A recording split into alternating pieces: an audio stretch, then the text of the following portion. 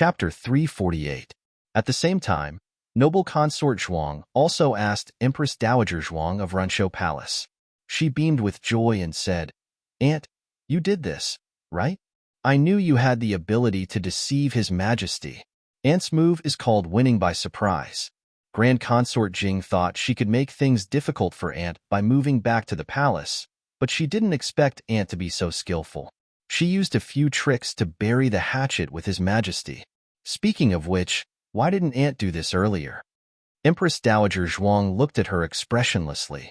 Noble Consort Zhuang's heart skipped a beat. She shrunk her neck and said embarrassedly, "What's wrong? Did I say something wrong? Everyone in the palace is saying that the culprit who poisoned Xiao Hong has been found. It's Zhang Xiu. How did Aunt think of making Zhang Xiu the scapegoat? Zhang Xiu is His Majesty's person, so Aunt naturally can't order her around. This suspicion has been washed clean." "Are you done?" Empress Dowager Zhuang said indifferently. "I want to see the memorial." Noble Consort Zhuang pursed her lips and bowed before leaving. The news of Zhang Xiu poisoning Xiao Hong spread like wildfire. Soon, the 6 palaces all knew the truth behind Xiao Heng's death. The emperor had misunderstood Empress Dowager Zhuang for many years. Now that the truth was out, it was reasonable that he would take the initiative to reconcile with Empress Dowager Zhuang. Of course, some people thought that the emperor was using Zhang Xiu to express his guilt and filial piety to Empress Dowager Zhuang. In reality, he was trying to get close to Empress Dowager Zhuang to gain her trust, so that he could catch her off guard in the future. Empress Xiao sat in Pure Flowers Palace for a while before returning to Cunning Palace to take care of Qin Chuyu. The emperor looked at Grand Consort Jing. "How is mother's injury?" Grand Consort Jing smiled and said gently, "It's not a big deal." The emperor's expression didn't relax at all. He said seriously, "The imperial doctor said that mother still needs to recuperate carefully and apply medicine every day. Granny Kai, take good care of mother." "Yes," Granny Kai replied respectfully. The emperor made a sound of acknowledgement, then said to Grand Concubine Jing, "Then this son will go to the imperial study first. If imperial mother feels bored in Pure Flowers Palace, then you can take the sedan chair to the imperial garden for a walk." The imperial physician said that staying cooped up in the room is not good for recovery. "There's no need to worry about me, Your Majesty. I'm fine with the protection of Your Majesty's dragon chi." "But Your Majesty..." Grand Concubine Jing's gaze fell on his haggard brow as she spoke. "Your Majesty looks tired. Did you stay up all night to review memorials again?" The emperor smiled carelessly and said, "Recently, many areas have been hit by heavy rain. The disaster situation is serious, so it's inevitable that there will be more reports." Grand Concubine Jing took his hand and reminded him seriously, "Even so, you have to take care of your body." The emperor patted the old concubine's hand and smiled. "I'll be careful." Grand Concubine Jing's expression cleared up a bit. She thought of something and asked, "Are you using the calming incense that Kai Mama gave you?" "Yes," the emperor said. "Is it still useful?" Grand Concubine Jing asked. The emperor smiled. "The incense personally made by Imperial Mother is naturally useful." The emperor comforted Grand Concubine Jing a bit more before leaving for the imperial study. He didn't come to eat lunch with Grand Concubine Jing, so he ate in the imperial study instead. Eunuch Wei went to the imperial kitchen and ordered the cooks to make a few delicious dishes. The emperor used to talk about extravagance when eating, but ever since he stayed in Jadewater Alley, he had simplified his meals quite a bit. Eunuch Wei came out of the imperial study and returned to Pure Flowers Palace to pick up the memorials he had left in the study last night. When he came out of the study, he ran into Grand Concubine Jing and Kai Mama, who were walking toward him. "Esteemed imperial concubine." Eunuch Wei bowed with the memorials in his arms. Kai Mama bowed slightly to him. He also bowed slightly. In terms of rank, he was above Kai Mama, but the imperial palace wasn't a place where rank was the only thing that mattered. The emperor respected Grand Concubine Jing, and when she achieved the Tao, even the chickens and dogs would rise to the heavens. Grand Concubine Jing looked at him with a gentle gaze. "Eunuch Wei, how many years have you served His Majesty?" Eunuch Wei didn't think for too long and quickly replied, "This servant has served His Majesty since he was 14 years old. It's been 30 years since then." Grand Concubine Jing nodded. Do you still remember who chose you to serve His Majesty? Eunuch Wei was startled. He didn't understand why Grand Concubine Jing would suddenly ask this, but he answered truthfully, it was esteemed imperial concubine. Grand Concubine Jing stared at him. Then can I trust you? She used this concubine. Eunuch Wei's expression turned serious. He hugged the memorials tightly with one hand and lifted the hem of his robe with the other to kneel down. Esteemed imperial concubine, if you have any orders, this servant will do it even if I have to die 10,000 times. Grand Concubine Jing raised a hand to help him up. Get up and talk. What do you mean by dying? You've been serving His Majesty for a long time, and he can't bear to leave you. I'm just too worried about His Majesty. I don't trust the words of others, so I can only ask you. Eunuch Wei broke out in cold sweat. He didn't dare to let Grand Concubine Jing support his lowly body, so he quickly stood up and lowered his head. Esteemed Imperial Concubine, if you have any questions, please feel free to ask. Grand Concubine Jing asked, how is His Majesty's health? Eunuch Wei thought Grand Concubine Jing would ask about the reconciliation between His Majesty and Empress Dowager Zhuang. He didn't expect her to ask about His Majesty's health. Eunuch Wei felt ashamed that he had misunderstood Grand Concubine Jing. He said, Esteemed Imperial Concubine, His Majesty has been having trouble sleeping and eating lately. Grand Concubine Jing's eyes flickered. Is he in a trance and has nightmares at night? That's right. Eunuch Wei was startled. How did Esteemed Imperial Concubine know? Grand Concubine Jing sighed. I've already guessed it. When I spoke with him just now, he seemed a little out of sorts. I asked him if he had stayed up all night reading memorials, but he said there were too many memorials. I'm guessing he just can't sleep, just like when he was young. This child, he'll have nightmares when he's under a lot of pressure, and then he'll ask me to hug him to sleep. I thought that after so many years, he wouldn't be like when he was young anymore. Eunuch Wei said, Esteemed Imperial Concubine is worried for His Majesty. Grand Concubine Jing smiled bitterly. He's my son, and I raised him with my own hands. How can I not be worried about him? Oh, right. Did His Majesty use the calming incense I gave him? It's a prescription I asked a senior monk for. It can cure His Majesty's insomnia and dreams. Eunuch Wei. He used it. Grand Concubine Jing. He really used it? Eunuch Wei smiled embarrassedly. He indeed used it. If Esteemed Imperial Concubine doesn't believe me, this servant can give you the ashes. Grand Concubine Jing smiled. No need. I believe you. In the entire Pure Flowers Palace, you're the only one who's sincere to His Majesty aside from me. Eunuch Wei bowed. This servant is afraid. Grand Concubine Jing handed him a box. This is a new calming incense, and its effects are better than the previous one. Take it and give it to His Majesty. I hope His Majesty won't be troubled by nightmares again. If it's useful, you can come find me again. I still have a lot more. Eunuch Wei took the box. Understood. Grand Concubine Jing said, Then I'll take my leave. Eunuch Wei bowed. Farewell, esteemed Imperial Concubine. After Grand Concubine Jing left, Eunuch Wei took the memorial and the calming incense to the Imperial study, where he told the Emperor about his encounter with Grand Concubine Jing. The Emperor laughed. We don't remember anything from when we were young. You two, who told you to tell Imperial Concubine about our situation? You made her worry. Eunuch Wei explained, Your Majesty, esteemed Imperial Concubine can tell that you're unwell. Wouldn't it make her imagination run wild if you continue to hide it from her? The Emperor shook his head. Forget it. Eunuch Wei smiled. Then this calming incense, the Emperor said, since it's a token of Imperial Concubine Mother's goodwill, just leave it there. We'll see how it goes tonight. That night, Eunuch Wei lit up the calming incense that Grand Concubine Jing had sent over for the Emperor. The scent of this incense didn't seem to be any different from the usual calming incense, except that it was thicker. The Emperor quickly fell asleep as expected. Eunuch Wei thought that he would be able to have a good night's sleep this time, and that he would be able to rest as well. However, no one expected that not long after the Emperor fell asleep, he had another nightmare. This time, He did not dream that he was lying on the bed, unable to move, and could only be at the mercy of others. He dreamed that he slipped and fell off a cliff, and in the nick of time, he grabbed onto a vine on the edge of the cliff. There was a bottomless abyss below him, and he would be smashed to pieces if the vine were to break. He shouted with all his might, "Protect the Emperor! Protect the Emperor!"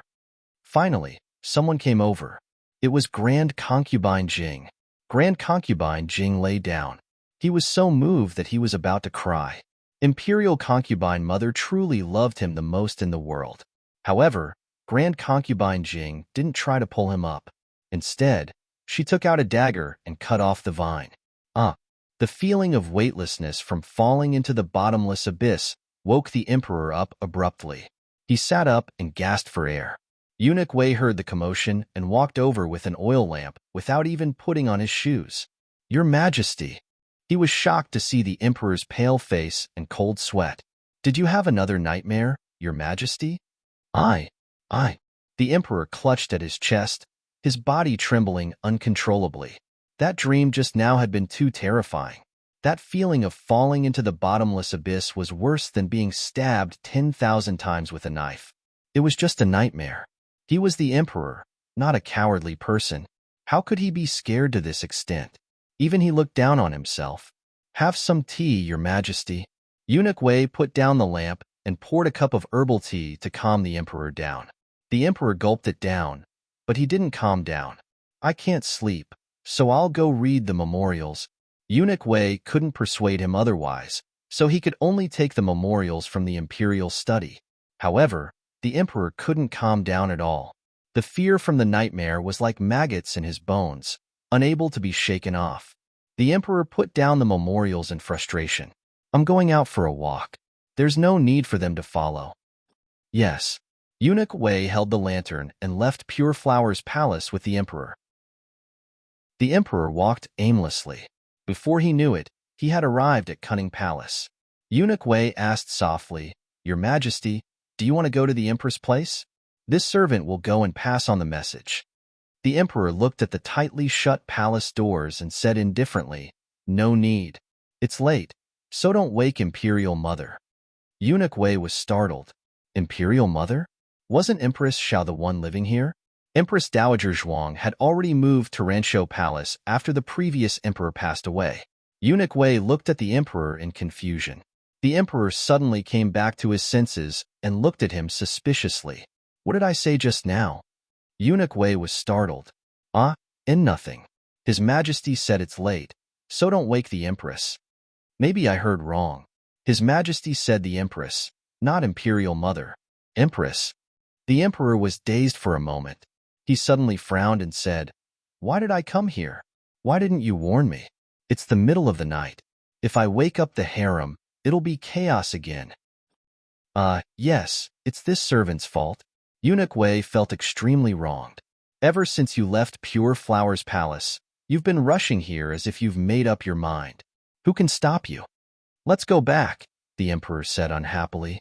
The emperor didn't sleep much that night. After 3 in the morning, he changed his clothes and went to court. He was so tired that he almost fell asleep on the dragon chair. Empress Dowager Zhuang said in a mighty and domineering manner, "If you have something to report, court is dismissed." This irritable tone clearly meant that whoever dared to cause trouble would be punished.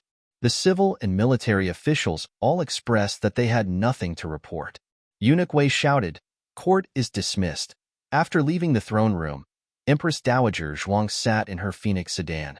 She glanced at the emperor, who was watching her leave, and said mockingly, "Don't die of exhaustion before the culprit is caught." The emperor said coldly, "Imperial Mother doesn't need to worry. I'm fine." "Someone's coming," Eunuch Wei reminded. The emperor and Empress Dowager Zhuang immediately smiled. After returning to Pure Flower's palace, Eunuch Wei was invited to Grand Concubine Jing's Autumn Flower Pavilion by Mama Kai. Grand Concubine Jing was copying Buddhist scriptures. When she saw him come over, she smiled and asked gently, "Did your Majesty sleep well last night? You didn't have nightmares again, did you?" Eunuch Wei looked hesitant. Grand Concubine Jing's smile gradually disappeared. "What's wrong? Is your majesty still unable to sleep? I did sleep, but Eunuch Wei sighed helplessly. I had nightmares again and was quite frightened. The brush in Grand Concubine Jing's hand fell on the table.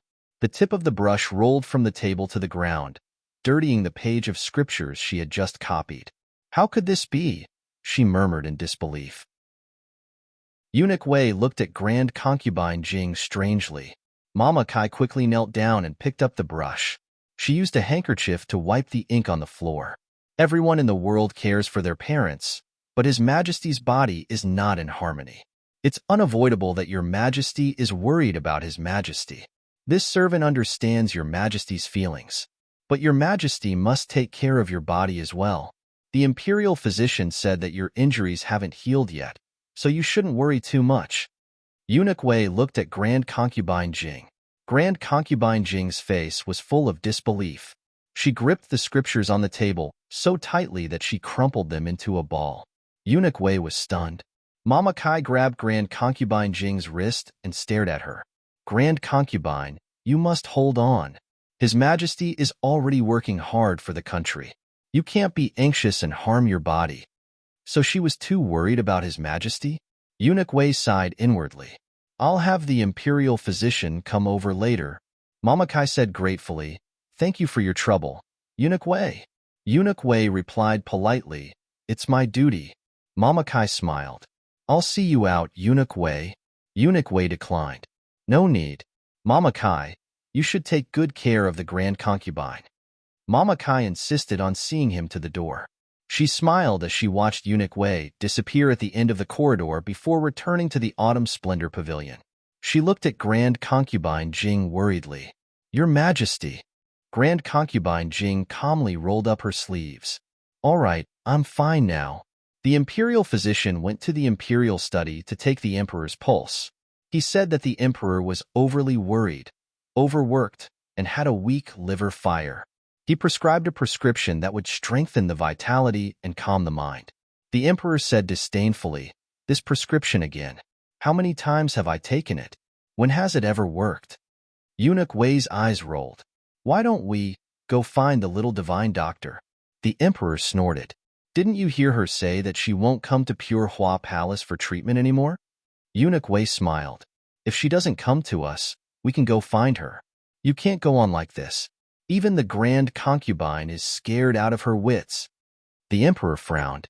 In the end, he was persuaded. He and Eunuch Wei changed into their outfits and took a carriage to Miracle Hand Hall. However, they were told that Gu Jiao wasn't there. Dr. Song had seen Eunuch Wei before and knew that his master was Qin Shuyu's father, an official of the imperial court. He cupped his hands and politely said, Miss Gu went to see a patient. When will she be back? Eunuch Wei asked. Dr. Song said, She didn't say, but I don't think she'll return to the clinic today. She'll be picking up students from Jingkong after school. Don't you know where her house is? Why don't you go directly to her house to find her? The master and servant went to Jadewater Alley. Gu Jiao hadn't returned yet, so Madame Yao invited the two into the room. Today, Granny Zhou's two daughters-in-law, Auntie Lu, and her younger sister came to ask Madame Yao for advice on acupuncture. The room was full of women, but Auntie Lu's eyes were always on the emperor. The emperor's scalp was numb. Madame Yao pursed her lips and smiled. She invited the emperor to her gray tant's room and said, Your Majesty, Master, why don't you sit in the room for a while? Jiao Jiao will be back soon. Thank you, Madame Gu. The emperor thanked her politely. Auntie Lu ran over sneakily. The emperor was so scared that he bolted the door. The emperor sat in the small and cramped room. Because the doors and windows were closed, the light was dim. However, the dimmer it was, the more it magnified his other senses. He smelled a faint, warm aura. There was once this scent in his distant memory. When Gu Jiao came back from picking up little Jingkong, she heard Eunuch Wei mention that the emperor couldn't sleep at night. She went to knock on her gray tant's door, but there was no response. Eunuch Wei was scared. Did something happen to His Majesty?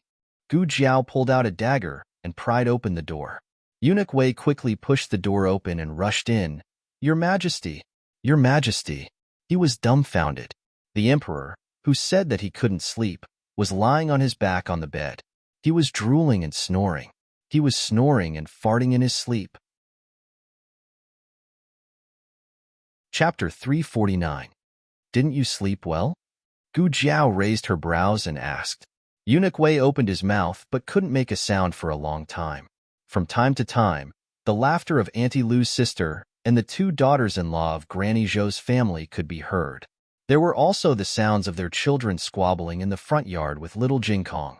In the past, His Majesty would find it hard to sleep at the slightest noise in the palace. Now that it was so noisy outside, how could His Majesty sleep so soundly? His Majesty slept from the afternoon to the next morning and didn't even eat dinner. Gu Jiao watched as the emperor rushed to the carriage with his fluffy hair like a gust of wind to go to morning court. How did it look like he couldn't sleep? He clearly slept more than she did. Last night, when she stirred up the gunpowder, the entire family was awakened by the explosion.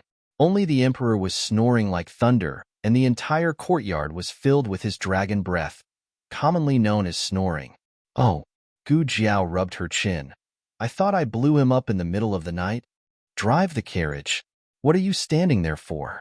The emperor slapped the coachman's head. He was full of energy and definitely didn't faint from the explosion. The emperor had a good sleep and felt refreshed. He returned to Pure Flower's palace to wash up and change into his dragon robes before heading to the throne room. Empress Dowager Zhuang's Phoenix sedan also arrived near the throne room. Eunuch Qin reminded, Empress Dowager, His Majesty has also arrived. Empress Dowager Zhuang rolled her eyes. Empress Dowager Zhuang, who bowed for the 5 candied fruits, had someone get off the sedan and walked out with Eunuch Qin's help. The emperor also came out of the sedan and looked at Empress Dowager Zhuang with a smile in his eyes. He didn't forget to cup his hands in a son's salute. Son pays respects to imperial mother. Yesterday, he looked like a bag of wilted cabbage, but today, he clearly had energy. Empress Dowager Zhuang glanced at him faintly and said, It's getting late. Don't delay and quickly go to court. Doesn't His Majesty always arrive earlier than Ijia? Why are you so late today? The emperor was too embarrassed to say that he overslept in Bishui Alley. Obviously, he couldn't sleep in the magnificent palace, but when he went to Empress Dowager Zhuang's small shabby room, he slept like a log. If he said this, he would despise himself. He would never admit that it was the room that was comfortable to sleep in. It must be that he was too tired after not sleeping for a few days. While the emperor was thinking, he inadvertently saw that Empress Dowager Zhuang was holding an exquisite hand warmer. This was a dual-purpose stove. In the winter, it could be filled with charcoal, and in the summer, it could be filled with ice. Holding it in one's hand, it would be very cool and cool, very good at relieving the heat. The emperor suddenly chuckled and walked over. He raised his hand and knocked down Empress Dowager Zhuang's hand warmer. The hand warmer smashed onto the blue stone floor with a bang. The material was very good, and it was not damaged. Empress Dowager Zhuang's eyes turned cold as she looked at the emperor. Just as she was about to get angry, she saw several court officials walking over from not far away. Eunuch Wei, the Empress Dowager's hand warmer has fallen. Quickly pick it up for the Empress Dowager. Yes. Eunuch Wei picked up the hand warmer on the ground. Since it was dirty on the ground, he naturally couldn't just hand it over to the Empress Dowager. He was just about to wipe it with his sleeve. The emperor took the hand warmer and said, I'll do it. He took out a handkerchief and carefully wiped the hand warmer. After wiping it as if it could shine, he smiled and handed it to Empress Dowager Zhuang. Mother, your hand warmer. The court officials who saw this scene couldn't help but secretly exclaim. The emperor was so filial to the Empress Dowager that he personally wiped her hand warmer. Empress Dowager Zhuang's mouth twitched. She grabbed the hand warmer with a cold face. The emperor slyly reminded her, Smile, mother. Smile. We're all watching. I'll smile your ass. Empress Dowager Zhuang faked a smile and said, Ha ha ha. The officials walked away.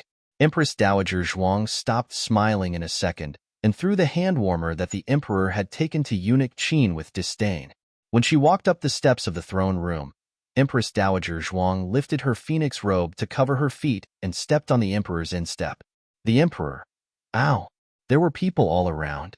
He closed his mouth tightly and swallowed the cry of despair into his stomach. He was in so much pain that his facial features were twisted into a ball. Empress Dowager Zhuang smiled faintly. What's wrong with the emperor? The emperor stiffened and pinched his thigh. Foot, move your foot away. Oh, the emperor sprained his foot? Empress Dowager Zhuang raised her eyebrows and stepped on his instep again. The emperor was in so much pain that he rolled his eyes and almost fainted. Empress Dowager Zhuang elegantly reached out and held his arm. She smiled and said, I'll help you. Then she kept smiling and squeezed a few words from between her teeth. Everyone is watching, Emperor. Smile. The emperor's smile was uglier than crying. The officials couldn't help but sigh. The Empress Dowager also loved this son very much. It seemed that after the misunderstanding of the Empress Dowager poisoning the young Duke of Zhaodu was resolved, the relationship between the mother and son really eased a lot. Gu Jiao knew nothing about the things in the palace. After she sent little Jing Kong to the Imperial College, she went to the medical center. She found that the medical center often had more patients in the morning and was a little idle in the afternoon. The little girl from the girls' school came next door to play the guqin from time to time, but now she couldn't hear it. She tried to let little Jiangli learn the guqin, but the girl was only interested in herbs. She was even more stupid when it came to learning the guqin than when she practiced writing.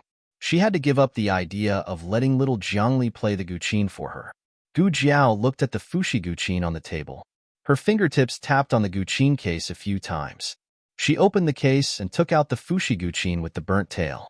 Her slender fingers gently stroked the strings, but she didn't play in the end. She put the fuxi guqin back, closed the case, and got up to leave the medical center. She went to the martial arts center. After several months of challenges, she had become a great martial artist in the martial arts center from the lowest level. She should be a supreme master if she wanted to go further. It was said that there were no more than 5 supreme masters in the capital. They were very rare and hard to come by. Of course, this was the jargon. For the common people, they were a group of martial arts masters. When one reached the level of a supreme master, they rarely appeared in the martial arts world. Taiha Martial Arts Center had a supreme master in charge, but it was only in name. Gu Jiao had been to the martial arts center so many times, but she had never seen a single strand of his hair. The Marquis also came to the martial arts center today. He didn't just come to watch Gu Jiao compete. He also wanted to see if there were any other good seedlings here. If it was before, he could probably find a few, but since Gu Jiao, his eyes became picky. It seemed that it was very difficult to find a young, talented, and person who could control his murderous intent. He was a general on the battlefield. In this life, he had killed countless people. How could he not feel the murderous intent of a person? The Marquis didn't know what his sworn brother had experienced to have such a strong murderous intent. It was rare that he could control his murderous intent and didn't let himself become a murderous devil. This was another reason why the Marquis appreciated Gu Jiao. Gu Jiao came down from the martial arts arena. The Marquis also came out from the second floor wing. The two met in the main hall. The Marquis smiled at Gu Jiao and said, "Is today's competition over?" Gu Jiao nodded. "You've made great progress recently." It was beyond his expectations. If he hadn't watched his little brother compete, he would have thought that his little brother was originally an expert who had lost his strength for some reason and was slowly recovering in some way. The Marquis asked again, "That's right. Have you been practicing your spear recently?" At the mention of this, Gu Jiao blinked. The Marquis was slightly surprised. "Did you bring your red-tasseled spear?" Gu Jiao shook her head.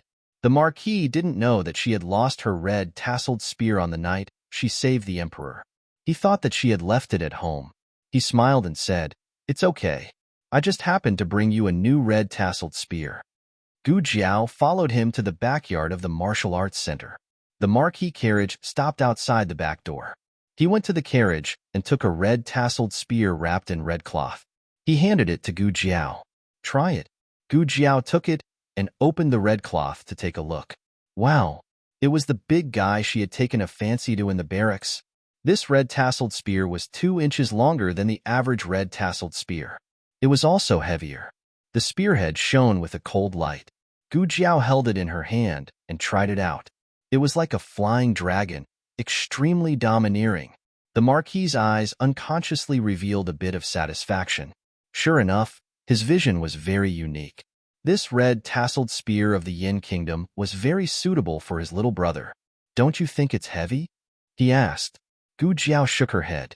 She liked the weight of the spear. It had the power to destroy everything. It also had the ability to break 1,000 pounds. She tried it out a few more times. The more she tried, the more satisfied she was. She didn't like cold weapons before, but this red tasseled spear suited her very well. The Marquis had been observing her moves. It was the set of spear skills he had taught her. But that set of spear skills was more suitable for the ordinary red tasseled spear. It couldn't display the full power of the red tasseled spear. Little brother Gu, wait a moment. He walked over. Give me the red tasseled spear. Gu Jiao was playing happily. She smacked her lips and gave him the red tasseled spear. The Marquis took it. He didn't do any fancy moves. He only used one move. He bent his legs slightly. His right hand held the base of the red tasseled spear, close to his right waist. His left hand held the middle of the red tasseled spear. He pointed the spearhead forward and fiercely stabbed out. It seemed like a simple move, but at that moment, it was filled with endless killing intent. Even the wind and sand were stirred up and the leaves rustled. Gu Jiao's mask was almost blown off. She blinked, her eyes sparkling. She took out a small notebook and scribbled. What move is this? The Marquis patiently explained. This is called the middle four. It is a middle-level spear skill. It is the master of the 6 harmonies spear. It is the first of the 24 forms of the spear. It seems simple, but in fact, it is full of wonderful changes. You don't need to practice anything else. Just practice this move. Come, give it a try. Gu Jiao took the red tasseled spear and tried it out. Naturally, it wasn't very good. The Marquis said, Don't worry. Take your time. Thinking back, his master had made him practice this move for a full 5 years. He didn't understand his master's deep meaning. Many years later, he finally understood that the essence of the spear skill was in this move. Gu Jiao practiced for a while. She was sweating profusely. The Marquis felt that today's practice was enough. He said to Gu Jiao, Let's practice another day. It's getting late. Little brother Gu, are you hungry? I'll treat you to donkey meat. There's a donkey barbecue restaurant next door. Little brother Gu should like it. Gu Jiao held the red tasseled spear upright in her arms. She took out a small notebook and wrote, I have something to do tonight. I'll eat donkey barbecue with you another day. I see. A trace of disappointment flashed through the Marquis' eyes.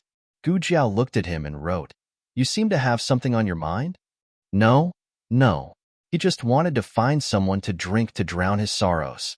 Gu Jiao continued to write, We're sworn brothers. There's nothing we don't talk about. Little brother Gu was a trustworthy person. In addition, the Marquis had been troubled by something for a long time. He couldn't make up his mind. He hesitated for a while, then cleared his throat and said to Gu Jiao, Little brother Gu, if you have a friend, coming. I have a friend. Gu Jiao understood immediately. The Marquis opened his mouth and continued. If he wants to do something unorthodox, will you support him or not? Gu Jiao wrote, That depends on what kind of unorthodox thing it is. The Marquis cleared his throat. For example, taking someone and running away? Ah, the old man is going to elope with someone. Gu Jiao wrote without hesitation. Yes. The Marquis' face was full of astonishment. No, you don't even hesitate? So careless? Gu Jiao wrote down what she had read in her godfather's diary in her previous life. Love is a matter between two people. As long as you like each other, you can find freedom together. In the organization, you can't find freedom, and you can't like anyone. Otherwise, you'll be punished by your godfather. Gu Jiao couldn't understand why there was such a sentence in her godfather's diary. Forget it. She's dead anyway. She won't be able to see her godfather again. Gu Jiao continued to write, If you're happy, go, chase and beg, boldly. Don't be afraid of vulgar eyes. The Marquis gasped. What if I'm rejected? Gu Jiao wrote, If she rejects you, it means she doesn't like you. You can just give up. Why does she have the same tone as Gu Yin? Are all the young people nowadays so telepathic? The Marquis face didn't change. It's not me. Gu Jiao. Oh. When only one person affirms an idea, perhaps his heart isn't firm enough. But when more people affirm it, it can take root and germinate in the bottom of his heart. Not to mention that he just asked 2 random people and got the same answer. It was obvious that he worried too much before. This matter was originally very simple. He wanted to take her away from the palace. Chapter 350. The old Marquis did as he said and immediately started his plan. Gu Jiao still didn't know that she and Gu Yin had stirred up some trouble. After saying goodbye to the old duke, she went back to the medical center, took off her mask, changed her clothes, and went to the Imperial College to pick up little Jing Kong. Little Jing Kong was in a good mood because he knew that Gu Jiao would come to pick him up after school. He was even more obedient in class and didn't argue with Teacher Sun for the whole day. Teacher Sun had the most relaxing day of the year. He felt that his middle-aged hair was not as thin as before.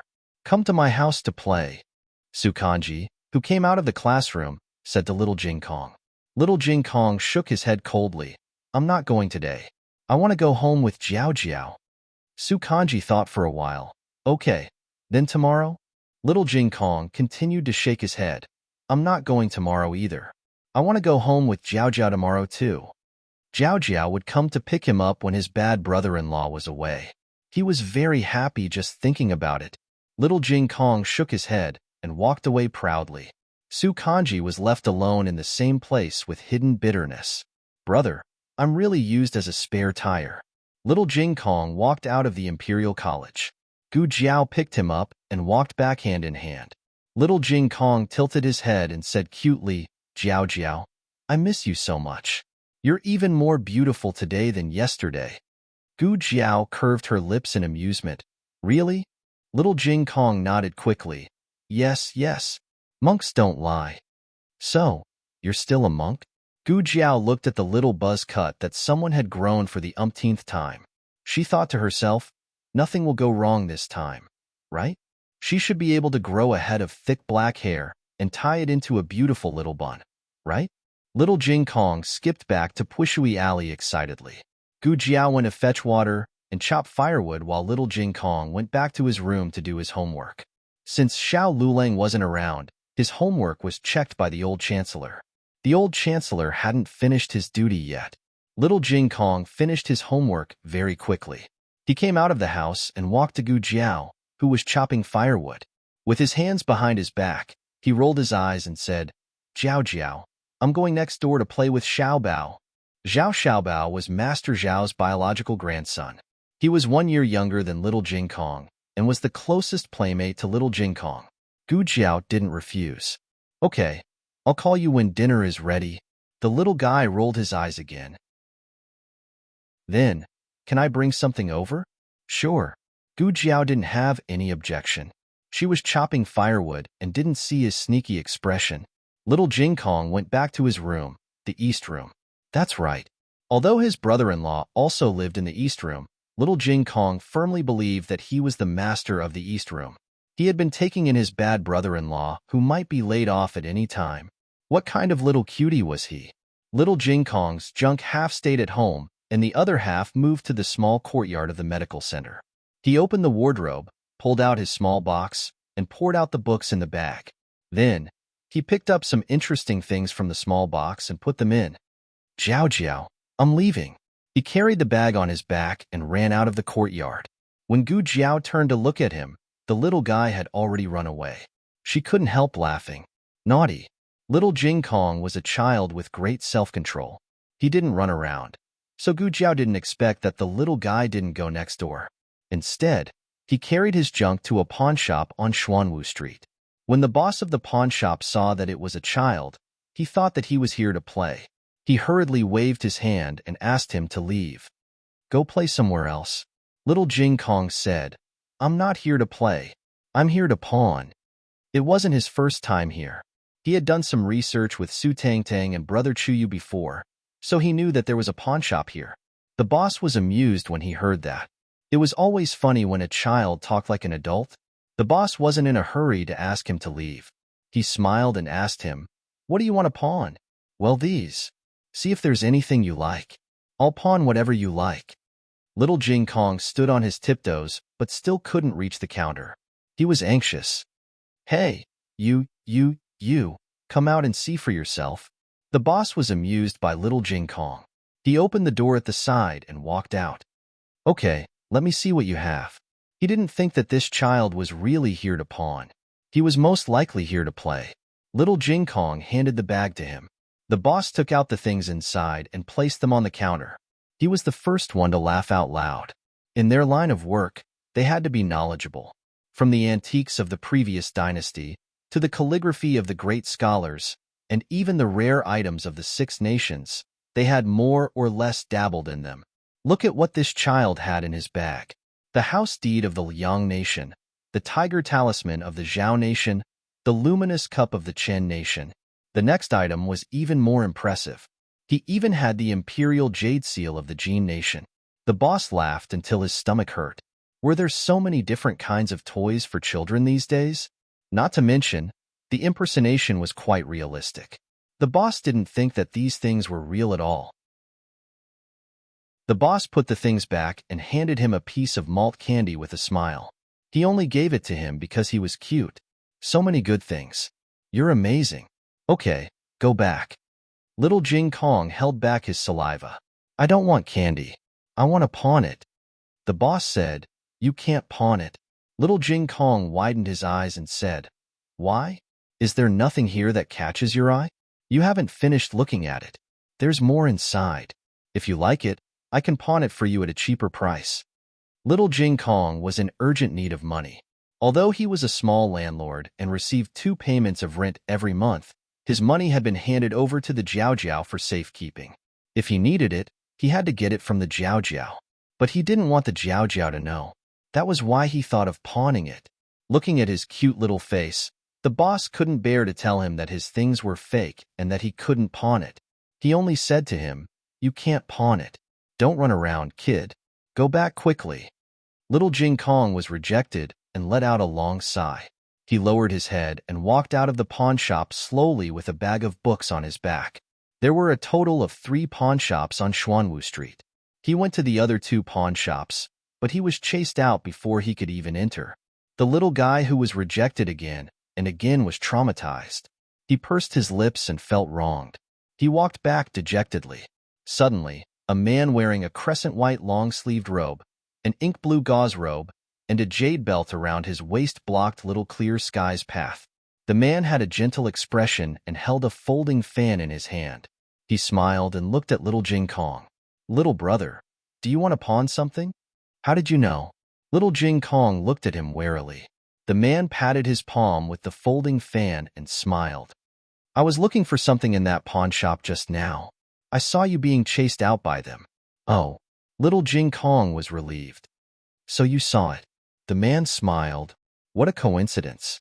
I didn't see any suitable antiques in the pawn shop. Little brother, do you have anything I like? Little Jing Kong thought for a while. I can show you. The man squatted down and put his hand into Little Jing Kong's bag of books. He looked surprised as he looked. Little brother, you have a lot of things. Little Jing Kong stuck out his chest. I knew it. I have a lot of good things. You know what's good for you. What do you want? I'll give it to you at a cheap price. No, I don't know you. I can't redeem it in the future. I'll sell it to you at a cheap price. He had asked the young master what pawning meant and knew that it was different from selling. The man looked down and smiled. He took out a golden abacus from Little Jing Kong's bag of books. The owner of the first pawn shop didn't see the golden abacus. Otherwise, he would know that it was not fake. Among all the things, Little Jing Kong liked the golden abacus the most. He felt his heart ache when he saw that the man picked it. The man smiled. Sell this to me. How about it? Little Jing Kong bit his lip and nodded. This is very expensive. How much is it? The man asked. Little Jing Kong said painfully, 500 taels. This was the amount he needed. He wouldn't sell it if it was less than this price. Okay. The man took out 5 100 taels banknotes and gave them to him. Little Jing Kong took the banknotes and looked at his beloved golden abacus reluctantly. Little Jean, Goodbye forever. I'm sorry. I don't want to sell you. But he had no choice. Little Jing Kong knew real banknotes. After all, he collected rent every month. He put away the banknotes, carried the bag of books, and left with tears in his eyes. The man looked at little Jing Kong's sad back and couldn't help laughing. Little brother, my name is Mingyu. You can call me young master Mingyu. We'll meet again someday. Little Jing Kong wiped his tears with his hand. Sob. Little Jean was gone. So sad. Young master. A young guard in gray walked over from the alley. He looked at the golden abacus in the man's hand and said, "He has so many good things. Why did you choose the most worthless one?" That's right. Any one of the items in little Jing Kong's bag of books was more valuable than the golden abacus. The man glared at him. You want to take advantage of a child? The young guard curled his lips. You said it as if you didn't take advantage of him. 500 taels of banknotes for a golden abacus. You're losing money. But the young guard went back to the topic. Is this child really related to that person? The man snorted. Who else can get so many treasures except for that person? The young guard paused. Then, will that person appear? The man looked at the small figure disappearing at the end of the street and said, Keep an eye on this little monk. That person will appear one day. Chapter 351. The novel will be updated more quickly. There are all kinds of novels that can't be found on the internet. Little Jing Kong didn't return home until it was almost dark. When he entered the door, he took a deep breath and calmed himself down. He couldn't let Jiao Jiao see him sad for little Jean. He poked his little dimples, raised his smiling face, and entered the house cutely. Gu Jiao finished chopping the firewood and packing the herbs. When she turned around, she saw the little guy jumping over. You're back, she said. Yes. Little Jing Kong ran over and stretched out his short arms. Jiao Jiao, I'll help you. You take this. Gu Jiao scooped a small ladle of herbs from the big basket and gave it to him. Okay. Little Jing Kong happily took the ladle and carefully returned to the central room without spilling any herbs. After dinner, Gu Jiao went to pack little Jing Kong's things. The little guy always messed things up and didn't know how to put them back properly. This time, when Gu Jiao was packing, she realized that something was missing. Most of little Jing Kong's things were packed in different boxes. Gu Jiao usually didn't open those boxes privately, not because they looked shabby, but because she respected the child's privacy.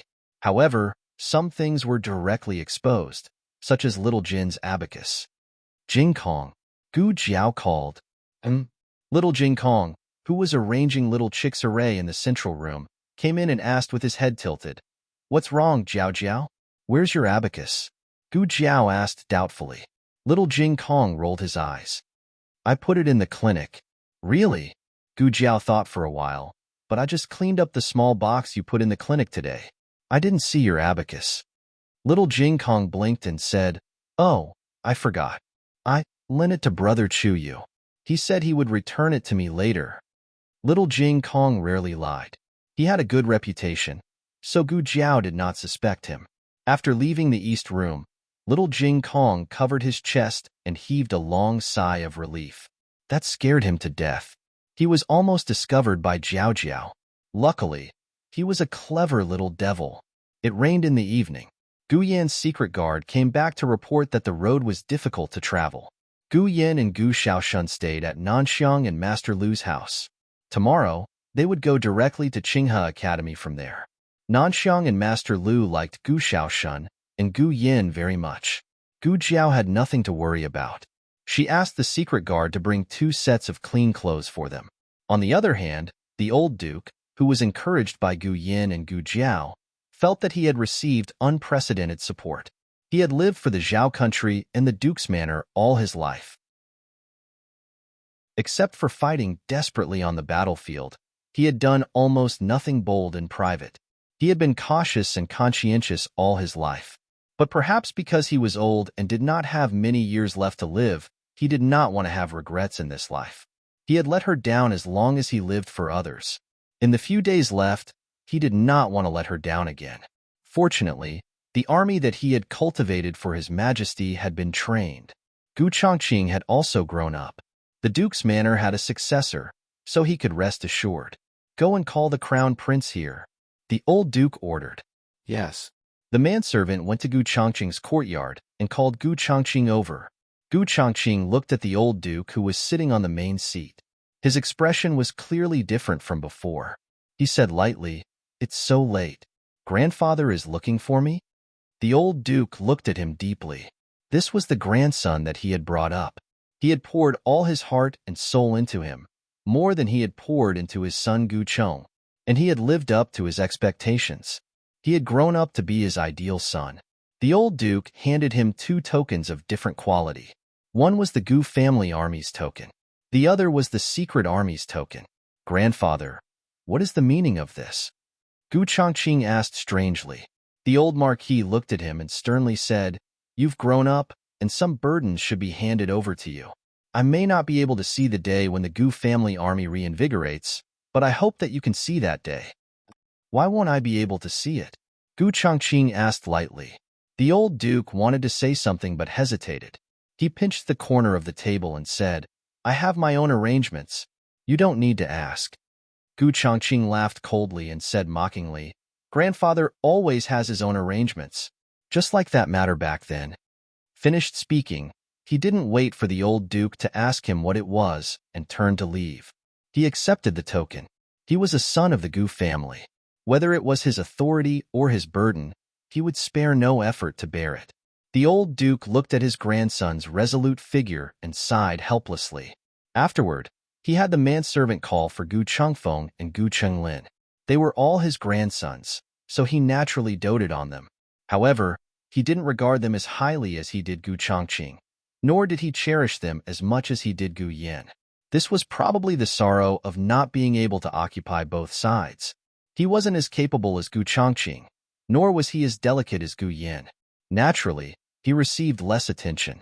When the day of separation finally arrived, the old duke's heart was filled with reluctance. He looked at the two of them.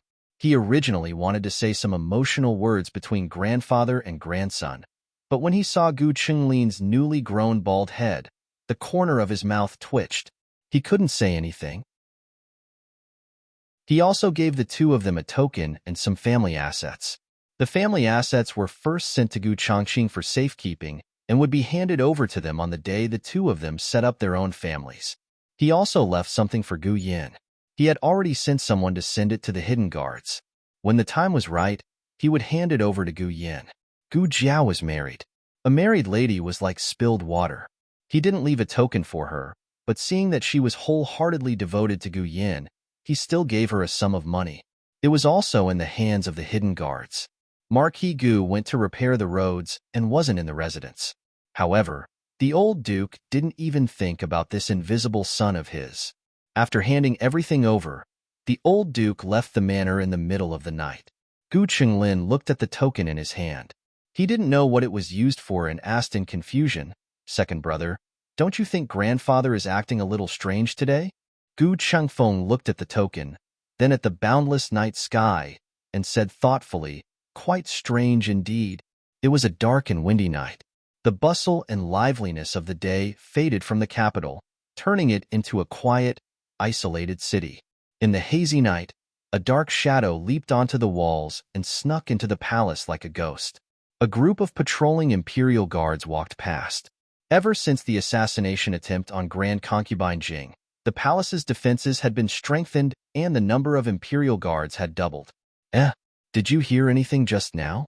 one of the imperial guards asked. His companion replied, "No. Did you hear anything?" The rest of his companions shook their heads in unison. The first imperial guard scratched his head in confusion. "Maybe I heard wrong." He turned back to look at the impregnable palace walls. Apart from the patrolling imperial guards, there were also palace experts and hidden guards lying in ambush at the four corners of the walls. If someone had really snuck in, they wouldn't have gone so far as to deceive everyone, right? Let's go. Go ahead and patrol." The imperial guards marched forward in an orderly fashion. Not long after they left, a figure hidden in a tree flew in the direction of Pure Flower's palace. He was abnormally familiar with the palace's defenses, so he avoided the gazes of all the imperial guards and palace experts and successfully snuck into Pure Flower's palace. Grand Concubine Jing was currently sitting in a small meditation room, tapping on a wooden fish and chanting scriptures. Suddenly, a dark shadow flashed in and appeared behind her. However, when the dark figure was only 3 steps away from her, another dark figure leaped down from the roof beam, holding a long sword that was flashing with a cold light and coldly blocked in front of him. The Dragon Shadow Guard. The old Marquis was shocked. "Stop," Grand Concubine Jing said. The Dragon Shadow Guard lowered his long sword. "Withdraw," Grand Concubine Jing said. The Dragon Shadow Guard flew up and flew out of the window. The old Marquis knew about the Dragon Shadow Guard. This was a group of death guards that the previous emperor had spent a lot of money to buy from the Yin Kingdom. They had been secretly trained for many years to become the previous emperor's Dragon Shadow Guard. He hadn't expected to see the Dragon Shadow Guard by Grand Concubine Jing's side. He was suddenly at a loss for words. If His Majesty had given the Dragon Shadow Guard to her, didn't that mean her situation wasn't as bad as he imagined? "Why are you here?" Grand Concubine Jing stared at her. The old Marquis met her gaze and found his voice after a long while. "I heard you encountered an assassin in the palace and almost got ambushed by something Marquis Xian Ping gave you." Marquis Xian Ping was investigating this case in a rather high-profile manner, so all the civil and military officials had heard about it. The old Marquis naturally didn't believe that Marquis Xian Ping and the old Chancellor would frame Grand Concubine Jing. However, this was the terrifying part of this matter. The culprit was hiding in the dark, so it was impossible to guard against them. Grand Concubine Jing lowered her eyes and sighed. "I'm fine." She put the wooden fish back on the table. The old Marquis frowned when he saw the injury on the back of her hand. "You're injured." Grand Concubine Jing lowered her hand and covered it with her sleeve. "It's just a small injury. It's nothing. Was it done by that person from Renshou Palace?" After some thought, the old Marquis felt that Empress Dowager Zhuang was the only one who didn't want Grand Concubine Jing to come back. All of this might have been planned by the Empress Dowager in secret. Grand Concubine Jing lowered her eyes and smiled bitterly. "Don't talk nonsense without evidence. We can't beat that person." Her pitiful and aggrieved appearance aroused the old Marquis's blood. Based on the old Marquis's personality, he might as well go all the way to Renshou Palace and assassinate Empress Dowager Zhuang to avenge her. However, the old Marquis was here to take Grand Concubine Jing away. He was a man with a plan, so he had to act according to plan. Empress Dowager Zhuang could be killed next time. He took a deep breath and said, "I saw the Dragon Shadow Guard just now and was hesitant about doing this. But since she's so arrogant, it's not appropriate for you to stay here any longer. I'll take you away now." Grand Concubine Jing was startled. What?" The old Marquis said, "Don't worry, I'll avenge you, but I won't let you down again. I'll take you away now." With that, he grabbed Grand Concubine Jing's wrist and walked out. The two had just reached the door when they bumped into the Emperor, who had come to visit Grand Concubine Jing. Chapter 352.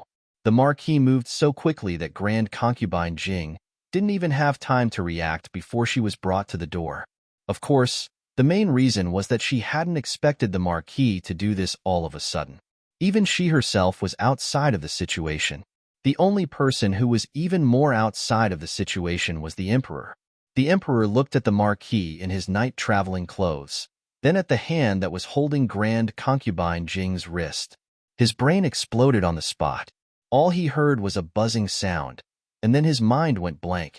The scene in front of him was so stimulating that he lost his voice. The Marquis paused in his steps. He clearly hadn't expected to run into the Emperor either. He had clearly seen that the lights were still on when he passed by the Imperial study, so he thought that the Emperor would take a long time to read through the memorials. Grand Concubine Jing was the first to react, and she quickly pulled her hand back. The Marquis, on the other hand, subconsciously grabbed her hand back. Only then did he realize that something was wrong, but the disaster was already done. The Emperor flew into a rage and roared, "Gu Chao!" The Marquis trembled and let go of Grand Concubine Jing's hand. The one who was startled by the Emperor's shout was Granny Kai, who had gone to the bedchamber. Granny Kai saw Grand Concubine Jing and the Marquis at the door, and then saw the furious emperor outside. What else could she not understand? She cursed inwardly. She had only been gone for a short while, so how did she get into such a big mess? If she had known this would happen, she would have held it in just now. The emperor clenched his fists tightly and used all his strength to suppress the urge to behead the Marquis. He squeezed out one word after another through gritted teeth. Gu Chao, what is going on here? You'd better make yourself clear. If the old chancellor were here, he would have countless flowery words to smooth things over. Whether the emperor would believe him or not was another matter. In any case, the Marquis would refuse to admit it and insist that the relationship between this official and the Grand Concubine was pure. Unfortunately, the old Marquis's temperament was not like this. On the battlefield, he used troops like a god. He was extraordinarily cunning, and there was nothing too deceitful in war. Once he was on the battlefield, his brain seemed to be stuck there. In private, he was a straightforward person and didn't have the slyness and shamelessness of the old chancellor at all. If the emperor did not catch him, he could not explain to the emperor. But since the emperor had seen him, there was no point in quibbling.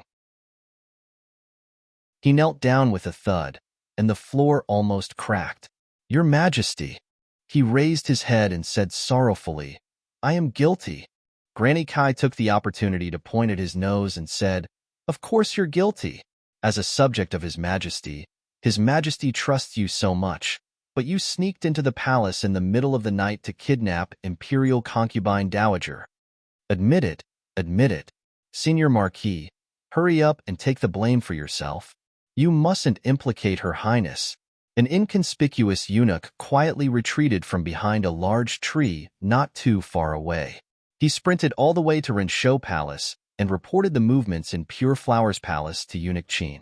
Io, what a bastard if he didn't watch the fun. Eunuch Qin happily went to report to Empress Dowager Zhuang. What's there to see? Empress Dowager Zhuang had no interest in Grand Concubine Jing's romantic affairs, but Eunuch Qin wanted to see it. It was so heart-wrenching. Eunuch Qin advised earnestly, You'll lose a piece of meat if you see it. You've been acting with His Majesty for so long, so it's time to see the results. The sooner you step on her, the sooner you don't have to act anymore, right? Empress Dowager Zhuang thought it was feasible and put down the memorial in her hand to go to Pure Flowers Palace. The atmosphere in Pure Flowers Palace was so heavy that everyone couldn't breathe. The palace servants all fell to their knees and trembled. The Empress Dowager has arrived. Following Eunuch Qin's announcement, everyone prostrated themselves even lower. Grand Concubine Jing and Granny Kai both glanced over at the same time. Empress Dowager Zhuang was dressed in a gorgeous and expensive phoenix robe. The robe and wide sleeves were embroidered with phoenixes about to take flight. As she slowly walked over in the dark night, she inexplicably gave off the pressure of a judge. The old Marquis and the Emperor silently confronted each other and didn't look at Empress Dowager Zhuang. Even so, the two could still feel her aura. Eunuch Wei bowed to Empress Dowager Zhuang. Empress Dowager Zhuang walked up the steps and swept her gaze over everyone. She asked calmly, Oh, it's so late, but Pure Flowers Palace is still so lively. Even old Marquis Gu has come. Why is the old Marquis kneeling? He's even kneeling in Nunjie, Anne's meditation room.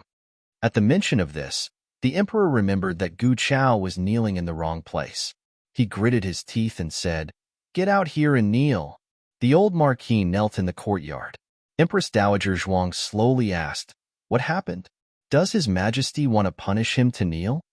Granny Kai hurriedly said, Empress Dowager, the old Marquis snuck into the palace in the middle of the night and kidnapped esteemed concubine Dowager. If His Majesty hadn't arrived in time, esteemed concubine Dowager might have met with a mishap. Empress Dowager Zhuang raised an eyebrow. Oh, kidnapped the old concubine? Ija remembers that Pure Flowers Palace had the dragon shadow guards left behind by the previous emperor. Are they all dead? Are they waiting for His Majesty to rescue the old concubine? The emperor's expression changed when he heard this. He'd been so angry that he'd forgotten that he'd sent the dragon shadow guards to Grand Concubine Jing's side.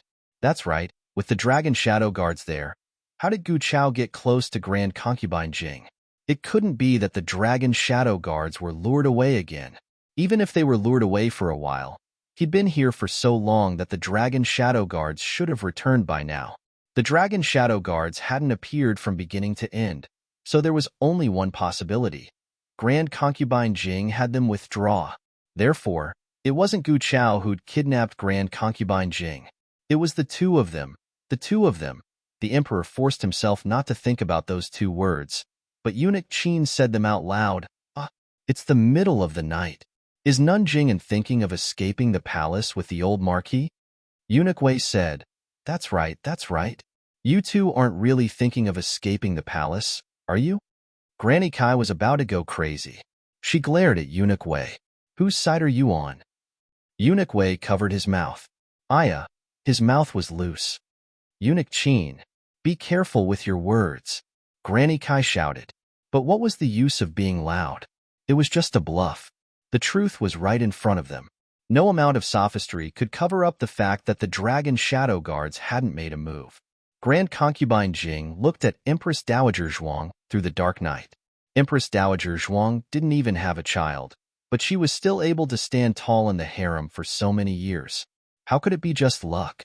It wasn't that she didn't know how to use those tricks, but there were some things that she disdained to fight for. And this seemed to give some people the wrong impression that she was just SOSO. She couldn't do anything other than take the blame and be bitterly disappointed. Zhuang Jins was proud. The proud Zhuang Jins wouldn't come to watch Grand Concubine Jing's drama, nor would she hit her when she was down. She was disdainful. Zhuang Jins had changed. She was still proud, but there was something more than that. Grand Concubine Jing clenched the string of Buddhist beads in her hand. Empress Dowager Zhuang smiled coldly. I've asked you several times over the years if you wanted to come back, but you said no. You were doing well in the nunnery. I thought you were just being polite. As she spoke, she looked at the old duke meaningfully. So it's true. Empress Dowager Zhuang stopped there and left with eunuch Qin. Granny Kai was anxious. Empress Dowager, you can't say that. When did you ask Grand Concubine if she wanted to come back to the palace? Did Empress Dowager Zhuang ask? Of course not. But were they the only ones allowed to accuse her? In this situation, at the right time, at the right place, I'm going to kill you. Empress Dowager Zhuang, who bowed down for 5 candied fruits, was so domineering.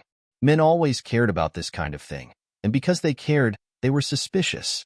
Empress Dowager Zhuang's words were the straw that broke the camel's back. Granny Kai knelt down and begged, Your Majesty, don't listen to Empress Dowager's nonsense. Grand Concubine and old Duke Gu are innocent. Grand Concubine never said that to Empress Dowager. Empress Dowager never sent anyone to the nunnery to ask Grand Concubine to come back. Grand Concubine is your mother. You have to believe her. Your Majesty, you have to believe Grand Concubine. The emperor's heart ached. It hurt more than when he found out that the old chancellor was his father. Maybe it was because he subconsciously knew that the old chancellor and Empress Dowager Zhuang couldn't be real. A woman like Empress Dowager Zhuang didn't need any man. She was too strong and powerful. However, his concubine Jing was weak and helpless, and Gu Chao had saved her life. When he was hesitating whether to agree to Gu Chao's request for marriage, it was she who spoke for Gu Chao. Could it be that she really had Gu Chao in her heart? He looked at concubine Jing sadly and said with red eyes, If I didn't happen to meet you, would you have left with him? At this moment, he finally understood why he was so upset. Even if Empress Dowager Zhuang really had a man, she wouldn't give up the country and power. She was still the high and mighty Empress Dowager Zhuang and his mother. No matter how much he disliked her, despised her, and hated her, he could never get rid of her. But concubine Jing just wanted to abandon him. She didn't want him. She didn't want her son anymore. The emperor's throat swelled with pain. He turned around and held back the tears in his eyes. You can go.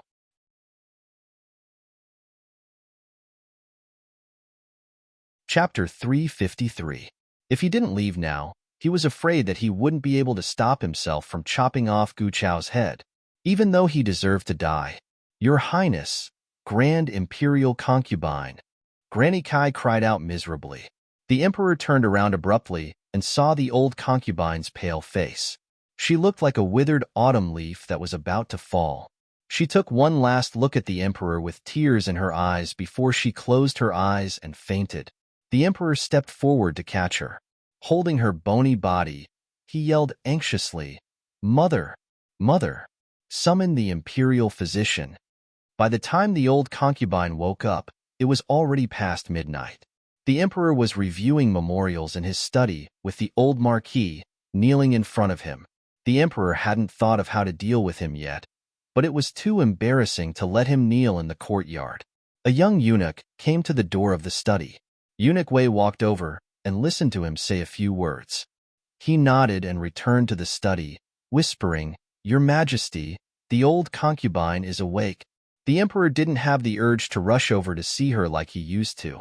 Perhaps he was hurt by her abandonment of him. He never thought that he was less important to her than a wild man outside. The emperor glared coldly at the old marquis. It took him a lot of effort not to issue an imperial edict that would exterminate his entire family. Eunuch Wei sighed and said, "Your Majesty, do you want to go take a look?" The imperial physician said that the old concubine's condition isn't good. She even spat out a mouthful of blood just now. The emperor's heart skipped a beat when he heard about the old concubine spitting out blood. After all, they had been mother and son for so many years. It wasn't something that could be broken so easily. He got up and went to the old concubine's bedchamber. The old concubine had just taken some medicine, and her face was paler than before. The emperor suddenly remembered that she had been either sick or injured since returning to the palace. It seemed that she hadn't had a single day of peace. She probably wanted to escape because she was too tired, too bitter, and too scared. "You may leave," the old concubine said to Granny Kai and the others. Yes. Granny Kai left with the servants. The emperor stood not far from the bed and did not immediately walk over. Grand concubine Jing propped herself up with her elbows and coughed softly. She wasn't pretending to be weak at this moment. She hadn't recovered from the injuries she suffered when she was put in a gunny sack, and 2 of her meridians were broken, causing her to cough up blood. She asked, "Your Majesty, is there anything you want to ask me?" The emperor clenched his fists. Grand concubine Jing smiled bitterly. "Forget it. I'll say it myself. Did your Majesty think that I was going to abandon you?" Cough, cough. Her chest hurt terribly, and she coughed uncontrollably for a while. "If I tell your Majesty that I have no such intention, and that I have never thought of leaving your Majesty, would your Majesty believe me?" The emperor said nothing. "Yes, I didn't let the Dragon Shadow Guard stop the old marquis because he saved my life after all. I didn't know what he was going to do, so I couldn't rashly let the Dragon Shadow Guards kill him." Later on, he was also anxious. He thought that I had suffered a lot in the palace and wanted to take me away. I didn't react in time. I was about to refuse when His Majesty came. The emperor clenched his fists tightly, and his gaze was cold. Then, "Mother, did you really never have any feelings for him?" "No," Grand Concubine Jing said. "Mother, are you so sure?" the emperor asked. Grand Concubine Jing met his gaze without dodging and said firmly, "Yes, I'm very sure of my feelings. I've only ever had the late emperor in my heart, and no other man has ever existed. I've always treated him as my savior, and I have no romantic feelings for him." He misunderstood. After she finished speaking, she suddenly sensed something and turned to look at the door. She saw the old marquis standing there with a shocked and hurt expression. She was stunned. "Don't be so impulsive. You'll implicate your family. I was born as a member of the imperial family, and I'll die as a member of the imperial family. I can't escape from it for the rest of my life. I don't want you to be implicated because of me. Your family is innocent. Think of Chongqing, Chengfeng, Chenglin, and that child who suffered from heart disease since childhood. Can you bear to let them die with you for your own selfish reasons? I'm not afraid of death, but I don't want to harm them. From now on, pretend you've never seen me. Just say in front of His Majesty that it was a moment of impulse and not romantic feelings. What I owe you, I'll return it to you in my next life." Originally, she could have said so much to calm him down without offending a single one of them. But now, it was all too late. She looked at the emperor. The emperor turned and looked expressionlessly at the old marquis. Beloved official Gu has heard esteemed imperial concubine's thoughts? He hadn't just heard it. Every single word was like a stab to his heart. The old marquis was so angry that his entire body trembled and his knuckles cracked. Grand concubine Jing's expression changed, and she opened her mouth. However, the old marquis didn't give her a chance to explain. He took out the red knot that he'd kept for many years and casually tossed it into the fire before turning to leave. Grand concubine Jing closed her eyes. Her knuckles under her wide sleeves were white from clenching them so hard. News of what happened in Pure Flower's palace didn't spread. Everyone in Pure Flower's palace had been ordered to keep their mouths shut. Even Empress Xiao didn't hear anything when she came over. Empress Dowager Zhuang didn't leak anything either. The emperor was very grateful for this. He called out to Empress Dowager Zhuang on his way to court and awkwardly thanked her. "What are you thanking me for?" Empress Dowager Zhuang asked indifferently. No one was watching, so what was the point of pretending? "It's nothing." The emperor left without looking back. Empress Dowager Zhuang rolled her eyes. How shameless! The nunnery in the palace had been renovated and Grand Concubine Jing had moved there. It was said that the emperor had been tied up with official business that day and hadn't personally brought Grand Concubine Jing to the nunnery. She couldn't have fallen out of favor, right? A palace maid whispered as she swept the floor in the imperial garden. The eunuch beside her said, "How could that be? Esteemed imperial concubine is His Majesty's mother. It was His Majesty who personally brought her back from the nunnery. But haven't you heard that His Majesty and the Empress Dowager have reconciled? And His Majesty is in such a hurry to have esteemed imperial concubine move out of Pure Flower's palace." The palace maid was halfway through her sentence when she felt someone pinch her arm. "I didn't say anything wrong." She turned around and saw Grand Concubine Jing's sedan stop behind her. She dropped to her knees in fright. Grand Imperial Concubine. Grand Concubine Jing didn't say anything, but Granny Kai glared at her with resentment. "Let's go," Grand Concubine Jing said. "Yes," Granny Kai replied. Once they were far away, Grand Concubine Jing said to Granny Kai, You saw it. Everyone in the palace is dependent on His Majesty, except for the one in Renshou Palace." Granny Kai looked at her with heartache. "Your Highness." Grand Concubine Jing casually plucked a leaf and rubbed it as she murmured, "Without His Majesty's love, one would choke to death just from drinking water in the palace. She doesn't need it, She doesn't need it." Gu Jiao hadn't been to the palace for a few days. Xiao Lulang didn't seem to do much when he was at home. But when he left, everyone realized that he was the one who worked the hardest at home.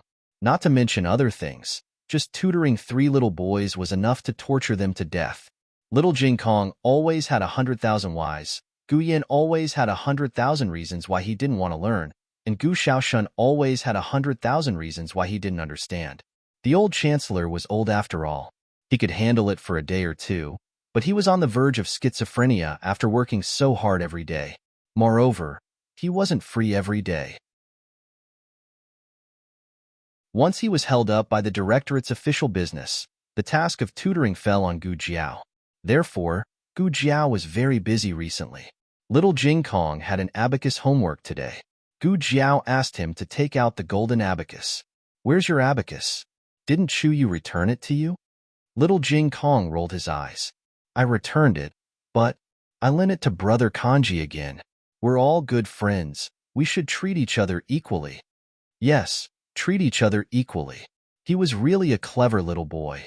Gu Jiao looked at him suspiciously. "Really?" Little Jing Kong nodded repeatedly. Really? I didn't sell it." Gu Jiao narrowed her eyes. After finishing her homework, dinner wasn't ready yet. Gu Jiao went to the backyard to collect the dried herbs. Little Jing Kong poked his head out from the central room. Jiao, I'm going to play with Zhao Xiaobao." After saying that, he ran away like a wisp of smoke. Zhao Xiaobao again. The little guy always went to find Zhao Xiaobao recently. When did he become so fond of playing with kids younger than him? Gu Jiao felt strange. After hesitating for a while, she put down the herbs and went out of the yard. She went next door. Uncle Zhao was repairing a stool in the yard. When he saw her, he smiled and greeted her. Jiao Jiao, come in and have a seat. Uncle Zhao. Gu Jiao greeted him politely and asked, is Jing Kong here? No. Uncle Zhao shook his head. As expected. Gu Jiao asked again, where's Xiaobao? Is he here? Uncle Zhao said, Xiaobao is not here. He went to find Brother Hu. Brother Hu was Granny Zhou's grandson. He lived at the other end of the alley.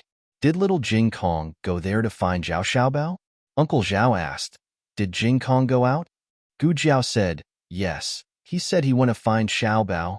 Uncle Zhao frowned and pointed in the direction of Chong, an avenue, saying, I've seen this child go that way several times recently.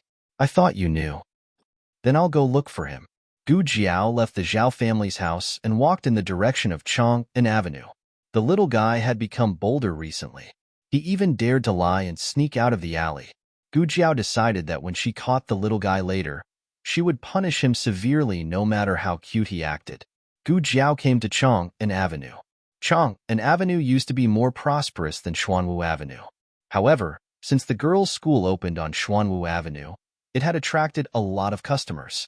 Now, the two streets were almost on par. Gu Jiao walked a few steps and vaguely sensed a strange breath. The breath was very faint. It was almost impossible to detect if one was not close enough. That person was watching Jade Water Alley. Gu Jiao rarely walked in this direction. The last time she came, there was no such breath. Gu Jiao's fingertip moved, and a piece of black gunpowder shot out. The person thought it was a hidden weapon and blocked it with his sword. The gunpowder exploded on the blade. Aya, what is this? The man rolled down from the roof with a clatter. Gu Jiao took a few steps forward and stepped on the person's chest. The person was not to be trifled with. Even if he was hit by the gunpowder, he still had some strength to fight back. He jumped up like a carp and avoided Gu Jiao's foot. Then, he waved his sword and stabbed at Gu Jiao. The only weapon Gu Jiao used in her previous life was a dagger. It was not easy to hurt her with this weapon. Gu Jiao grabbed his wrist with one hand and twisted it to knock the dagger out of his hand. Then, she chopped him with her hand and slammed him against the wall. Gu Jiao pinned his hands behind his back and pressed his face against the cold wall. Who are you? Why are you sneaking around here? He said angrily. It's none of your business. Just as he finished speaking, a golden object fell out of his arms and fell to the ground. If it was not little Jing Kong's golden abacus, what else could it be? Gu Jiao's gaze turned cold. So you were the one who stole the golden abacus? The person shouted. What do you mean by that? I didn't steal it. Gu Jiao said coldly. If you didn't steal it, then you stole it? The person gasped. I didn't steal it either. Gu Jiao exerted force and he felt his bones cracking. He hurriedly said, I bought it. I got someone to buy it. You can have it if you like it. It's not worth much anyway. The golden abacus was not worth much? How arrogant. This person obviously knew martial arts. Gu Jiao was worried that he bullied little Jing Kong and extorted it from little Jing Kong. She did not want to show mercy. Just as she almost broke his ribs, he suddenly said, You can ask him if you don't believe me. I bought it from him. Gu Jiao turned her head and looked at little Jing Kong. When their eyes met, little Jing Kong's body trembled. Jiao Jiao? He quickly hid the abacus behind his back. Gu Jiao pressed the man with both hands and did not have the hands to pick up the abacus. She looked at the golden abacus on the ground and said, You found your abacus. Pick it up. Little Jing Kong did not move. He lowered his head. The guard in gray said, Little brother, this is the abacus that my master bought from you. Do you still remember my master? The man who held a white jade fan and wore a white robe and a black veil. Little Jing Kong's expression gave Gu Jiao the answer. Gu Jiao let go, and the guard in gray fell to the ground in pain. What kind of woman was she? Why was she so strong? Gu Jiao walked over and squatted down to look at little Jing Kong. She asked, Why did you sell your abacus? Little Jing Kong lowered his head and said, I want money. Gu Jiao looked at him and said seriously, You can tell me if you want money. All your money is with me. I'm just keeping it for you. You can take it whenever you want. Gu Jiao saw that he did not speak. So she asked again, "What do you want to do with the money?" "I want to buy this." Little Jing Kong took out the cloth bag hidden behind his back. The cloth bag was heavy and bulging. She did not know what was in it. Gu Jiao took the cloth bag and asked, "Why do you want to buy this?" Little Jing Kong whispered, "For Jiao Jiao." "For me?" Gu Jiao opened it strangely, and a bright red light shone out of it. She had never expected that it would contain a brand new wedding dress.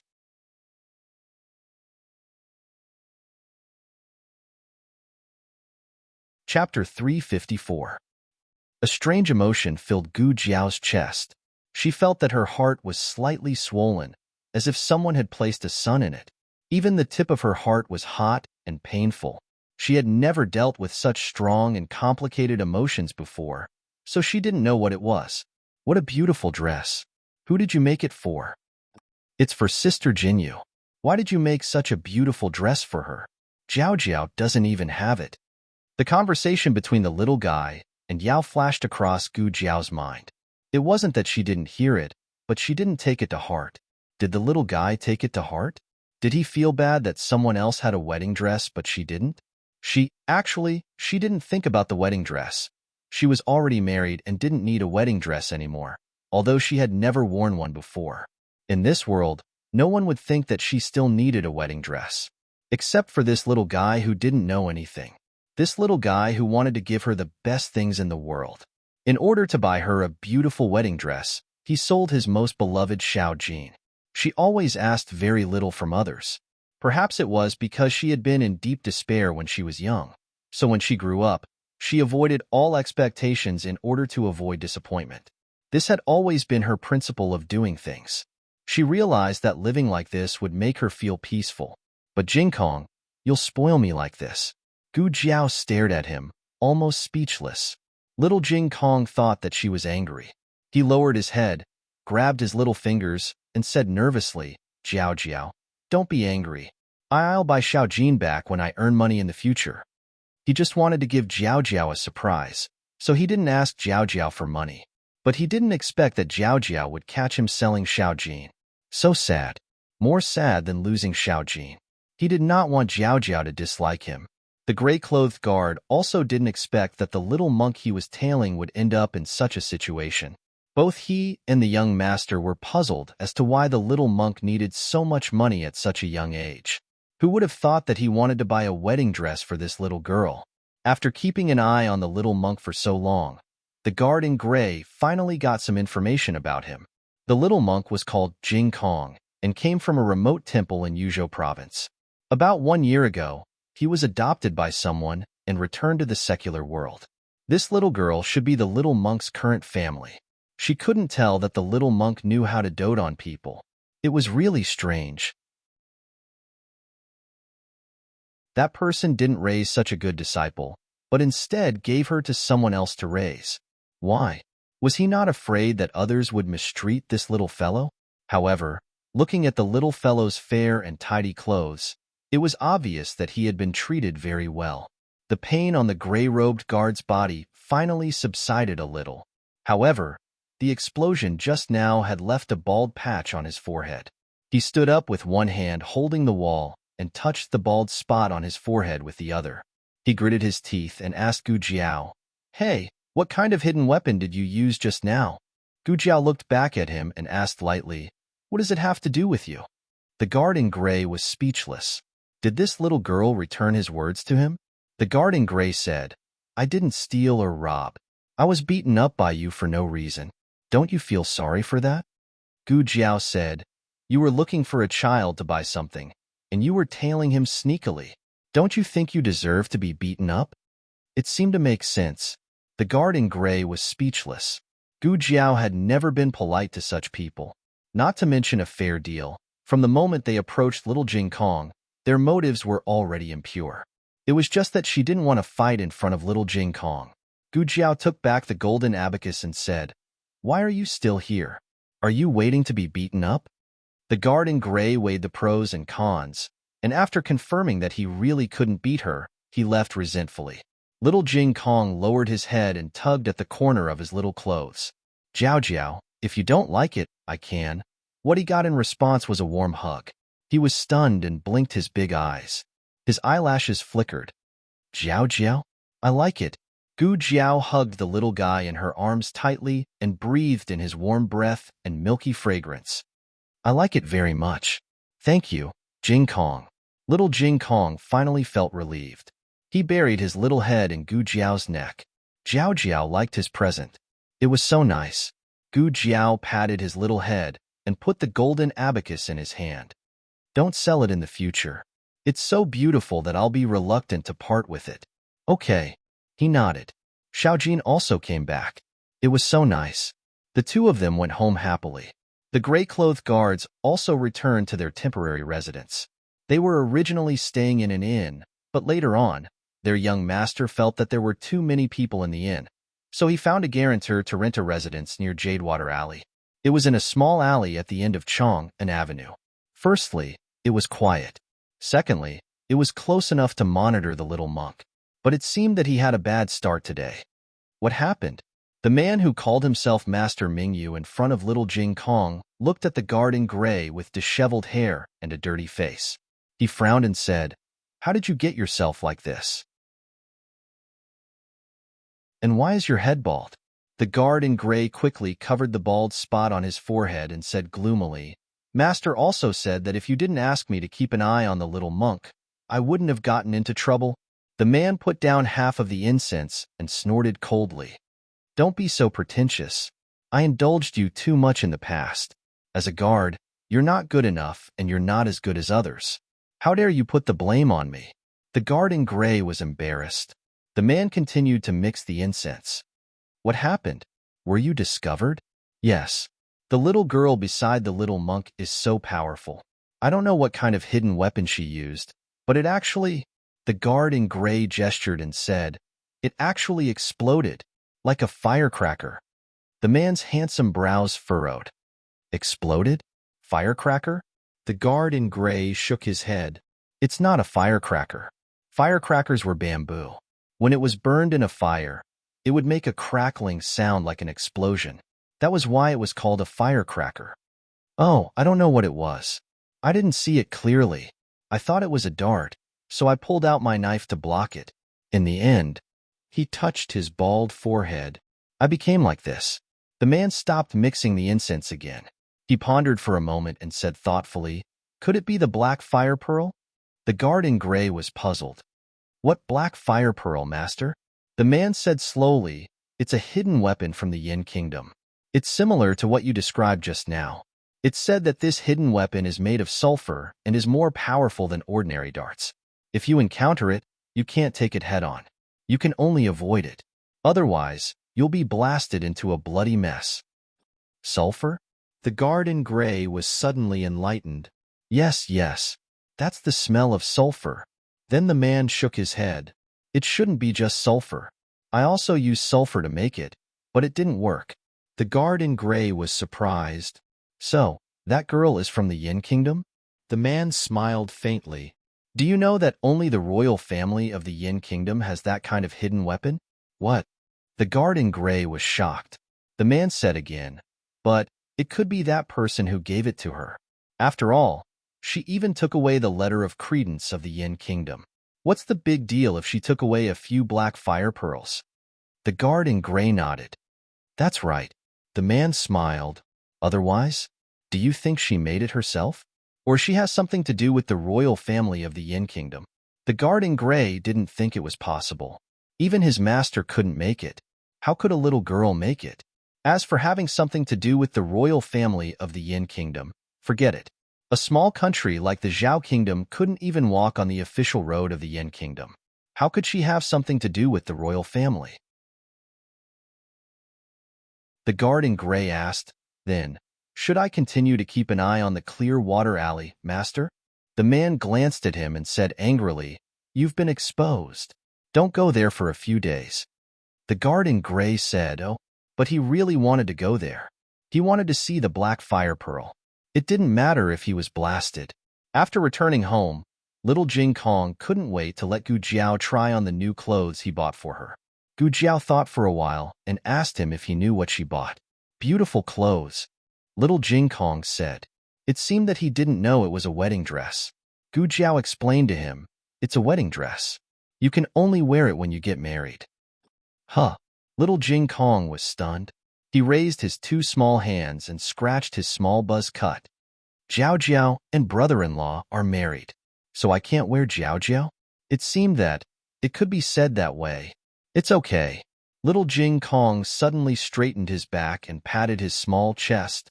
Jiao Jiao, you can marry me again. Gu Jiao was amused.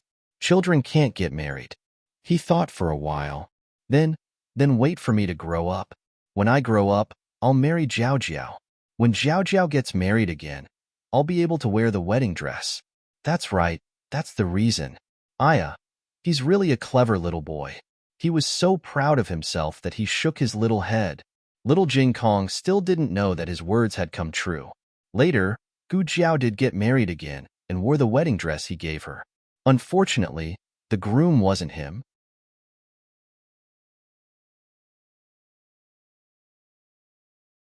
Chapter 355. Today's dinner was made by senior servant Fong. Yuya accidentally added too much firewood, causing the dishes for Little Jing Kong to be a bit burnt. Little Jing Kong was not picky about his food, and he finished it without leaving anything behind. He wanted to grow up quickly so that he could marry Jiao Jiao. On the other side, Xiao Lulang, who was in Pingshan village, didn't know that his wife was being targeted by the little fellow. He was helping the villagers move wood on the embankment. There was also an inspector from the Ministry of Revenue moving with him. More than a dozen people lined up in a line. They didn't need to move as the first person passed the wood over. In a shed not far away, Royal Prince was helping the Minister of Revenue organize the accounts for this trip to the countryside. The Ministry of Revenue of the current dynasty was in charge of the country's territory, farmland, household registration, taxes, salaries, and all financial matters, including farming.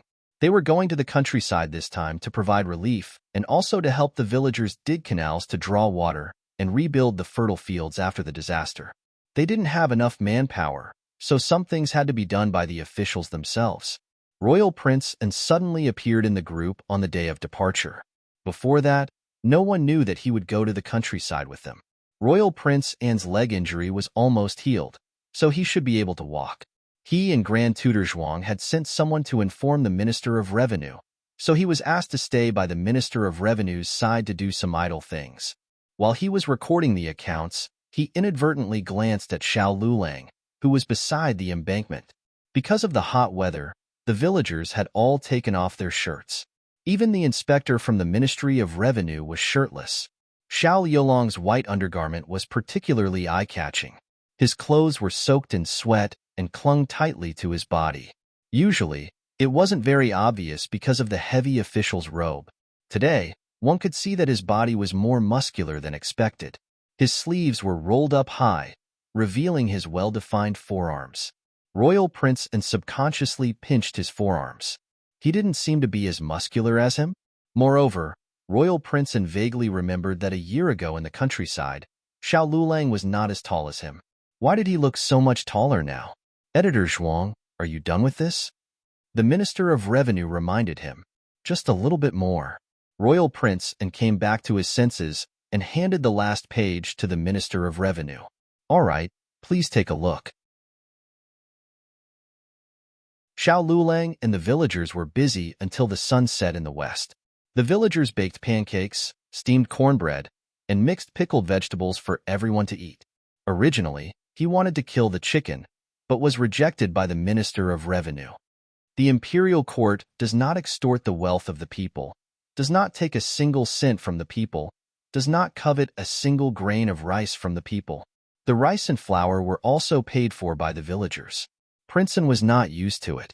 Even during the most difficult days in the state of Chun, he had never eaten this kind of food. He saw that Xiao Lulang was enjoying it. Xiao Lulang and the villagers sat on the ridge of the field, not burdened by the image of an imperial Hanlin official. An uncle from the village walked over and sat down next to Xiao Lulang. He asked with a smile, "Lord Xiao, are you used to it?" "Pretty good," Xiao Lulang said. Xiao Lulang treated people coldly, not like Royal Prince who was always as gentle as jade and had the appearance of a modest young master. However, He worked the hardest and did not put on airs. The villagers were more willing to get close to him. Uncle took advantage of the fact that no one was paying attention and took out a boiled egg for him. It's hot. Eat it quickly. I see that you've been working the whole day. You're working even harder than us. Your aunt cooked it for you. Xiao Lulang refused. No need. I'm full. Uncle Zhang can eat it himself.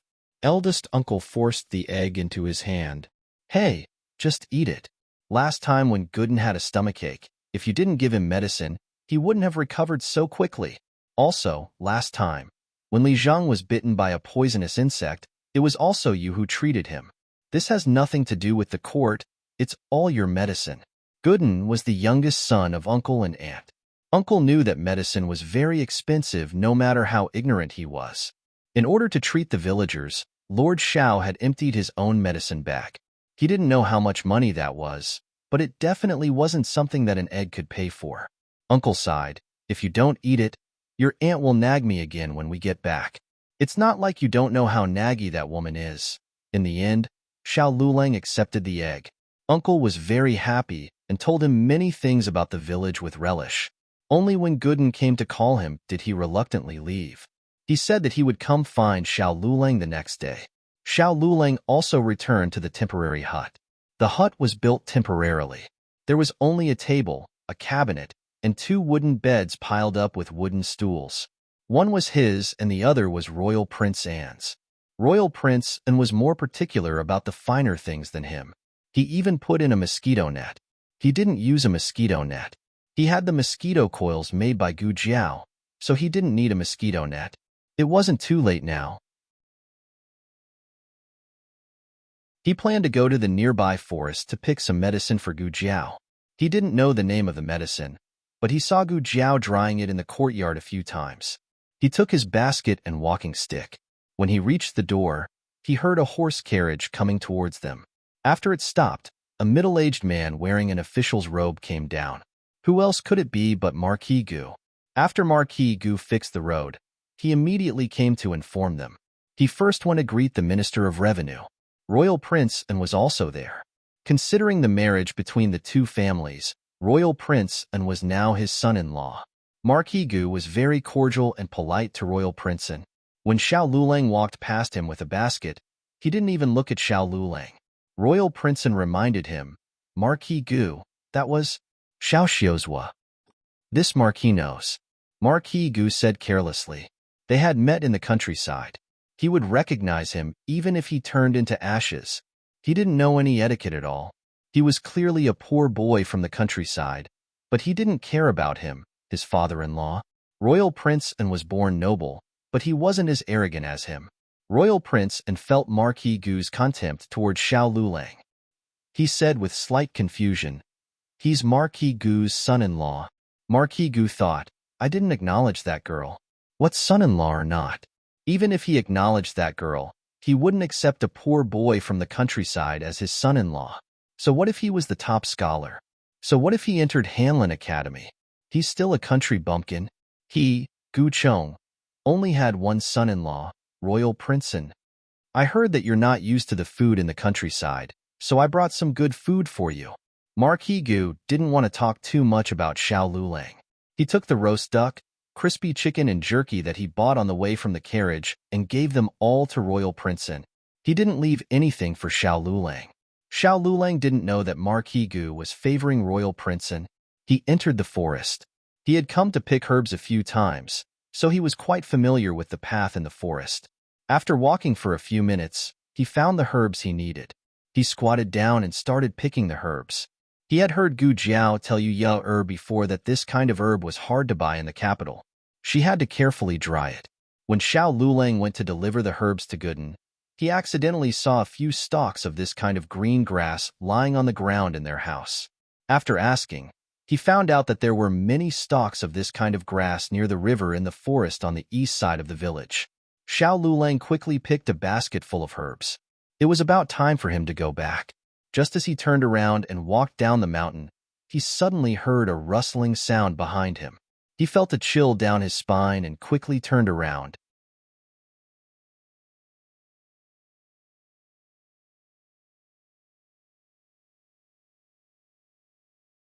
Chapter 356. Is the gunpowder that fell into the water still useful? This was not the main point. The main point was that he didn't have a chance to get it. The two black-clothed men raised their swords and slashed at him. The powerful killing intent was wrapped in sharp sword energy. It almost created wind blades in the air, and even the air was cut open. Even a normal expert could not escape from this killing move, not to mention a little cripple like Xiao Lulang. He could only watch as the other party's swords slashed at him. He closed his eyes. The two swords slashed at his head at the same time. However, in the end, they did not fall. When they were only an inch away from him, the two people stopped at the same time. Xiao Lulang opened his eyes. The two people fell straight to the ground. They did not even have time to close their eyes. Behind the two people, Chong Jing nimbly put away his sword. Then Chong Jing went to find the black bead in the water. He picked up the black bead as if it was very fun. He squeezed it hard. Bang! He was blown up. Marquis Xian Ping walked over from the back of the hill. He was wearing a heavy purple brocade robe. He strolled leisurely with a lazy expression. He was like this. It was clearly a small country road, but it made him walk like he was on the path to immortality. When Xiao Lulang saw him, his expression did not change. He was as cold as before. Fortunately, Marquis Xian Ping was used to it. He came in front of Xiao Lulang and looked him up and down, as if to see if he was injured.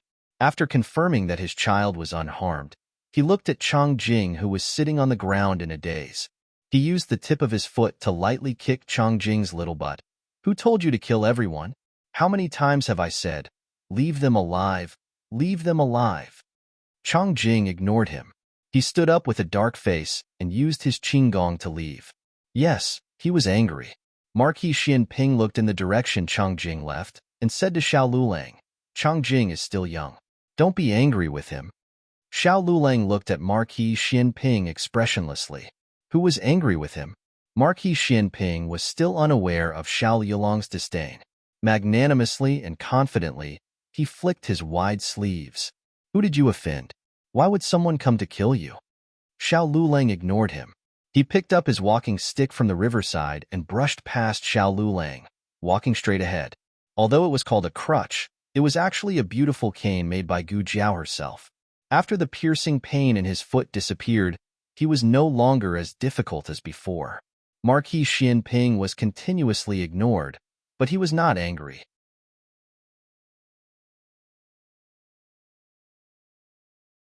In terms of shamelessness, Marquis Xian Ping was on par with the old chancellor. He might even be more shameless than the old chancellor. After all, the old chancellor was only playing the thick black theory in the officialdom. He was still quite normal in his daily life. On the other hand, Marquis Xian Ping was shameless to the extreme. Marquis Xian Ping said gloatingly, come on, I'll carry you. You definitely won't be able to walk out. Xiao Lulang was angered to death by him. His eyes were like torches as he said, who says I won't be able to walk out? Even if I only have one leg left today, I will still jump out. After saying that, he turned around and left. Marquis Xian Ping stretched out his hand to grab him. However, in order to avoid his hand, Xiao Lulang rushed forward without caring about anything. In the end, he missed a step and fell into the big pit covered by the grass. He fell face first into the pit and fell flat on his face. His other leg was also sprained. Marquis Xian Ping covered his eyes and couldn't look anymore. Why are you walking so fast? I can't even pull you back. Marquis Xian Ping pulled this unlucky child out of the pit and laid him flat on the ground. Xiao Lulang made a dying struggle. I don't want you to carry me. Oh. Marquis Xian Ping bent down and wrapped his hands around a certain person's back and knees. Picking him up, he said in a particularly obnoxious manner, how old are you that you still want to be carried? Xiao Lulang. What kind of father was this? Come and strike him with a bolt of lightning. On the west side of the village, the temporary huts that the officials had set up were bustling with noise and excitement. It was not reduced in the slightest by the heavy rain. The road had been repaired, and they could return to the capital the next day. Everyone was very excited. In addition, Marquis Ding and had brought quite a bit of good food. The officials who had been eating cornbread and salted vegetables in the village for over 10 days finally had a chance to eat meat. Everyone ate until their faces were red. It seemed that no one noticed that Xiao Lulang was missing. It was the patrol officer who had worked with Xiao Lulang during the day that sensed that something was wrong. He held a piece of duck meat in his hand and asked, how come I don't see Lord Xiao? Once these words were said, everyone looked around. That's right, where was Lord Xiao? It was no wonder that no one remembered him. It was because Xiao Lulang had not mingled with the court officials after he went to the countryside. He was always on the front lines of disaster relief and farming, mingling with the villagers. It was normal for him not to be by their side, so no one deliberately thought of him. It's raining. Perhaps he's hiding from the rain at one of the villagers' houses, another patrol officer said. A registrar from the Ministry of Works said, he's this ambitious at such a young age. He mingled with the villagers as soon as he arrived. His political achievements this time should be quite good. Whether he had ambition or not, he just did not say it out loud. People were strange like this. If they did not work, then those who did work would be blamed. No one said that Royal Prince Sen, who always followed the Minister of Revenue, was ambitious. Instead, it was Xiao Lulang who mingled with the villagers that was mistakenly said to be trying to gain popularity among the people. Royal Prince Sen looked at Marquis Gu and saw that he did not care about Xiao Lulang. He called for Wu Yong. Go find Lord Xiao? Yes. Wu Yong took the order and went out. As soon as he opened the door of the hut, he saw a strong and muscular figure in the heavy rain, walking like the wind towards them with a person on his back. His head was covered by his own outer robe, covering the person on his back. He only wore an inner robe and his clothes were already soaked by the heavy rain. He stepped into the puddles, and the rain made it hard for him to open his eyes. What's wrong? Royal Prince Sen saw that Wu Yong was frozen at the door and asked him, what happened? That Wu Yong did not dare to recognize it. Everyone saw that something was wrong and quickly squeezed to the door to look in the direction he was pointing. Everyone was stunned. Someone recognized him. Isn't that Marquis Xin Ping? No one had ever seen Marquis Xin Ping in such a sorry state. He was the most handsome man in Zhao country. He was very particular and also very vain. Other than on the battlefield, he had never let anyone see him in such a disheveled state. But at this time, he was like a falcon in a storm. In order to protect the young on his back, he plucked out his beautiful feathers and built a nest to shelter him from the wind and rain.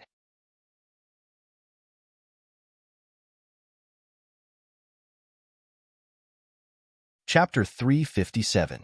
Regardless of rank or status, Marquis Xin Ping was above everyone else. After he was recognized, no one dared to hide in the hut to hide from the rain. They all rushed out with umbrellas. Everyone fought to hold umbrellas for Marquis Xin Ping. Marquis Xin Ping looked at everyone impatiently. The rain was already so heavy that it was hard to see the road, but this group of people still blocked it. Out of the way! Marquis Xin Ping shouted. Everyone was scared by the murderous aura that he inadvertently emitted. They all retreated to the sides. There were huts one after another. Marquis Xin Ping didn't know which one was Xiao Yulong's residence. But in the end, it wasn't the one that this group of people had rushed out of. He walked to the side. It's the other way around. Xiao Lulang, who was lying on his back, said weakly. Marquis Xin Ping paused in his steps and ran to the other side. When he reached the third hut, Xiao Lulang said, We're here. The hut was simple and crude. There wasn't even a decent table. The bed was made of a wooden bench and a wooden plank. If Grand Tutor Zhuang was here, he would feel sorry for his grandson's living environment. When Marquis Xin Ping was fighting, he had spent 10 days to half a month in the trenches. He had chewed on tree bark and grass roots. He had slept in a cowshed and squatted in a horse stable. His son shouldn't have been pampered. He should have been thrown into a mud pit for him to crawl and roll in. In the beginning, he couldn't bear to see Princess Xinyang raise Xiao Hong so delicately. He raised him like a porcelain doll. He was beautiful, but he couldn't stand up to one of his fingers. If he touched him, he was afraid that he would crush the little guy to death. There were 2 beds in the hut. One had a mosquito net, the other didn't. Where's your bed? Marquis Xin Ping asked. Xiao Lulang pointed to the one without a mosquito net. Marquis Xian Ping carried him to the side of the bed. After thinking, he called over an official outside. Bring a chair over. Yes, yes. An assistant minister from the Ministry of Revenue acknowledged the order and personally went to the shed that was used as the main office to bring over a bamboo chair. When Marquis Xian Ping carried the person into the room, everyone had a faint guess as to the identity of the person on his back. When Marquis Xian Ping placed him on a chair, that guess was confirmed. Xiao Lulang. It really was Xiao Lulang. It was already very strange for Marquis Xian Ping to appear here on a rainy night. What was even stranger was that he actually carried Xiao Lulang back. And from the looks of it, Xiao Lulang seemed to be injured. What exactly happened?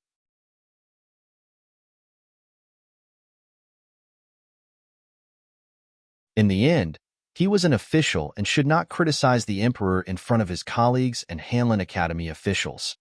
He coughed softly and changed the words, went to see the emperor, to went to see him specifically. He was talking about the day of Xiao Yulong's court examination. Marquis Xian Ping had gotten up early and rushed to support Xiao Lulang. This matter had once caused an uproar, causing many people to think that Xiao Yulong's top scorer title had come from an improper source, and that he had relied on his relationship with Marquis Xian Ping to reach the top of the list. So it's because Lord Xiao looks like his deceased son. The official of the Ministry of Revenue murmured. Everyone inexplicably ate a melon and more or less understood that Marquis Xian Ping had come to visit Xiao Lulang. How can it be such a coincidence? He didn't get injured earlier or later. When Marquis Xian Ping came, he got injured like this. He even had to carry him all the way back. Another person muttered. These words were just short of saying that Xiao Lulang was scheming and deliberately trying to gain Marquis Xian Ping's sympathy. I really couldn't tell that he was this kind of person. How could I not tell? Have you all forgotten how he has been winning over the villagers these days? His scheming, I really can't catch up to him even if I ride a horse. Shoo, lower your voice. Don't let Marquis Xian Ping hear you. Later, you and I won't be able to bear the consequences. Disperse, disperse. Royal Prince and did not participate in their discussion. He knew that Xiao Lulang had gone to the mountains to pick herbs. As for why he got injured and why he met Marquis Xian Ping, he did not know. He went to Wu Yang's side. Tonight, he would probably have to squeeze in with Wu Yang. Inside the hut, Marquis Xian Ping quickly took off Xiao Yulong's top. When he went to take off Xiao Yulong's pants, Xiao Lulang tightened his belt and refused to let him do it. Marquis Xian Ping frowned and clicked his tongue. What's wrong? You go out too. I'll do it myself, Xiao Lulang said. Marquis Xian Ping looked him up and down and said with a chuckle, You fell like this. Do you still have the strength? If he had the strength, he wouldn't have let him take off his top. Right now, he was tightly gripping his belt. In fact, he was using his eyes to refuse. Marquis Xian Ping said, You are my son. What have I not seen of you? When you were young, you ran around the courtyard naked. He looked at his pants. Let me tell you, not only have I seen it, I've also played it. Xiao Lulang, who wanted to be struck by lightning. The wooden bucket and hot water were ready. Marquis Xian Ping didn't call anyone to enter the hut. He brought the large wooden bucket and hot water in himself. Xiao Yulong's undoing of his belt annoyed him. He didn't have the strength and couldn't take it off for a long time. He simply threw him into the hot water. This rain seemed to have extinguished all the heat of the recent days. It brought a hint of the coolness of early autumn. Xiao Yulong's body was cold. It wasn't until he soaked in the hot water that he gradually warmed up. Xiao Lulang soaked in the hut. Marquis Xian Ping went to get water. He planned to take a cold bath and then go back to the carriage to change clothes. He wasn't familiar with this place. He only vaguely remembered that a large group of people had come out of the largest hut. Perhaps they had gone there to get water. He went to the hut that was used as the central room and the office room. Everyone was there. Marquis Gu was also there. The large pile of food that Marquis Gu had brought was also there. The room was filled with the tempting aroma of meat and crispness. Everyone looked at Marquis Xian Ping in astonishment, their faces helpless. Marquis Xian Ping only needed a glance to understand. When a group of people had gathered here, he thought they were discussing some important business. So they were eating and drinking. The Minister of Revenue asked, "Does Marquis Xiao want to eat?" These were all bought from the capital by Marquis Gu's men. Marquis Xian Ping looked at Marquis Gu in the hut and slightly narrowed his eyes. Everyone was here except for his son-in-law Xiao Lulang. Good, very good. Marquis Gu did not know of the relationship between Marquis Xian Ping and Xiao Lulang. He was wondering why Marquis Xian Ping had mixed up with that poor boy when he met Marquis Xian Ping's frightening gaze. His heart inexplicably thumped. The rain stopped in the latter half of the night. The next day was a sunny day. The morning light shone, and the sky was blue. The air was filled with the smell of soil and flowers that had been moistened by the rain. The disaster relief and farming mission had been completed. Everyone packed their bags and planned to eat something before returning to the capital. But no one had expected that when they pushed open the wooden door of the hut, they would be greeted by the mouth-watering aroma of meat buns. Everyone's saliva dripped down. Did they make meat buns today? The villagers know that we are leaving, so they specially made meat buns? Such fragrant meat buns. They were all officials of the capital. Even if they did not come from prominent families, at least they were not greedy for meat buns. But they did not know if it was because they had been vegetarian for too many days. But when they smelled the aroma of meat, they felt that they could not control themselves. No, this is not the aroma of ordinary meat buns. It's zhouji. Their meat buns have the aroma of sesame oil. That's right. It's zhouji's meat buns. Zhouji's meat buns were too famous in the capital. They only made 100 steamers a day, and they were sold out. Therefore, it was hard to get one even if they lined up. The aroma came from Royal Prince Anne's hut. Did Marquis Gu send people to buy it again? Marquis Gu is too considerate. He bought so many roast duck and crispy chicken last night. He bought it for Royal Prince Anne. We are basking in Royal Prince Anne's glory. It seems that we are basking in Royal Prince Anne's glory again today. Everyone chatted and couldn't wait to head towards Royal Prince Anne's hut. But when they reached the door, they were dumbfounded. Royal Prince Anne was not in the room. There was only Marquis Xian Ping and Xiao Lulang, and a youth in black. The table in front of the two was filled with meat buns. Other than the meat buns, there were wine-fermented meatballs sprinkled with egg drops, scallion pancakes with donkey meat, and braised lamb scorpion that could make the dogs next door cry. These were all Zhouji's specialties. Everyone swallowed their saliva. Was it really good to eat so sumptuous so early in the morning? But the three of them could not finish it. He bought so much for them, right? As expected, Xiao Lulang spoke faintly. Did you beat the bun seller to death? Who could finish so many buns? Marquis Xian Ping raised his eyebrows and smiled. Then let's split it. Chang Jing walked over and took the buns on the table, leaving one steamer for Marquis Xian Ping and Xiao Lulang. Everyone watched as Chang Jing walked towards them with the buns. They were so excited that they could not express themselves. Then, they saw Chang Jing walk past them expressionlessly. Chang Jing distributed the buns to the villagers. There was only one left. Chang Jing gave it to the village's big black dog. Thus, everyone who was eating salted vegetables and cornbread experienced what it meant to be worse than a dog. After breakfast, Marquis Xian Ping packed Xiao Lulang and stuffed him into his carriage. Although Xiao Lulang strongly protested, his protests were ineffective. Everyone also sat on the Yaman's carriages. Marquis Gu was surprised to find that the wheels of his carriage had been removed. Marquis Gu exploded on the spot. Where are the wheels of my carriage? Who did it? Everyone sat in the carriage and looked at each other in dismay. Wasn't it obvious who did it? Just ask, who had a higher title than you? No one dared to say anything. It was Royal Prince Anne who spoke. Marquis Gu, if you don't mind, you can take my carriage back to the capital.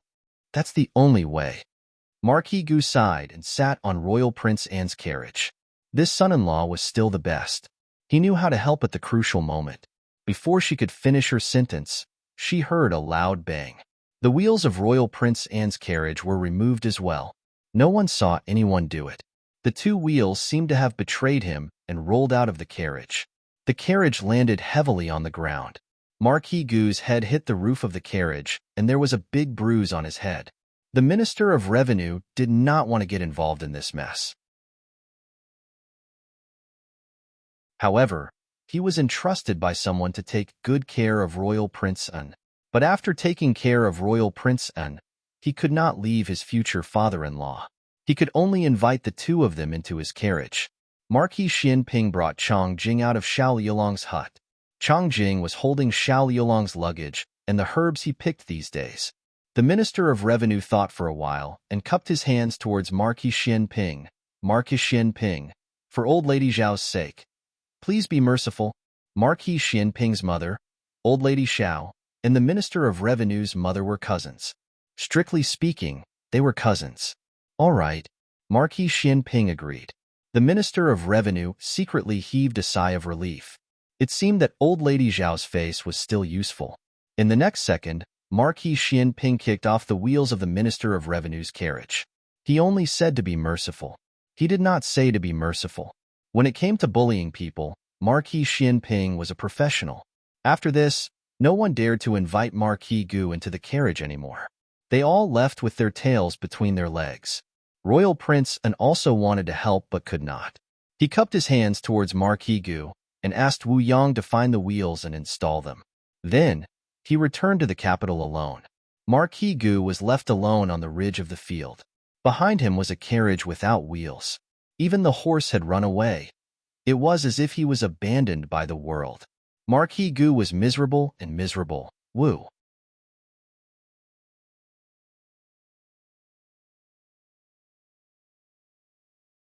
Chapter 358. If other people thought that they could safely return to the capital after leaving Marquis Gu behind, then they were too naive. Marquis Xianping blocked their way and took off their wheels one by one.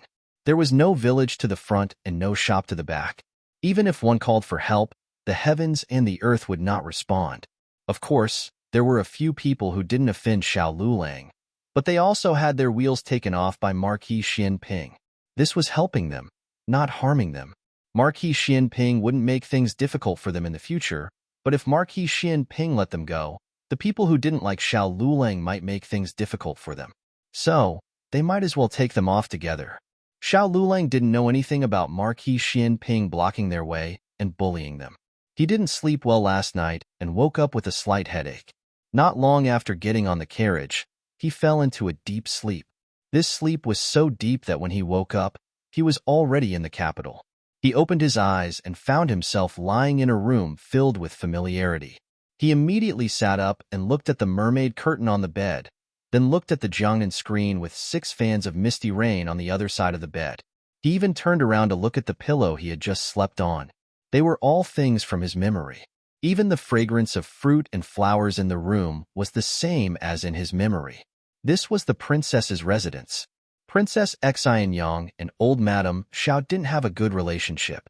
Old Madame Xiao didn't like Princess Xian Yang's flesh and blood and was very cold to Xiao Hong. Princess Xian Yang brought her son to live in the princess's residence. Although it was connected to the Marquis's residence, Xiao Hong basically didn't go to old Madame Zhao's place. Xiao Lulang lifted the blanket and got out of bed. "Young Marquis, you're awake." A servant girl walked into the room carrying a stack of clothes. He remembered this servant girl. She was called Shuhua. However, she was much more mature than 4 years ago. He wasn't used to her at first glance, but he could accept her current appearance with a second glance. Her expression and smile were so natural that it was as if he had never left in these 4 years. "Sister Shuhua, Sister Mizuwa." Another young maidservant stumbled in. It was Magpie, the daughter of a servant in the manor. She was only 8 years old 4 years ago, and now she was 12. When she saw Xiao Lulang, she smiled and bowed. "Young Marquis, you're awake. The Marquis is waiting for you to eat." If Xiao Lulang had not experienced life and death, he would have been dazed by this scene. He looked at them and said, "I'm not the young Marquis. You've got the wrong person. Where are my clothes?" A trace of panic flashed through the eyes of the 2 maidservants. Sure enough, he wasn't dreaming. They were acting. Xiao Lulang let out a sigh of relief. Everything was too familiar. For a moment, he almost thought that the 4 years of wandering among the commoners was just a dream, and that the terrible fire was just a nightmare. If those were all dreams, then the countryside and the Jadewater Alley were also a pipe dream. He slowly sat down on the chair, digesting the lingering fear in his heart. Magpie quickly came forward to pour tea for him. "I'll do it myself." He refused. Magpie hesitantly retreated to the side, looking at Shu Hua with apprehension. Shu Hua shook her head at her, indicating for her not to speak. "My clothes," Xiao Lulang said again. Yes. Shu Hua went to the wardrobe, opened the door, and found Xiao Yulong's luggage. She secretly glanced at Xiao Lulang several times. Although they looked alike, their temperaments were too different. The young Marquis never had a straight face with them, always talking and laughing. He was a little master that warmed people's hearts. Moreover, the little master's legs were not lame. "You can all leave." Marquis Xin Ping, who had been listening outside the door, saw that his plan was not working and could only helplessly appear. The two maidservants retreated as if a heavy burden had been lifted off their shoulders. He did not need to go to Hanlin Academy today, so he found a set of normal clothes to change into. Then he said to Marquis Xin Ping, "You don't need to test me anymore. I'm not Xiao Hong." Marquis Xin Ping said, "I'm not testing." Xiao Lulang interrupted him. "Don't think that as long as I'm still Xiao Hong, you can make up for the guilt in your heart. Even if you test me 100 times, 1,000 times, I'm still Xiao Lulang, the illegitimate child of Qin Yun's mother, not the legitimate son of Marquis Xin Ping." Marquis Xin Ping's eyes darkened. "Then tell me, is there really someone who looks exactly the same in this world?" "Is it really the same?" Xiao Lulang asked back. Marquis Xin Ping's gaze fell on his right eye. There was originally a teardrop mole here, but now it was gone. Xiao Lulang said, "Of course, if you just want to use me as a substitute for the young Marquis, then it's up to you." No one could replace Xiao Hong. He did not need a substitute for Xiao Hong. He only wanted Xiao Hong, his son Xiao Hong. These words pierced Marquis Xin Ping's heart to the point of bleeding. Otherwise, why would he say that he was his son? He knew what words would stab him the most. Xiao Lulang did not say anything else. He picked up his luggage. "Where's my medicine?" "In the courtyard," Marquis Xin Ping said. Xiao Lulang walked out without looking back. Marquis Xin Ping looked at his determined and stubborn back and suddenly called out to him, "Don't you want to see your mother?" Xiao Yulong's steps paused. His hand holding his luggage slowly clenched. "I want to see her." "Does she want to see me?" Xiao Lulang left without any hesitation. "Hiss, little brat." Marquis Xin Ping's teeth hurt. Steward Lu walked over from the other end of the corridor. He entered the room and asked, "Marquis, the young master still hasn't admitted his identity?" Marquis Xin Ping's fist slammed on the table and his mouth twitched. "Little stubborn donkey, is it really the young Marquis? Could there have been a mistake?" Steward Lu asked worriedly. He paused and then muttered, "It doesn't matter if there's a mistake. After all, they are both Marquis' children." Marquis Xin Ping glared at him. Steward Lu smiled embarrassedly. "I'm joking. Since ancient times, there had been a difference between the direct and concubines. Moreover, this was an illegitimate child. How could he let an illegitimate child mix up the direct bloodline of the Marquis Fu?" Marquis Xin Ping thoughtfully rubbed his chin. Could it be that only his mother can control him? Chen Yun's mother is already dead. Steward Lu kindly reminded. Marquis Xin Ping gave him a death stare. "You don't want this month's salary?" Steward Lu's entire body trembled, saying, Marquis, you are talking about the princess. But if the princess can't do anything to him..." Marquis Xin Ping looked at the disappearing figure at the end of the courtyard, his gaze deep. "Then I will believe that he really isn't Xiao Hong." Xiao Lulang sat in Marquis Xin Ping's carriage back to Jadewater Alley. When he arrived home, it was already dark. His family did not know that he had returned today, and each went to do their own things. Only Yao Shi was strolling in the courtyard to digest her food. "Mother." He went forward to greet her. Yao Shi said in pleasant surprise, "Lulang is back? You haven't eaten yet, right?" Yuya Hey. Yuya put down the work in her hands and walked over. Son-in-law. Yao Shi ordered. "Go make something for son-in-law to eat." "Okay." Yuya complied and went to the kitchen. This time, he had gone to the countryside to provide disaster relief and did not bring back any gifts. Other than a basket of medicinal ingredients, There was only some dried fish that the villagers had dried themselves. Xiao Lulang took out the dried fish. What is this? A bag of strange medicinal powder fell out from under the dried fish. This is a kind of dried flower powder. It was given by an auntie. Apparently, it can be used as rouge. It was Uncle Zhang's family's auntie. After learning that he was married, she gave him this bag of dried flower powder. Naturally, this could not compare to the rouge from the rouge shop, but it was a bit of goodwill from the villagers, so he accepted it. Yao Shi said, Jiao Jiao does not need it now. Yao Shi's meaning was that Gu Jiao had a chastity mark on her face and did not like to dress up. In the future, when the chastity mark was gone, perhaps she would like to be beautiful herself. Xiao Lulang misunderstood and thought that Yao Shi was saying that Gu Jiao was ugly. He said, she does not need it to be beautiful. Yao Shi was stunned. Son-in-law was praising her daughter for being beautiful? Although she also felt that her daughter was beautiful, she was still Jiao Jiao's mother. Naturally, a mother would think that her daughter was beautiful. Xiao Yulong's serious appearance made Yao Shi laugh. The young couple had been married for so long.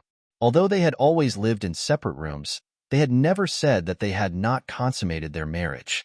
In large families, married couples lived in separate courtyards. In order to not affect the men's studies, many scholars lived in separate rooms. Thus, if it were not for this birthmark, the young couple's relationship would not have aroused any suspicion. Yao Shi had originally planned to continue to pretend that she did not know, but now that it had been brought up, Yao Shi felt that perhaps telling her son-in-law would not be a problem. At the very least, her son-in-law had seriously refuted her. This meant that in his heart, he did not dislike her daughter's appearance. He treated Jiao Jiao with sincerity. What was there that was not worth knowing the truth? Actually, Yao Shi cleared her throat and resisted the awkwardness in her heart. She said, the mark on Jiao Jiao's face is not a birthmark. It is a chastity mark. Bang! A figure fell down from the courtyard wall. Dong! A person knocked into the doorway and staggered until he hit the door. The former was Gu Changfeng. The latter was Gu Changqing. This was not the end. There was a clatter at the door, followed by a clatter. Surprisingly, the copper candied fruit box in Empress Dowager Zhuang's hand had fallen to the ground. The old chancellor, who was standing at the newly opened door between the two residences, did not know whether to enter or leave. He had come to deliver some brown sugar glutinous rice cake to Zhuang Jin's. How did he hear this kind of thing?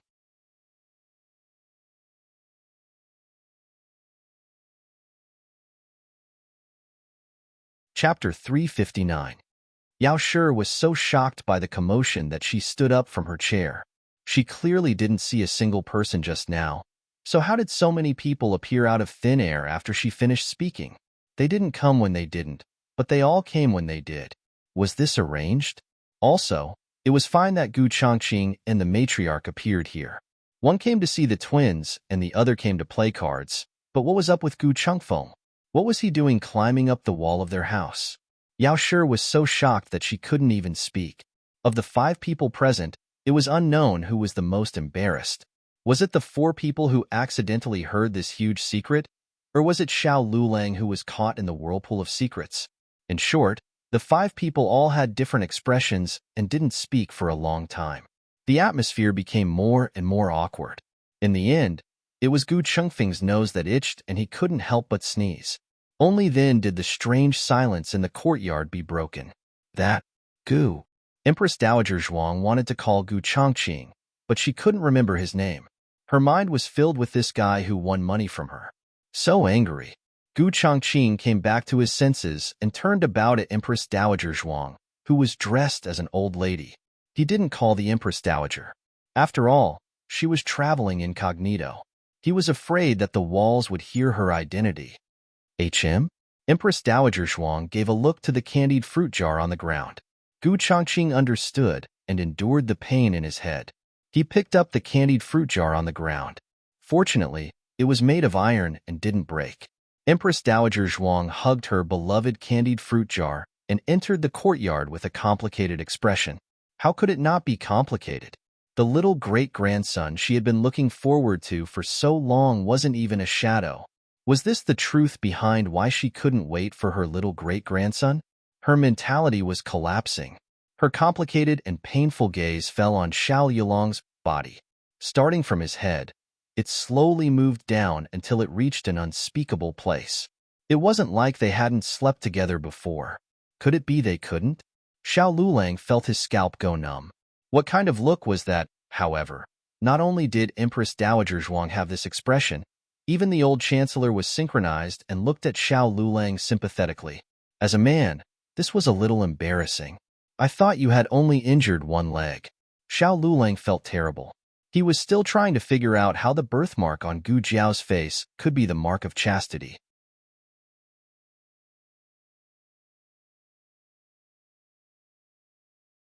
It was very useful, but it would be even better if there were no more strange things. Gu Jiao took out the hair growth ointment and handed it to Gu Changfeng. Here, 100 taels. Gu Changfeng immediately exploded. You charge me 100 taels for such a small box of ointment? That's too much. Gu Jiao's expression did not change. It's the price of family affection. The price of family affection specially set for you. If someone else came, it would be 1 tael. Gu Changfeng reluctantly took out the banknotes. Gu Jiao happily accepted it. Everyone stared at her without blinking. Gu Jiao felt that the atmosphere was strange from the moment she entered the courtyard, and now it was getting stranger and stranger. Did something happen? Why are you all looking at me like this? She asked. Madam. Yuya came over with a bowl of tonic soup on a tray. The soup you wanted is ready. Yuya put the tonic soup on the table. The bowl was black and looked like it was made by Xiao Lulang. Empress Dowager Zhuang pushed the bowl of soup in front of Gu Jiao. Drink it, it was specially made for you. You've worked hard recently, and you've lost weight. You need to take care of your body. She said these words without blushing. Everyone secretly gave Empress Dowager Zhuang a thumbs up. You're still the best. Oh, although it did not look good, Gu Jiao was not picky. Since it was specially prepared for her by her family, she could not waste it. Gu Jiao held the bowl of soup, took a deep breath, and gulped it down. Wretch, it was disgusting. Gu Jiao almost vomited. Everyone looked at Empress Dowager Zhuang. Was there really no problem with the soup? Empress Dowager Zhuang snorted. How could there be a problem? It was a professional nourishment for 30 years. The previous emperor's concubines all drank this tonic soup, so their bodies were better than the other. Gu Jiao felt nauseous. She covered her chest and took a deep breath. She inadvertently glanced around and found that the table was uniformly looking at her. She blinked and shook her little head. Oh, I'm not pregnant, am I? In the study, Xiao Lulang, who heard this sentence, spat out a mouthful of tea. Everyone's expression twitched. How did you manage to lie through your teeth like that? Why are you looking at me like that? Gu Jiao asked. Have you consummated your marriage? Gu Changfeng asked straightforwardly. Gu Changqing kicked him under the table. Gu Jiao did not know that there was nothing left of her. She stuck out her small chest and said righteously, Why haven't I consummated my marriage? Of course I have. Is it written on my face that I'm a virgin? Everyone looked at her chastity mark. Yes. Gu Jiao. Xiao Lulang couldn't bear to listen any further. He wished he could bury himself with books. What kind of brother and sister were they? One dared to ask, and the other dared to answer. Were they not ashamed? Jiao Jiao, are you there? Xiaobao has a stomachache. Can you go and take a look at him? Master Zhao's anxious voice came from the door, interrupting the conversation. Gu Jiao went next door to see Xiaobao. Empress Dowager Zhuang waved her hand and said, Okay, let's go. Yuya make Jiao a bowl of this soup every 3 days. You must watch her finish it. Yuya replied, Yes. Gu Changqing originally came to visit the twins. However, Gu Yin and Gu Shaoshun were resting at Nanxiang and Master Lu's place. Gu Changqing had to leave with Gu Changfeng. Ahem, I will go too. I want to see how the homework in Jingkong is going. The old chancellor went next door. Little Jingkong was doing homework at his place tonight. Empress Dowager Zhuang went to Xiao Lulang and little Jingkong's west room. Eunuch Qin followed. Empress Dowager? Empress Dowager Zhuang looked at the bed and called the accompanying imperial masters. She pointed at the bed and said seriously, "Split it." The imperial masters, eunuch Qin. After a loud noise, Empress Dowager Zhuang ran out of the west room waving her phoenix claws. "Oh, Jiao Jiao." Eunuch Qin and little Deng fought. The bed collapsed. Eunuch Qin trembled. What did it have to do with him? Also, what kind of fight could collapse the bed? These words didn't sound right. Gu Jiao was not called over by Empress Dowager Zhuang, but little Jing Kong came over first. He had just finished his homework and heard his great-aunt say that the bed collapsed. He was young and curious, so he went to see whose bed collapsed. "So it's my bed that collapsed." The little guy stood in front of the collapsed bed with his hands on his hips and was stunned for a few seconds. Then, he laughed. "That's great." His bed collapsed. He had no place to sleep tonight. He could only squeeze with Jiao Jiao. Brother-in-law, brother-in-law, I want to take a bath." He wanted to wash himself clean and smell good, then put himself on Jiao Jiao's bed. After a quarter of an hour, the little handsome monk came out of the bath and changed into dry pajamas. He smelled good from head to toe. "I can go sleep with Jiao Jiao." He skipped to the east room. However, before he could step in, Empress Dowager Zhuang picked him up. Empress Dowager Zhuang said, "You and I will go back to the palace tonight." Little Jing Kong's little body trembled. "Why?" Empress Dowager Zhuang said, "I'm lonely." Little Jing Kong strongly protested, "I want to sleep with Jiao Jiao." Empress Dowager Zhuang refused heartlessly. "No, you won't have a little great-grandson if you sleep with him. I want a little great-grandson." Little Jing Kong flapped his little arms and legs in the air and complained, "Why do you want a little great-grandson? Am I not cute enough?" Empress Dowager Zhuang was full of questions again. She could not win against him, so she stopped talking and directly carried him out of the courtyard and into the carriage.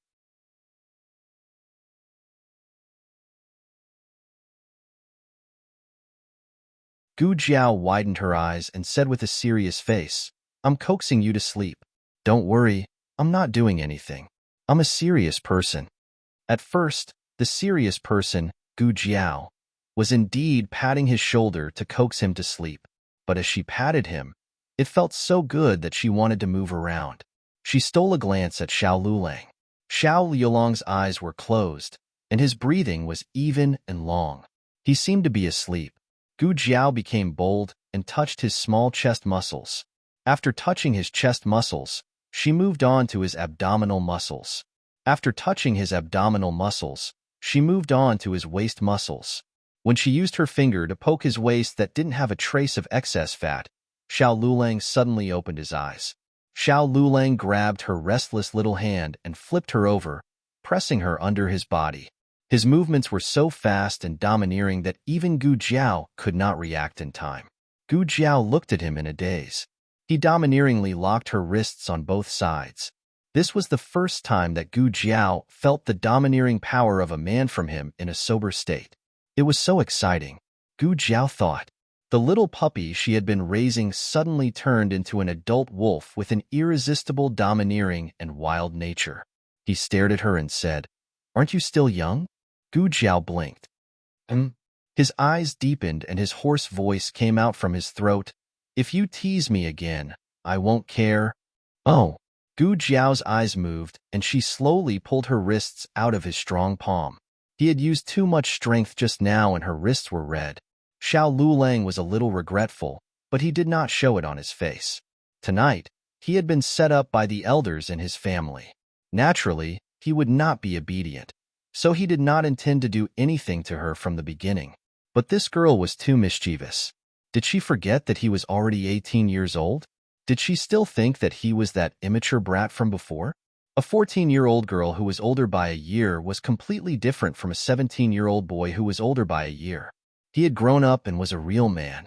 Did she know that in his countless dreams, there was no longer a sky full of fire, but the boundless moonlight, the sleepless lights, and endless intertwining and possession? He could not lie on the same bed with her like a year ago and not let his imagination run wild. Gu Jiao rubbed her red wrists and did not speak for a long time. Xiao Lulang thought that she had been scared by him and should know to restrain herself. Unexpectedly, in the next second, she stretched out her arms and lay flat. Xiao Lulang. Novels with connotations that you can't find online are all available here. https://www.zhhbqg.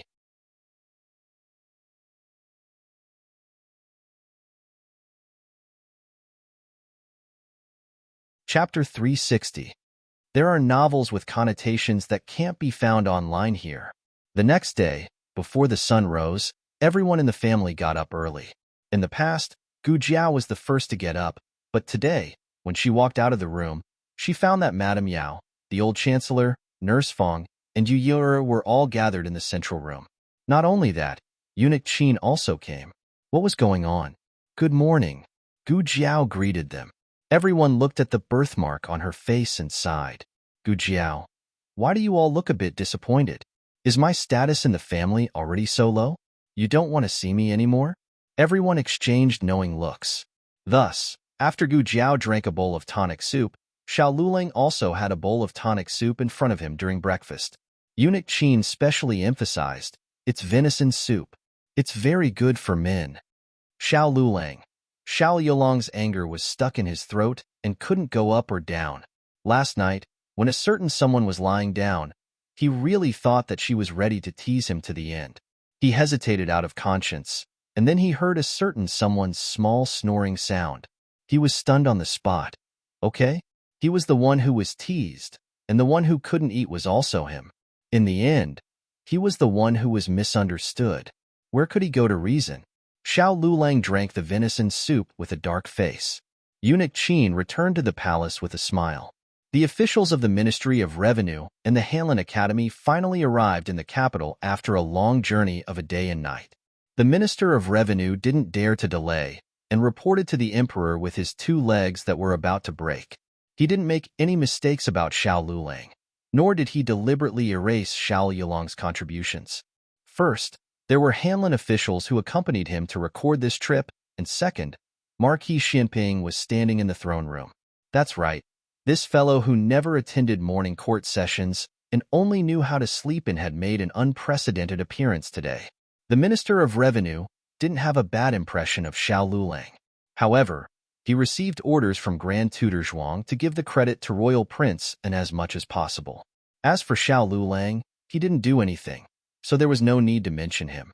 However, when the Minister of Revenue thought of how he had almost broken his leg, he had no doubt that if he dared to say anything about Xiao Lulang, the Marquis of Xinping would remove his leg in front of the emperor.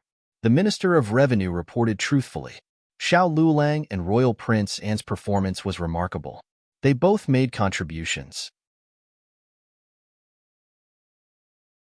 Although the Minister of Revenue intended to give Royal Prince Anne more opportunities to make contributions, Xiao Lulang had done too many things in the countryside. The emperor thought it was good.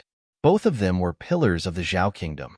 Among the 3 tripod rankings, the Zhuangyuan and Zhuangyuan had already begun to show their talents in the 6 ministries. Only the Tanhualang was still unknown. However, this couldn't be rushed. After all, Xiao Lulang and Royal Prince Anne both had backings. They didn't have to worry about being suppressed. Ning Ziyuan's background wasn't as good. He still needed to sharpen his skills in the Imperial Hanlin Academy. The emperor gave Xiao Lulang and Royal Prince Anne each a piece of calligraphy and had Eunuch Wei deliver it to the Imperial Hanlin Academy. After court, the emperor returned to Pure Flower's palace. Your Majesty. A young nun walked over with a box of food. She bowed to him and said, Imperial concubine dowager personally made some pastries and had this humble nun deliver them to your Majesty. By the way, Imperial concubine dowager also had this humble nun ask if your Majesty has been well. Imperial concubine dowager hasn't seen your Majesty for a few days and is very worried about you. The emperor paused slightly. That's right. He hadn't visited Imperial concubine dowager for a few days. This would have been impossible in the past. As long as Imperial concubine dowager was in the palace, he would pay his respects every day. Could it be that he was still angry at Imperial concubine dowager for hiding her relationship with Gu Chao? Even though Imperial concubine dowager had chosen him in the end, Did he still have a knot in his heart? Your Majesty, if there's nothing else, this humble nun will take her leave. The young nun handed the pastries to Eunuch Wei before turning to leave. The emperor glanced at the box of food in Eunuch Wei's hands. Eunuch Wei understood and opened the box. Your Majesty, these are date paste pastries. These were his favorite pastries. In order to personally make them for him, Imperial concubine Jing had learned from the imperial chef. He remembered the days after Empress Dowager Zhuang was banished to the cold palace. He, Imperial concubine Jing, and Ning'en were ostracized. They didn't even have a decent hot dish for his birthday.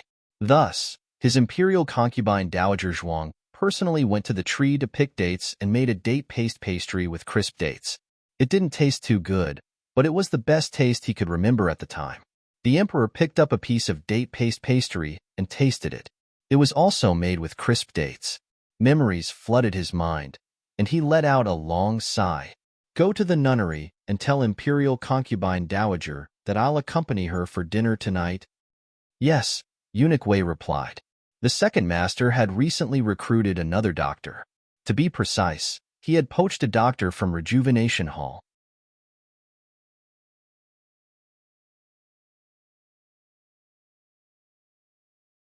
From the middle-aged man's mouth, Gu Jiao learned that the martial arts center did not have a name. Normally, when people mentioned it, they would just say, come to the Narcissus Embroidery Building.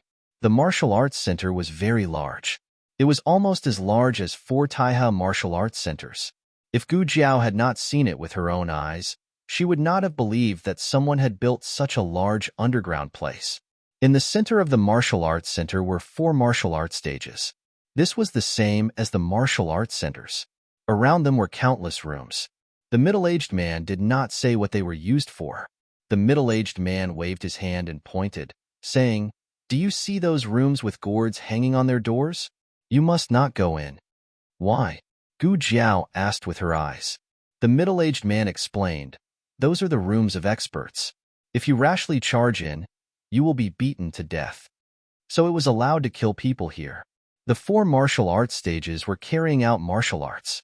Compared to the Taihe martial arts centers, the fights here were much more bloody and violent. The air was filled with the pungent smell of blood. Gu Jiao felt all the blood in her body begin to boil. Her ruthless nature began to stir again. Gu Jiao restrained her killing intent. Under the guidance of the middle-aged man, she arrived at the east side of the martial arts center. Yo, look who old he managed to trick over today. A young man who was organizing the accounts raised his head and looked at Gu Jiao meaningfully. Such a tender young master. Old he, you have the heart to do this? Aren't you afraid that he will be beaten to death? So, people could die in the martial arts arena. Gu Jiao had a clearer understanding of the underground martial arts center. Let's first bet 50 taels of silver, the young man said to Gu Jiao. Gu Jiao frowned. You still want money? I'll do it. I'll do it. I'll pay for this, little brother. The middle-aged man generously took out a 50 taels banknote and slapped it on the table. The young man looked at Gu Jiao with an even more thought-provoking gaze. To be able to make old he, this miser, pluck your feathers, it seems like you have some ability. All right, I will take good care of you and try not to let you die too early. Can I look around? Gu Jiao wrote in her little notebook. Old he said, You can. But remember what I said just now. Don't go near the room with a gourd hanging on the door. Gu Jiao nodded. She left the martial arts center. Behind her, the young man and old he's conversation could be heard. No way. You really want this kid to compete? He's even thinner than me. And he's a mute. Don't you remember the lesson from last time? You brought back an expert, but in the end, he was beaten to death with a single punch. Trust my eyes this time. Don't arrange someone too strong for the first round. Let him practice first. Gu Jiao gradually walked away. The two people's conversation was gradually drowned out by the cheers below the stage. It was Gu Jiao's first day here. She just wanted to familiarize herself with the environment, but she didn't expect to see an acquaintance here. A person wearing a black cloak walked in front of her. The cloak was wrapped so tightly that her face couldn't be seen. But the moment the person opened the door, the hood of the cloak fell off. Gu Jiao looked carefully. It's her.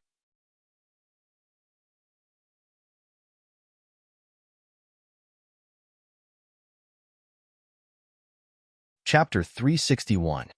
After the hood of her cloak fell off, she quickly put it back on. Then, under the escort of a man in black, she entered a room with a gourd hanging on it. Gu Jiao wanted to follow, but after taking a few steps, someone grabbed her shoulder. Gu Jiao tried to backhand him, but the other person grabbed her wrist. It's me. The other person was also wearing a mask like Gu Jiao, but Gu Jiao was all too familiar with this voice. Gu Jiao put down her hand and looked at Gu Chongqing, who was dressed as a chivalrous man, with a strange expression. Why are you here? Gu Chongqing put down his hand, looked around and asked her, I should be the one asking you that. Why are you here? Gu Jiao touched her mask. It was here, so how did he recognize her? Gu Chongqing's mouth twitched. He had already recognized her when she tricked him into calling her father. Okay? Other than her, no one else in this world had such a bad taste. You still haven't told me why you're here. Gu Chongqing looked at her seriously. She shouldn't have come to this kind of place. Even if she had some skills, it was still too dangerous. Gu Jiao paused and said, If I said I was passing by and wanted to borrow the toilet, would you believe me? Gu Chongqing. Without waiting for Gu Chongqing to respond, Gu Jiao asked, What about you? Are you also here to borrow the toilet? Gu Chongqing. Many people looked in Gu Chongqing's direction. Their gazes were not unfamiliar. It was obviously not the first time they had seen him here. Why are they looking at you? Gu Jiao asked. It's nothing. Gu Chongqing grabbed Gu Jiao's wrist and led her into a room diagonally opposite. Gu Jiao noticed that there was also a gourd hanging on the door of this room. All right. After all, she wasn't the one who barged in. The furnishings in the room were very simple. There was a screen, a bed, a table and chairs, and some antique furniture. It had a simple and heavy feeling, which could easily make one's heart tremble. Gu Jiao was more curious. Gu Chongqing looked at her fearless appearance and helplessly shook his head. Those who knew would say that she had come to the most dangerous place in Zhao country. Those who didn't know would think that she was strolling through a vegetable garden. Have a seat, Gu Chongqing said as he sat down on the chair beside the table. Gu Jiao sat down opposite him. She stopped looking around and looked at him. Are you really here to borrow the toilet? Gu Chongqing's action of pouring tea paused. The corner of his mouth twitched as he said, I'm here to find someone. Gu Jiao said, Oh, what a coincidence. Me too. Gu Chongqing looked at her with an indescribable expression. Didn't you just say that you wanted to borrow the toilet? Gu Jiao waved her hand. It's about the same. Gu Chongqing simply didn't know how to continue the conversation. Gu Jiao usually didn't talk much, but this underground martial arts field really piqued her curiosity. She asked, What is this place? Is it just an ordinary martial arts field? Ordinary? She was probably the only one who would think so. However, anyone who truly understood the situation would at least be somewhat fearful if they did not say that they would be terror-stricken upon hearing this. Gu Chongqing put the tea he had poured in her hand and said, It's mainly a martial arts competition, but it also does some other business. Many people will choose to come here to trade. First, it's confidential. Second, it's safe. The martial arts field takes 20% of the profits. Gu Jiao said, 20%? That's not a small amount. If they traded 10,000 taels of silver, they would have to pay the martial arts field 2,000 taels of silver. So the martial arts field earned this much? But what did that person come here for? Did they come to watch the martial arts competition or to find someone to trade? While she was thinking, waves of excited roars and shouts came from outside. Kill, kill, kill. The underground martial arts field had a total of 4 rings: east, west, south, and north. At this time, there were experts fighting in all 4 rings. However, the one with the most spectators, the one with the fiercest bets, and the one with the most enthusiastic cheers was the East Ring. Coincidentally, their room was facing the East Ring. Gu Jiao saw a bare-chested, muscular man press another expert to the ground and wildly beat him up. His face was savage, and his attacks were merciless. If this level of beating continued, the other person would probably be beaten to death. If this were Taiha Martial Arts Club, this fight would have been stopped long ago. As if sensing Gu Jiao's confusion, Gu Chongqing explained, the experts here have all signed a life and death agreement. They are responsible for their own deaths. This made Gu Jiao think of the underground martial arts field in her previous life. Just like the underground martial arts field, that place was filled with blood and violence. No one cared about the life and death of the fighters. They even hoped to see someone beaten to death. Gu Jiao had once been one of the fighters. She was the youngest and the weakest. She had been sent to the martial arts field by her godfather along with her companion. Half a year later, Gu Jiao had come out, but her companion had stayed behind forever. Gu Jiao looked at the savage and violent scene in the ring without the slightest ripple in her eyes. That's a person's clothes. It's so strange. Gu Jiao's gaze moved away from the east ring and fell on the south ring. Gu Chongqing took a look and said, "That's a Turk." Gu Jiao was surprised. There are Turks here? The Turks were a large race outside of the Six Kingdoms. Even though they claimed to be a country, they had never received the recognition of the Six Kingdoms. In the eyes of the Six Kingdoms, the Turks were even inferior to the three inferior kingdoms. However, the Turks were exceptionally brave, and they had produced many experts. The Turk expert on the ring knocked out his opponent and stomped his opponent's face into the ground. He raised his arms in a provocative and boastful manner, causing the audience to scream.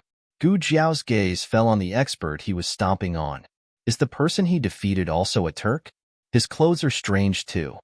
Gu Chongqing's eyes narrowed. He clearly didn't approve of the Turk expert's actions. No, that's a saber man from the Zhao Kingdom. A Turk expert, a saber man from the Zhao Kingdom.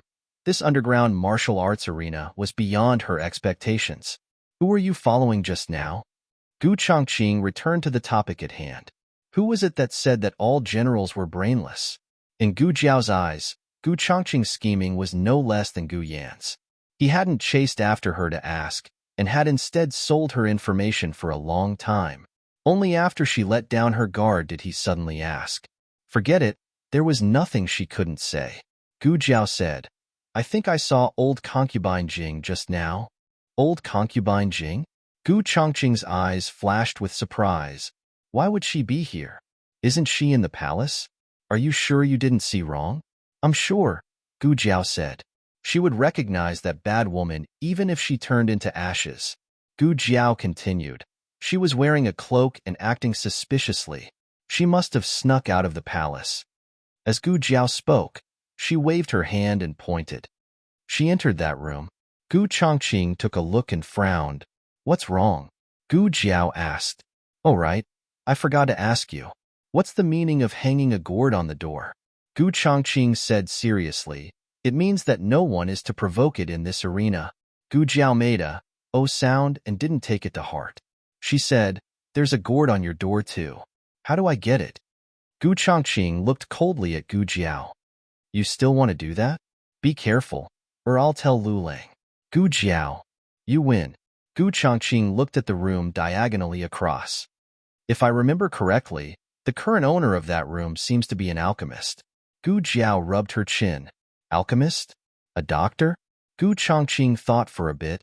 You could say that, but it doesn't seem accurate. Doctors heal the wounded, while alchemists only refine medicine. Gu Jiao said thoughtfully. So why is concubine Jing looking for an alchemist? Is she sick? Or is she trying to do something? Can we go stop her? Gu Chongqing rejected without thinking. Absolutely not. She has the shadow dragon guards by her side.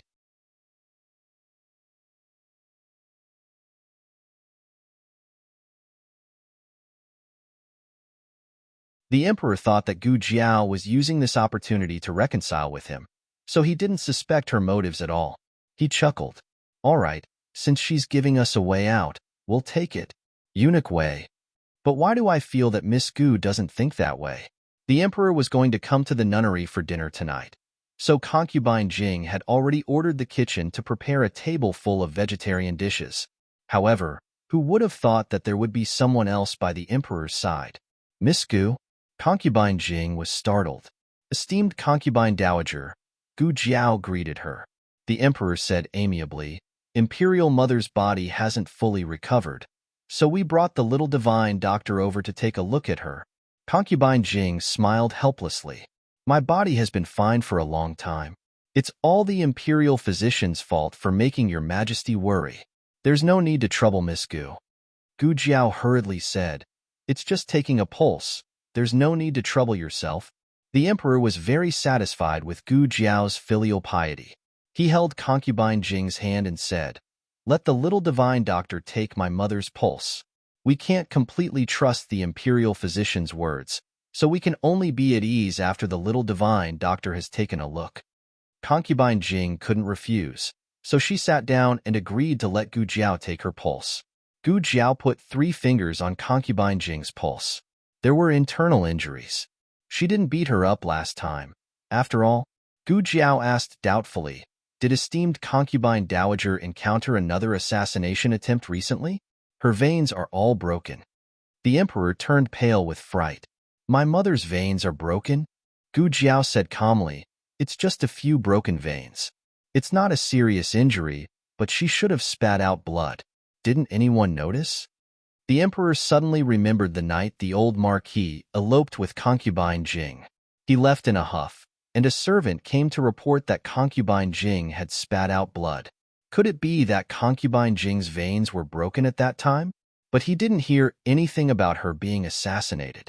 Concubine Jing pinched her handkerchief and said, It's just that I hurt my veins because I'm depressed. Gu Jiao raised an eyebrow. Oh, then esteemed concubine, please don't damage your veins again. It's very harmful to your body. Concubine Jing's face paled. She glanced at the emperor and said, I didn't damage my veins. It's just anger attacking my heart and sadness. The emperor didn't think it was possible either. Why would Concubine Jing do that? Was she trying to soften his heart by injuring herself? His concubine Jing was the purest and kindest person in the world. She didn't understand these schemes at all.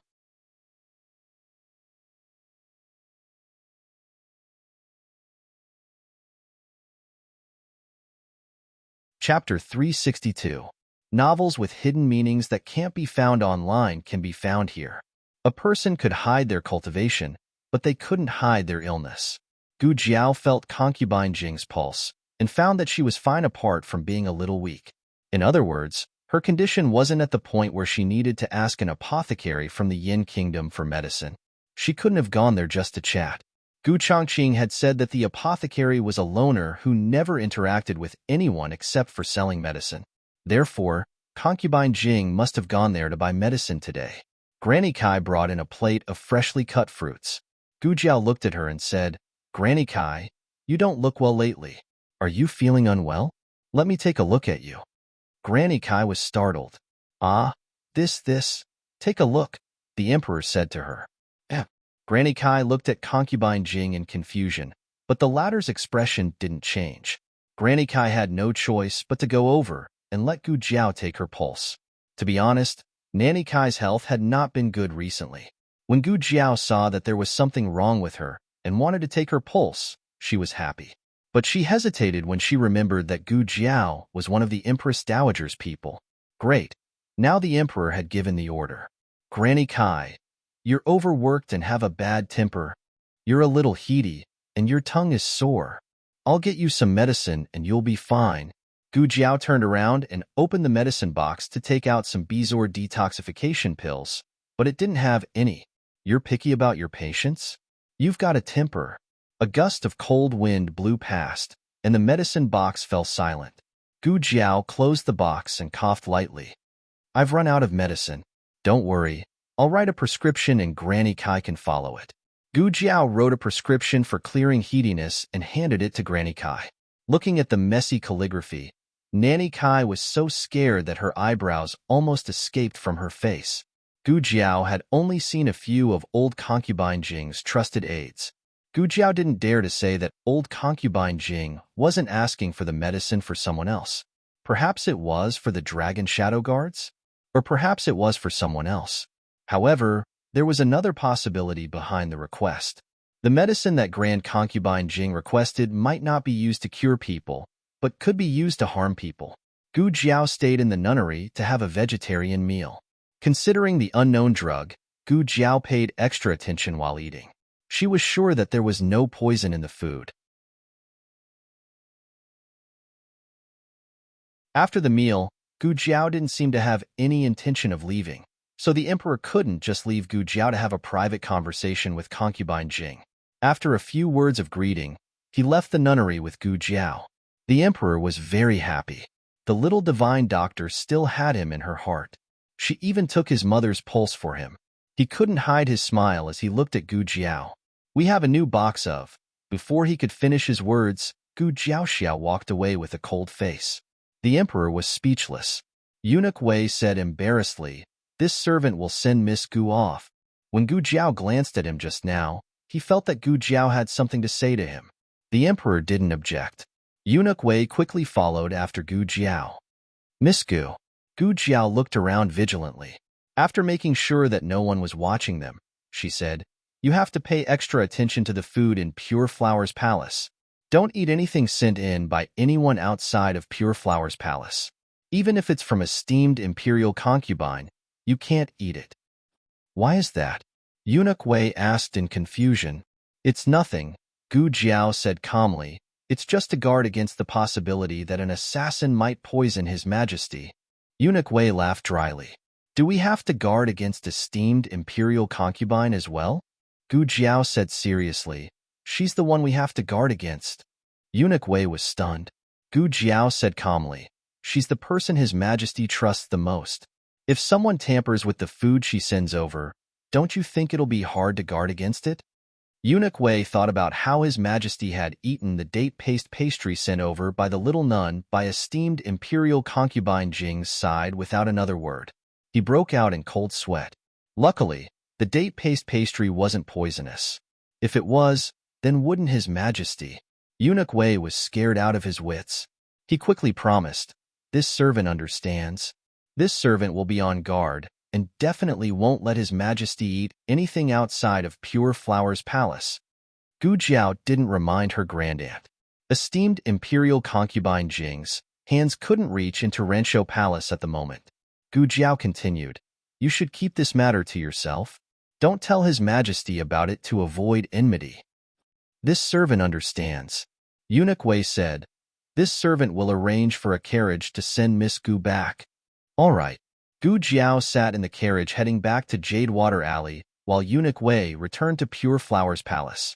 Just as he arrived at the entrance of Pure Flower's palace, he ran into Kai Momo. Kai Momo had also just arrived. She greeted him with a smile. "Eunuch Wei." Eunuch Wei smiled politely. "Kai Momo, did esteemed imperial concubine dowager send you over? Did esteemed imperial concubine dowager have any orders for you?" Kai Momo handed over the food box in her hand. His Majesty didn't eat much during dinner just now. Esteemed imperial concubine dowager was worried that the food wasn't to His Majesty's liking, so she sent me to deliver the white fungus soup she personally made to His Majesty. Eunuch Wei took the food box and said, "Esteemed imperial concubine dowager has worked hard. She's still recuperating, so there's no need for her to keep cooking. If His Majesty finds out, he'll be worried for esteemed imperial concubine dowager." Kai Momo sighed. "I also said that, but esteemed imperial concubine dowager wouldn't listen." Eunuch Wei also knows that esteemed imperial concubine dowager only has His Majesty and Princess Ning, and since Princess Ning was married off to the Great Wall, esteemed imperial concubine dowager only has His Majesty by her side. How could she not care for His Majesty? In the past, esteemed imperial concubine dowager lived outside the palace and couldn't do as she pleased. Now that she's back, she naturally has to make up for the years of missing His Majesty. Eunuch Wei also sighed. "Even so, you still have to advise esteemed imperial concubine dowager." Kai Momo agreed. "I know, I will." Eunuch Wei, hurry up and bring the white fungus soup to His Majesty. I won't disturb you any longer. Esteemed imperial concubine dowager is still waiting for me to serve her. Eunuch Wei nodded. "Take care, Kai Momo." "Ah, I almost forgot." Kai Momo walked a few steps and then turned back. She took out a bag of silver from her wide sleeve and handed it to Eunuch Wei. Eunuch Wei hurriedly raised his hand to stop it. What's this for? Kai Momo said, it's a little token of appreciation from esteemed imperial concubine dowager. Just accept it. Eunuch Wei repeatedly refused. How can I accept esteemed imperial concubine dowager's money? Kai Momo stuffed it into his arms. Take it. If you don't, I won't be able to report to esteemed imperial concubine dowager. After Kai Momo left, Eunuch Wei took the food box to His Majesty's bedchamber. If it was in the past, he would definitely give the white fungus soup to His Majesty. But today, the advice of the little magic doctor flashed through his mind. He suddenly hesitated. How about I taste it first? Test the poison? Eunuch Wei scooped up a spoonful of white fungus soup and took a bite. After a long while, he touched his chest. He was still alive, so there was nothing wrong with him. This white fungus soup should be for His Majesty, right? He walked a few steps inside. In the end, he still went to the small kitchen to get a bowl of white fungus soup from Pure Flowers Palace and sent it to His Majesty. Gu Jiao took Grand Concubine Jing's pulse and didn't accept the consultation fee. In order to express his gratitude, His Majesty had Eunuch Wei give Gu Jiao his own calligraphy the next day. The little magic doctor's handwriting wasn't very beautiful, so His Majesty wrote a calligraphy book that very night and had the little magic doctor copy it. He also stamped His Majesty's imperial jade seal on it. This was much more precious than the imperial brush from before. His Majesty felt that the little magic doctor would definitely like it. However, the little magic doctor's face immediately darkened when he saw the calligraphy book. What kind of enmity did she have with His Majesty? Didn't she just throw a tantrum at him? Was there a need to take revenge like this? Gu Jiao scratched her head in annoyance and punched the calligraphy book. Eunuch Wei jumped in fright. Big sis, we're back. It was Gu Xiaoshuan's voice. Gu Jiao restrained her temper in a second and stood up to walk towards the door. Gu Xiaoshun jumped down from the carriage with bags of various sizes. Gu Yin also jumped down. That's right, he could even jump now. This was a new carriage that His Majesty's great-uncle had bought. The coachman was one of Gu Yan's hidden guards. There was another carriage following behind the two's carriage that looked a bit unfamiliar. A middle-aged man wearing a gray robe got off the carriage. He then lifted the curtain and helped a woman wearing a white corset dress down. The woman had a graceful figure and a lithe figure. Her jade-like hands were as beautiful as jade carvings. Her clothes weren't extravagant, and she only had a simple bun on her head. The only accessory she wore was a wooden hairpin. She wore a veil that only revealed her bright and full forehead and a pair of calm and wise eyes. It's master and mistress, Gu Yin said to Gu Jiao. This was the first time that Gu Jiao had met her two younger brothers, master and mistress. She knew that one of them was Master Lu and the other was called Nan Xiang. Master Lu looked more ordinary, but Nan Xiang was a bit stunning. Her every movement exuded the aura of an aristocratic family's daughter, but she didn't lose the heroic spirit of a martial artist. The two of them came in front of Gu Jiao. Nan Xiang smiled. You must be Xiaoshun and Ayan's older sister? My name is Nan Xiang. She took Master Lu's hand. This is my husband. His surname is Lu. If you don't mind, you can call him Lu Dazhuang. Gu Jiao. The few of them entered the house. Gu Jiao introduced Master Lu, Nan Xiang, and Eunuch Wei. Hello, Eunuch Wei. Nan Xiang smiled and greeted him. Eunuch Wei looked at Nan Xiang. For some reason, he felt that her eyes were a bit familiar, as if he had seen them somewhere before. Madame Yao and senior servant Fong went for a walk in the orchard and weren't at home. Little Jing Kong also went out to play. Xiao Lulang and the old chancellor were working overtime at the Hanlin Academy and the Imperial College. Gu Jiao invited them to the central room. The bags in Gu Xiaoshuan's hands were given by Master Lu and Nan Xiang. Gu Jiao had lived for 2 lifetimes and had only seen students give gifts to teachers. It was the first time that she saw a teacher give gifts to a student. Gu Xiaoshun sat next to Nan Xiang. Nan Xiang smiled at Gu Jiao and said, To be honest, I came here this time to discuss something with Miss Gu. What's the matter? Gu Jiao asked. Nan Xiang touched Gu Xiaoshuan's head and said, I like Xiaoshun so much that I want to take Xiaoshun as my adopted son. I don't know if Miss Gu will agree. Miss Gu, don't misunderstand. It's not that I don't like Yin. It's just that Yin has parents by his side. It's inconvenient for me to take someone else's son. I've already understood Xiaoshun's situation. His parents aren't in the capital. Her words were tactful. What did she mean by his parents weren't in the capital? Gu Xiaoshun's parents didn't want Gu Xiaoshun at all. When Gu Jiao took away this useless burden and bought out his relationship with the Gu family for 20 taels of silver, needless to say, Gu Xiaoshun's parents were very happy. Nan Xiang learned about these things from Gu Yin. She felt even more sorry for Gu Xiaoshun. Gu Jiao looked at Gu Xiaoshun. To be honest, she was very surprised. She didn't expect Nan Xiang to like Gu Xiaoshun so much. Let's put it this way. If the four of them stayed in the orphanage together, Gu Xiaoshun would definitely be the last one to be adopted. Xiaoshun, what do you think? Gu Jiao decided to listen to his opinion. I'll listen to elder sister, Gu Xiaoshun said. This guy was also not enlightened. Gu Jiao changed the way she asked. Then do you like Nan Xiang and Master Lu? I like them, Gu Xiaoshun said without hesitation. Gu Jiao continued, then in the future, if they are old and can't support themselves, are you willing to take care of them? Gu Xiaoshun puffed out his chest. A teacher for a day is a father for life. Master and mistress are like my parents. Naturally, I have to take care of them. Gu Jiao had been his elder sister for so long. This was the most eloquent speech she had heard from him. Gu Jiao almost understood what he was thinking. In fact, it was not bad to have 2 more people to take care of Gu Xiaoshun. Gu Jiao was happy to hear this. She nodded. Okay, listen to me. Then why don't you hurry up and pour tea for your adoptive father and mother? Gu Xiaoshun was startled. Aya. Gu Yin bumped his shoulder with his small shoulder. My elder sister agreed. This. She agreed just like that? Gu Xiaoshun was so surprised that he stuttered. In fact, he only found out today. He hadn't digested the news yet, and then he became someone else's son? No one was happier than Nan Xiang. She had been longing for Xiaoshun for a long time. Finally, she could take him back and make him her son.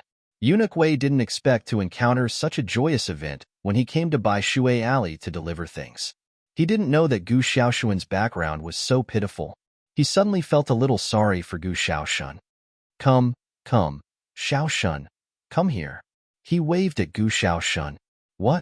Gu Xiaoshun walked over. Eunuch Wei untied the pouch at his waist and took out a money pouch from it. He also took out a gold leaf from the money pouch. Here. Why are you giving this to me? Gu Xiaoshun didn't accept it. Eunuch Wei wanted to say, congratulations on being someone's son, but why did it sound wrong? He cleared his throat and said, auspicious, do you understand? If I ask you to accept it, then accept it. He didn't know what to say. I don't want it. Gu Xiaoshun was determined not to accept it. Eunuch Wei clicked his tongue. Oh, you child, you don't like it, right? Gu Xiaoshun stubbornly said, it's not that I don't like it, it's just that I can't accept it. My sister said that I can't casually take other people's things. Eunuch Wei stuffed it into his hand, and Gu Xiaoshun pushed it into his hand. Nan Xiang walked over. What's wrong? Eunuch Wei took the opportunity to stuff the gold leaf into Gu Xiaoshun's arms.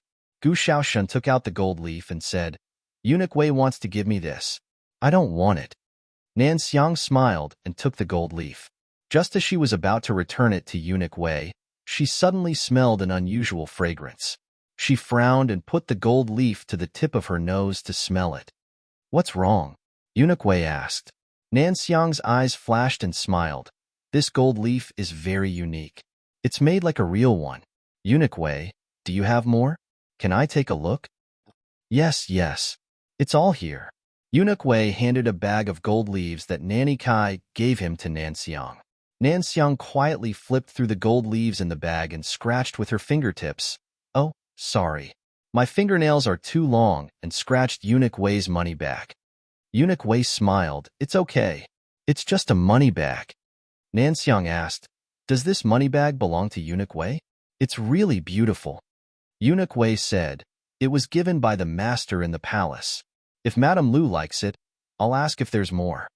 Nanxiang smiled and said, "That's not necessary. I broke it. I'll compensate you with a new one." Eunuch Wei said, "No need, no need." Nanxiang insisted again and again, but Eunuch Wei still refused to accept it. It was just a broken money bag. In his eyes, it was not worth anything. Gu Jiao noticed that something was wrong and looked at Nanxiang. Nanxiang smiled. "Miss Gu, do you have a needle and thread? I broke Eunuch Wei's money bag. I'll fix it for him." "No need. There's really no need," Eunuch Wei said. Gu Jiao looked at Nanxiang. "Yes, please come with me." The two entered the east room. Gu Jiao closed the door. Did something happen? Nanxiang took out the money bag and tore it with both hands. A pile of dried flower fragments fell out from the interlayer of the money bag. Gu Jiao picked up a piece of dried flower and sniffed it. "It smells so good. What kind of flower is this?" Nanxiang said, "This is not a flower. It's grass. It's a kind of herb that grows in the Yin Kingdom. It's colorless and tasteless, but after soaking in the medicine, it will emit a fragrance similar to the fragrance of flowers." Gu Jiao asked, "Is there a problem with this kind of grass?" Nanxiang stared. "There's nothing wrong with it. But after soaking it, it becomes a kind of medicine." "Medicine?" Gu Jiao frowned. Nanxiang stared at Gu Jiao and said, "It can make people feel good, but it can also make people feel disgusted." Did Eunuch Wei suddenly become particularly close to anyone, or particularly hate anyone? Eunuch Wei didn't. His Majesty did.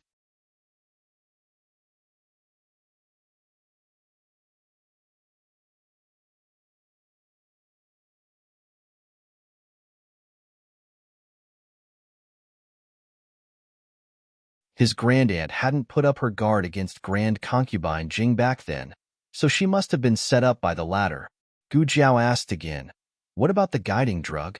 Are the catalysts of the black and white medicines the same?" Nanxiang nodded with a smile. "The guiding herbs are all the same." Some people had a firm mind and were not easily swayed by drugs. At this time, they needed drugs to stimulate the effect. Of course, there was also another situation, which was that after a long time, the effects of the medicine would not be stable enough and would need to be guided in to deepen the effects. The guiding drug doesn't need to be consumed. It's enough to let people smell it from time to time. At this point in the conversation, it was easy to guess who had given the money pouch to Eunuch Wei. Gu Jiao picked up the pouch and smelled it. There was a strong sandalwood fragrance on it. It was undoubtedly sent from the nunnery. Gu Jiao weighed the pouch in her hand and said, "Mistress Nan's nose is really sharp. The sandalwood fragrance is so strong, but you can still smell the guiding drug inside." Nanxiang smiled. "This is the same principle as how you doctors distinguish medicinal herbs. People were always very sensitive to things they were familiar with. If there was monkshood aconitum inside, this little girl would be able to smell it through the sandalwood fragrance." Gu Jiao looked at Nanxiang and said, "To be able to recognize this drug, it seems that Mistress Nan isn't an ordinary person." Nanxiang smiled. "Likewise, this little girl wasn't a soft persimmon that could be bullied. She hid her abilities and didn't want others to know. Both of them were very smart and tactful. They didn't talk about private matters. It was respect and trust. They respected each other's identity and secrets. At the same time, they trusted that these secrets wouldn't hurt each other's family and themselves." From Nanxiang's words, Gu Jiao had a new understanding of this time and space. It turned out that there was not only the Turks outside the 6 countries, but also the Tang sect. The Tang sect lived in seclusion and didn't have any contact with the 6 countries. The people in the Tang sect couldn't leave the Tang sect and couldn't step into the 6 countries. Of course, Nanxiang and Gu Jiao talked about this drug most. No matter the black medicine or the white medicine, there was no specific antidote. It could only be made slowly disappear with the passage of time, or it could never disappear. Gu Jiao said thoughtfully, "What symptoms will there be when the drug's effect disappears?" Nanxiang shook her head. "I haven't seen the specific symptoms. I only heard that there may be a backlash, such as nightmares." What Nanxiang didn't say was that there may be some confusion, but she hadn't seen it, so it might be nonsense. Gu Jiao thought seriously. Eunuch Wei did say that the emperor had trouble sleeping. Could it be related to this?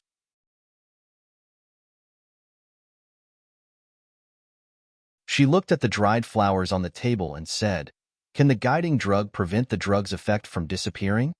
"In theory it can, but—" Nan Xiang touched the dried flowers on the table. "One or two of the guiding drug is enough. Using so many of them can only mean that the person who was drugged is very unstable. The guiding drug's effect can't be reversed, unless the other party is going to drug that person again." "Will it still be effective the next time?" Gu Jiao asked. Nan Xiang thought seriously. "It should be, but it's hard to say how much more." So concubine Jing did go to buy medicine yesterday. She planned to drug the emperor again, because no matter how effective the drug was, it wouldn't be worse than it was now. Concubine Jing led the emperor to the nunnery for dinner last night so that she could drug him. Unfortunately, Gu Jiao was there, so concubine Jing didn't know where to start. But concubine Jing wouldn't give up. Gu Jiao felt that she would find another chance to get close to the emperor. "I have something to do, so I'll leave first. I'll visit another day." Nan Xiang got up and left after sitting for a while. Gu Jiao and Gu Shaoshun walked her and Master Lu to the door. Master Lu sighed when they got into the carriage. "Aren't you afraid of exposing your identity by talking so much to that girl?" Nan Xiang didn't care. "What's there to be afraid of? We'll deal with whatever comes our way. She'll be our son's sister soon. We can't just stand by when she's in trouble." Master Lu held her hand and said earnestly, "It's not that I'm selfish, but you can't put yourself in trouble again. I don't want the thing that happened more than 10 years ago to happen again. The fight for the imperial family will be settled by the imperial family. Don't get involved in it." Nan Xiang touched her disfigured face through the veil and said with a smile, "I know." At night, the whole family came back except for little Jing Kong, who was taken to the imperial palace. They were all happy for Gu Shaoshun when they heard that he had recognized Master Lu and Nan Xiang as his adoptive parents. The old chancellor personally cooked a table full of delicious dishes to celebrate for Gu Shaoshun. Gu Shaoshun was embarrassed. He was still confused. How did he become the son of his master and his mistress? Gu Yin looked at the dishes in his bowl that were almost full and said seriously, "See, I wasn't wrong. His mistress has taken a fancy to you." Gu Shaoshun was speechless. "Is this what you mean by taking a fancy to me?" After the meal, Yu Ye took the bowls and chopsticks to the backyard. Everyone began to do their own things. Gu Yin went to help little Jing Kong walk the chicken. He should have done it before dinner, but who told him to procrastinate? He only went out when it was dark. Gu Shaoshun went to straighten his wood. Xiao Lulang returned to the study room.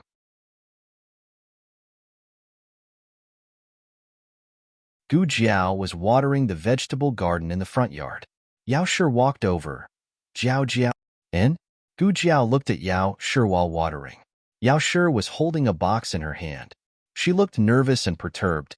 "Jiao Jiao, come here for a moment." "Okay." Gu Jiao put down the kettle and came to the stone table. Yao Shi had already sat down on a stone bench. Gu Jiao sat beside her. Yao Shi put the box on the table and gently pushed it in front of Gu Jiao. "What is this?" Gu Jiao asked strangely. Yao Shi looked expectant. "Open it and take a look." Gu Jiao raised her hand and opened the box. She found that it was filled with jewelry. They were exquisite and of high quality. "This is—" Gu Jiao did not understand Yao Shi's intention. Yao Shi calmed herself down. She gathered her courage and held Gu Jiao's hand. "This is for you." "Why?" Gu Jiao asked. Today was not a big day. Why did she give her so much jewelry? Yao Shi lowered her head and pinched the handkerchief. "I wanted to give it to you a long time ago. I was worried that you would not want it." These were not expensive jewelry.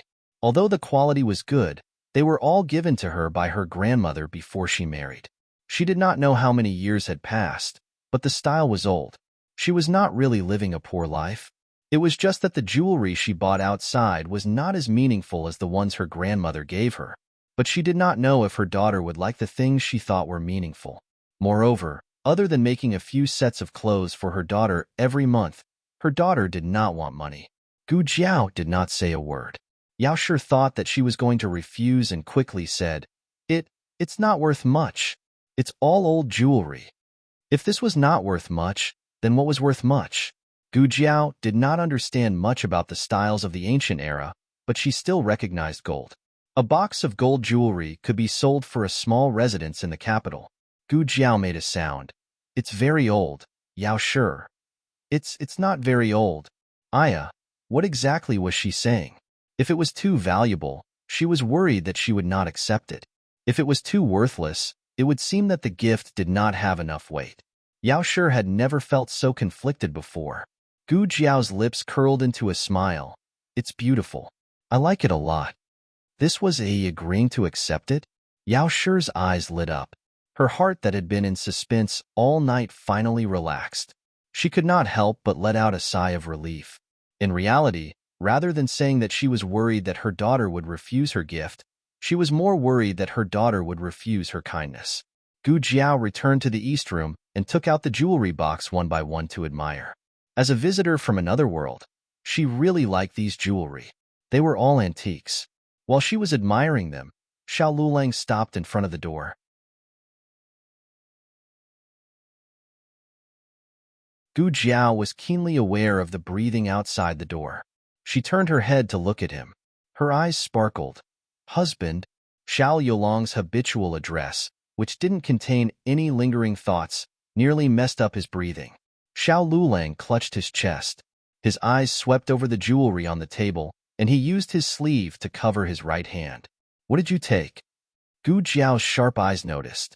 It's nothing, Xiao Lulang said. I still have a book that I have not finished reading.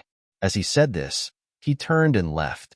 Gu Jiao put down the pearl hairpin in her hand and walked forward a few steps. She grabbed Xiao Yulong's sleeve. What did you take? Let me see. Xiao Lulang lightly said. I said it's nothing. Gu Jiao did not believe him. She reached out to grab his right hand that was hidden under his sleeve. Even if he wanted to hide, how could he be Gu Jiao's opponent?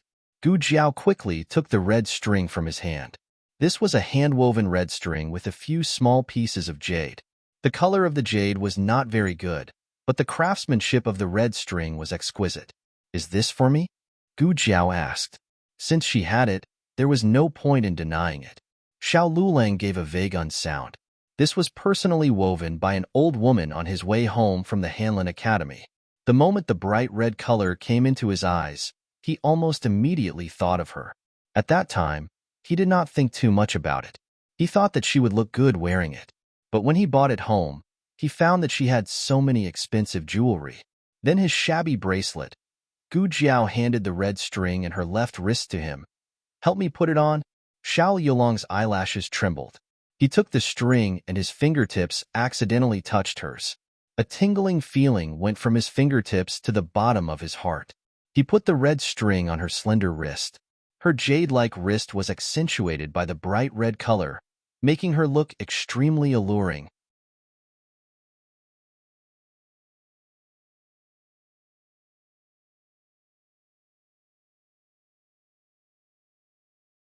Chapter 364. The bracelet was already put on, but Xiao Yulong's hand still didn't let go of her wrist. Her light wrist fell into his palm. It was so soft that he couldn't help but want to gently knead it.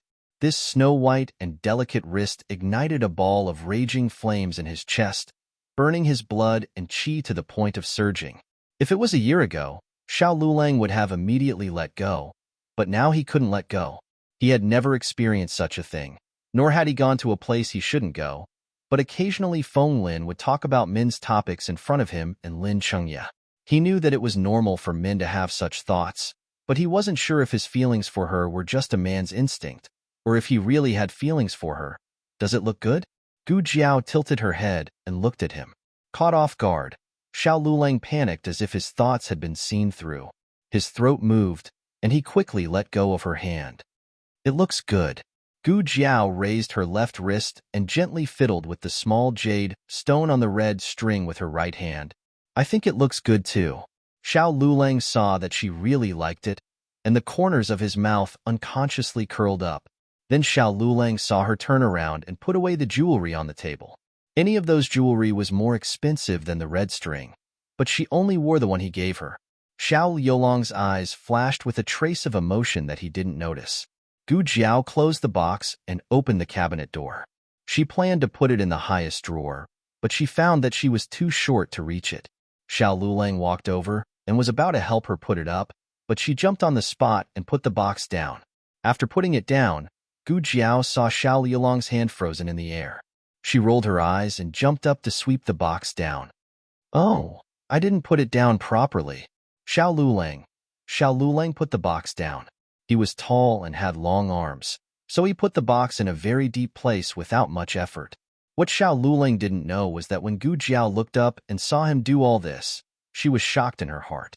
She clearly remembered that when she first moved to Clearwater Alley, he couldn't reach this place, and he only had the air of a young boy. But at that moment, she had clearly felt the charm and aura of an adult man. Gu Jiao's, Gu Jiao's, S Jiao's, and Guz's. The bed in the west room hadn't been fixed yet, so Xiao Lulang was still sleeping in the east room tonight. Gu Jiao fell asleep with her head against the pillow as usual. Xiao Lulang didn't fall asleep so quickly. He lay beside Gu Jiao and calculated the ancestral ratio in his mind. Suddenly, a small arm came over and pressed on his chest, interrupting his thoughts. The weather was dry, so they had to be careful of candles. In order to avoid accidental fires, it was best for them to sleep far away. He gently put her little arm down, but the next second, her leg was on top of him again. Xiao Lulang took a deep breath and helplessly put her leg down gently. But not long after, her whole body was on top of him. Her body was on her side, and her little head was in his arms. "Husband," she called out in a daze. Xiao Liulong's hand paused, and he stopped pushing her away. He looked down at her and found that she was sleeping soundly. That husband, just now, was just her sleep talk. Xiao Lulang didn't know whether to laugh or cry, but she called out to him in her dreams. Didn't that mean that this girl also had some feelings for him? She didn't call out to Jing Kong in her dreams, did she? "Jing Kong," Gu Jiao called out in a daze. "Xiao Lulang." The moon was dark and the wind was strong. The entire imperial city was asleep. But in Pure Flower's palace, the emperor was tossing and turning, unable to sleep. "Your Majesty." Eunuch Wei walked over with a lantern. "You can't sleep again? Do you want this servant to call for an imperial physician?" The emperor slept in Jadewater Alley for a night, and then slept peacefully for the next few days. But tonight, he found it hard to sleep again. The emperor sat up and waved his hand. "No need. The imperial physician's medicine won't be effective." Eunuch Wei said. "Then, this servant will have the imperial kitchen make something for you to eat?" "We can't eat." The emperor got off the dragon bed.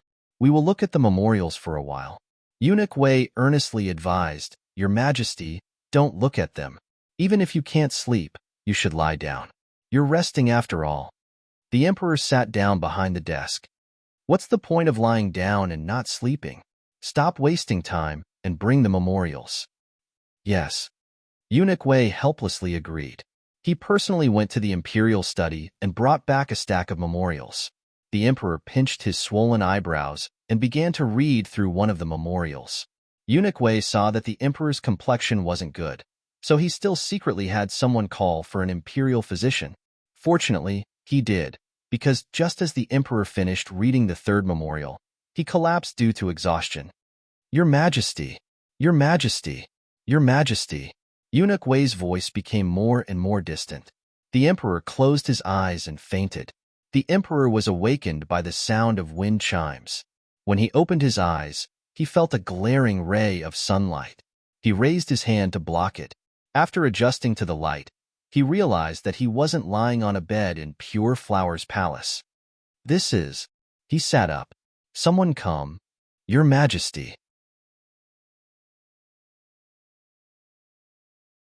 It wasn't Eunuch Wei who came, but concubine Jing. Concubine Jing had changed out of her nun's clothes and was now wearing a gorgeous palace dress. Her hair had also grown long and was tied up in an exquisite bun. She wore a high hat and a wide belt. "Your Majesty, you're awake." Concubine Jing sat down by the bed and looked at him with concern. "Concubine Mother Jing." The emperor looked at her in a daze. "Where is this?" Concubine Jing smiled gently. "Your Majesty has been unconscious for so long. I'm afraid you're confused. This is Pure Flower's palace." "How did Pure Flower's palace become like this?" What happened? The emperor looked at concubine Jing in confusion. Concubine Jing waved her hand at a palace servant, who presented a bowl of medicine. Concubine Jing picked up the bowl and fed the emperor a spoonful. "Your Majesty, it's time to drink your medicine." The emperor looked at the bowl of black medicine. Suddenly, something seemed to be wriggling in the bowl. A trace of extreme fear flashed through the emperor's heart. "What's wrong?"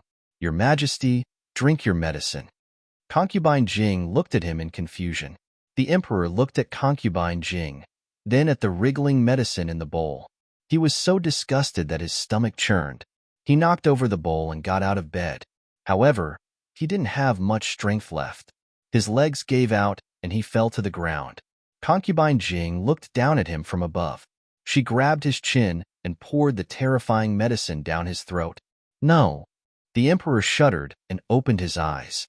He broke out in a cold sweat as he looked at the familiar canopy and then at the familiar bed. It was his bed. It was Pure Flower's palace. He sat up and wiped the cold sweat off his forehead. He actually had a nightmare again. But wasn't he reviewing memorials? Why was he lying on his bed? "Your Majesty." Eunuch Wei lifted the bright yellow canopy and hung it on a hook. "You fainted while reviewing memorials. You scared this servant to death." The emperor rubbed his chest with lingering fear. Eunuch Wei looked at the emperor with a complicated expression. "Your Majesty, did you have a nightmare again?" The emperor said indifferently, "I'm fine. What time is it? Shouldn't we be going to morning court?" "How is this fine?" He was drenched in cold sweat. Eunuch Wei said with heartache, "Your Majesty, you can't keep tormenting your body like this.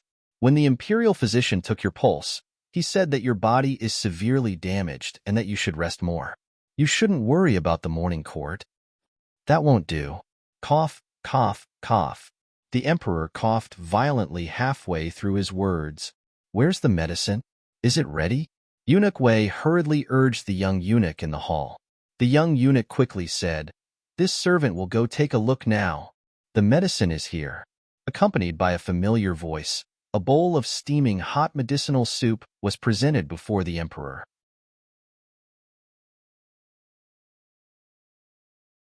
The emperor coughed violently as he reached out to take the medicine. However, when he saw the hand holding the bowl, his body suddenly froze. He followed the hand and looked at the person's face. That concerned expression overlapped with the face in his dream. The black medicine seemed to have moved a little. The emperor's expression changed abruptly, and he knocked the bowl over just like in his dream. The boiling medicine splashed all over old concubine Jing, who cried out from the heat. The back of her hand and wrist turned red instantly. "Old concubine." Granny Kai was shocked. The emperor jumped off the bed and retreated to a distance of at least 10 steps away from old concubine Jing, as if he was avoiding the plague. Old concubine Jing held the back of her hand and looked at the emperor with hurt in her eyes. "Your Majesty, it's me." The emperor couldn't tell if this was reality or a dream. He gasped for air and looked at old concubine Jing with fear and vigilance. Eunuch Wei was dumbfounded by this scene. What was going on? Why was His Majesty suddenly treating the old concubine like this? "Your Majesty." Eunuch Wei cautiously walked forward. Old concubine Jing also stood up and walked toward the emperor with red eyes. "Don't let her come here," the emperor shouted. Eunuch Wei and the other eunuchs and maids looked at each other, not understanding what was going on. At this time, Eunuch Qin's voice came from outside the hall. "The Empress Dowager has arrived." The eunuchs all knelt on the ground. Eunuch Wei also hurriedly knelt down. When Empress Dowager Zhuang, dressed in a phoenix robe, walked into Pure Flower's palace's bedchamber with an imposing aura, the emperor pounced over without even thinking. "Imperial Mother, save me!" He jumped into Empress Dowager Zhuang's arms in front of everyone. Empress Dowager Zhuang was almost knocked down by him. "What the hell are you doing at your age?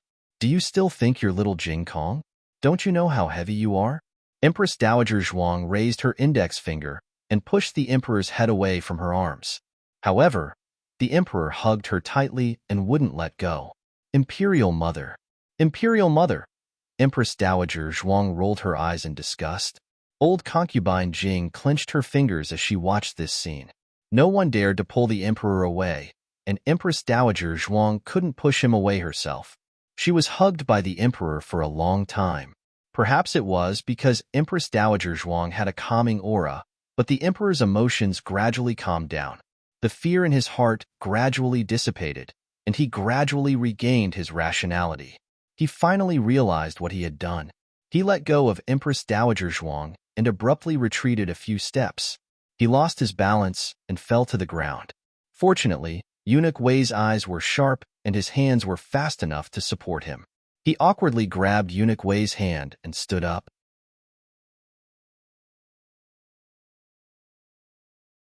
He was so embarrassed that he wanted to crawl into a hole. He actually hugged this vicious woman and called her Imperial Mother.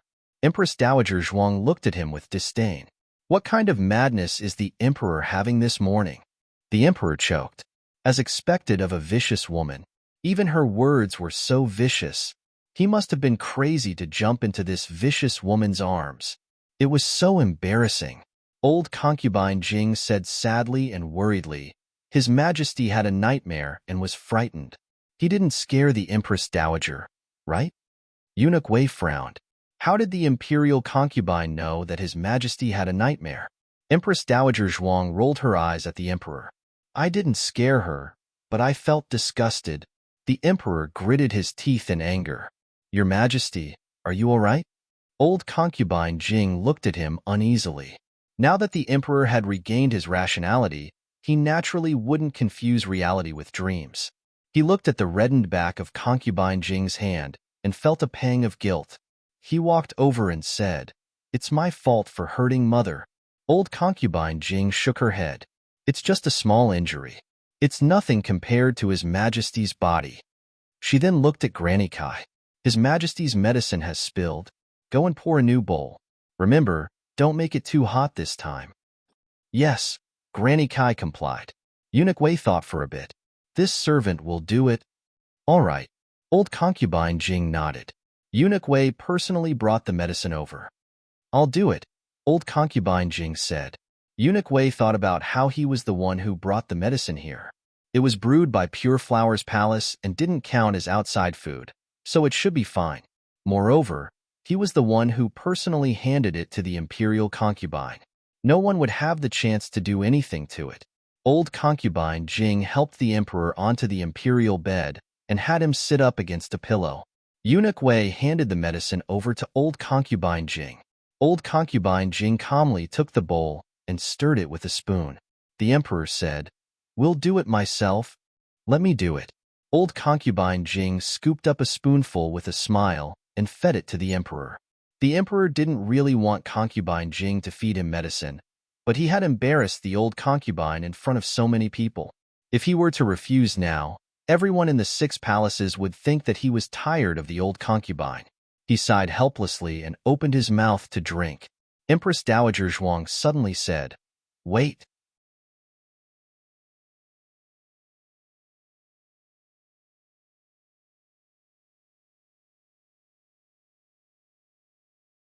Chapter 365.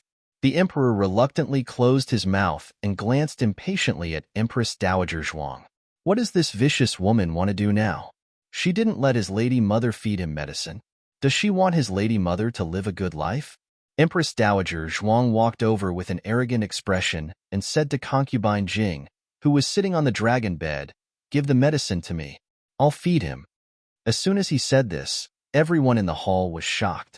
Although it was disrespectful, was the Empress Dowager crazy? Why would she want to feed His Majesty medicine? It was already merciful of her not to poison His Majesty to death. No, the relationship between the Empress Dowager and His Majesty seemed to have eased recently. They could often see the mother being kind and the son being filial. It was said that they didn't quarrel in court anymore. The officials of the 2 factions were so bored that they almost dug out a 2-room residence in the throne room with their toes. It was just that the 2 had been fighting for so long that the palace servants couldn't get used to their sudden reconciliation. They thought they were still at odds with each other.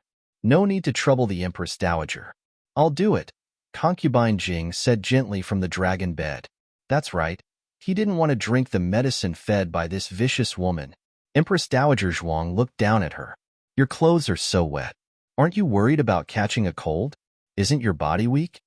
Only then did the emperor remember that he had knocked over the bowl of medicine and caused Mother Consort Jing's hand to be injured. He must have been scared silly by the nightmare and had forgotten such an important matter after going through his mind once.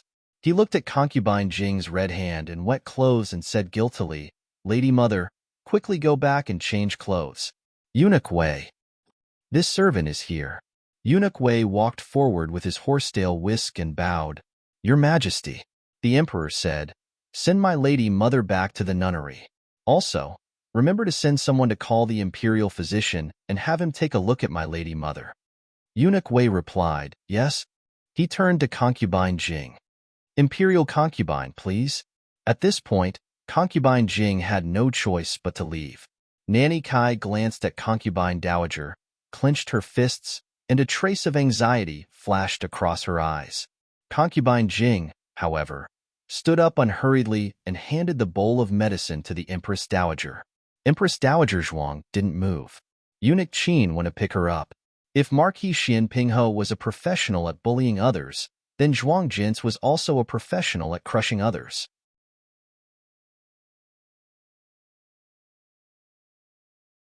She didn't deserve to receive the things handed over by an old concubine. Grand concubine Jing clenched her fists so hard that her knuckles turned white. The emperor was furious. This vicious woman was here to embarrass Mother Jing. Grand concubine Jing's hand slipped, and the bowl slipped from Eunuch Qin's fingertips and fell onto the foot of the bed. The footrest was made of wood, so the medicine bowl did not break, but it was completely overturned. The medicine juice splashed all over the floor, and several drops even splashed on Empress Dowager Zhuang's luxurious and exquisite robe. Your Majesty! Eunuch Qin was the most miserable. He was the closest and his shoes were all wet. However, he didn't care about himself and hurriedly bent down to wipe Empress Dowager Zhuang's phoenix robe. No need. Get up. Empress Dowager Zhuang said calmly. Mother, are you all right? The emperor asked worriedly. Eunuch Qin secretly curled his lips. Grand concubine Jing wasn't even as wet as the Empress Dowager. She didn't care about the Empress Dowager, but instead cared about Grand concubine Jing. Didn't she see that she was the one who spilled the medicine? Grand concubine Jing said in shame, I'm fine. I'm so useless that I can't even carry a bowl of medicine properly. The emperor couldn't bear to see her sad. Mother's injuries haven't healed yet. Empress Dowager Zhuang coldly interrupted the emperor. You know you're useless, so why are you still standing here? Hurry up and back down. Grand concubine Jing was stunned. The emperor, Granny Kai, and the others were also shocked. Empress Dowager Zhuang and Grand concubine Jing had been at odds for a long time, but it was the first time that Empress Dowager Zhuang had spoken so harshly to Grand concubine Jing in front of everyone. Even when they met in the imperial garden last time, Empress Dowager Zhuang had only ignored Grand concubine Jing. The emperor's face darkened. Grand concubine Jing lowered her eyes and said softly, Your Majesty is right. I'll leave now. Grand concubine Jing's expression was very calm. She didn't cry or show weakness, but everyone could feel her grievance. The emperor's face darkened even more. Grand concubine Jing was escorted out of the bedchamber by Eunuch Wei. Eunuch Qin personally went to bring a new bowl of medicine. Empress Dowager Zhuang reluctantly took the bowl with a look of disgust. The emperor was furious. You disdain it? I disdain it. But he remembered that the two of them were pretending to be at peace, so he couldn't break with her in front of everyone. He said to the servants in the hall, Leave? Yes. The servants left one by one. Only Eunuch Qin stayed by Empress Dowager Zhuang's side. He was in the know, so the emperor didn't mind his presence. Well, there was no one else. The emperor was about to find the Empress Dowager to settle the score with Grand concubine Jing. Unexpectedly, his hand sank.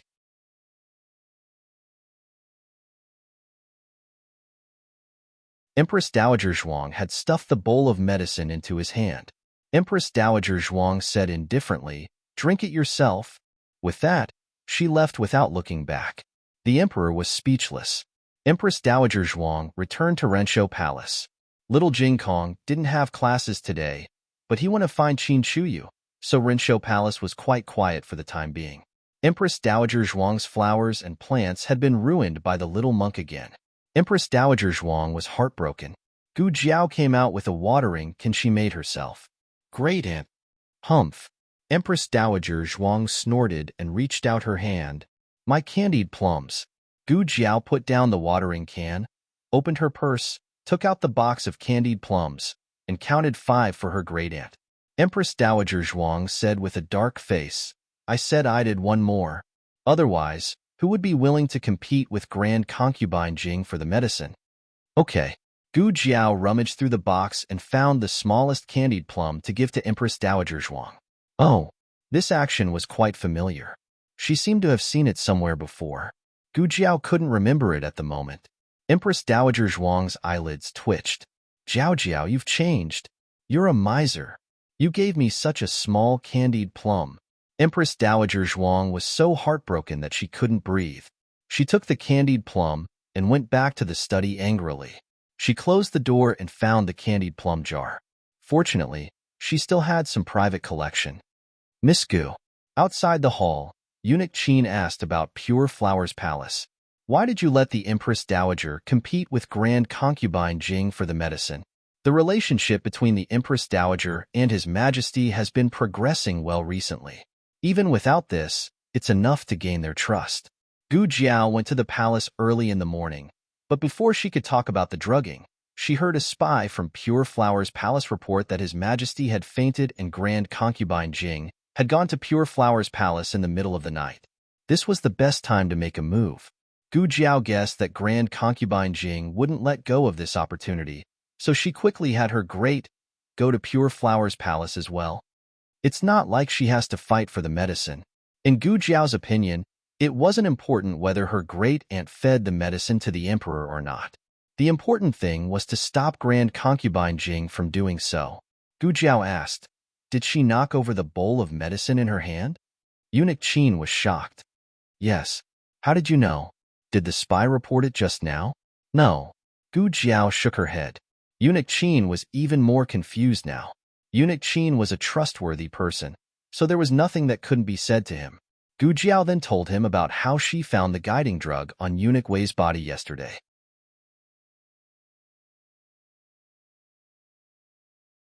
Eunuch Qin was shocked and only came back to his senses after a while.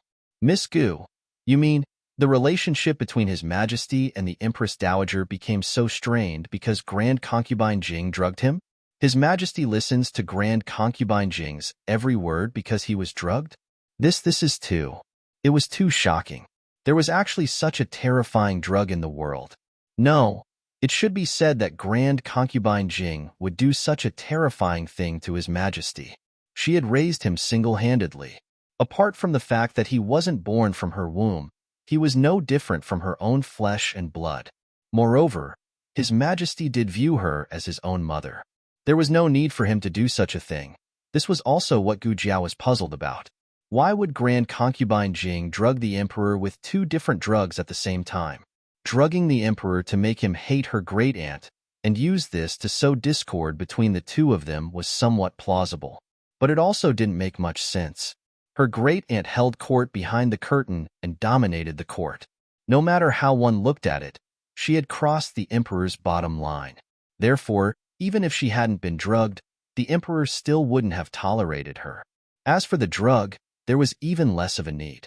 The emperor was a sentimental person. He would even treat Eunuch Wei well, let alone his mother who had raised him. The emperor would definitely treat Grand Concubine Jing well and be close to her. Gu Jiao murmured, did something happen between them? Eunuch Qin looked pensive. They? Miss Gu, are you referring to His Majesty and the Empress Dowager? Gu Jiao said, there's also Grand Concubine Jing. I have a feeling that things aren't that simple.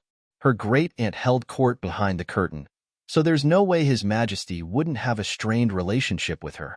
Drugging her to sow discord was an unnecessary move, unless what? Eunuch Qin asked anxiously. Gu Jiao said seriously, unless something happened that made Grand Concubine Jing feel that the relationship between His Majesty and her great-aunt was unshakable. Even if she held court behind the curtain, His Majesty still wouldn't break with her. What kind of relationship could be so strong in this world?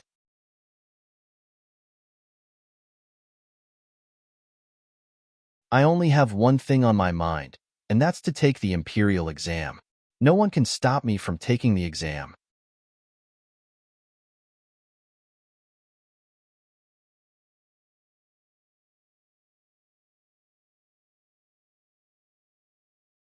Chapter 366. Gu Jiao was someone who had been abandoned by her biological parents in a corner. To her knowledge, no relationship was solid, and trust between people didn't come from the relationship itself. Her world was very simple.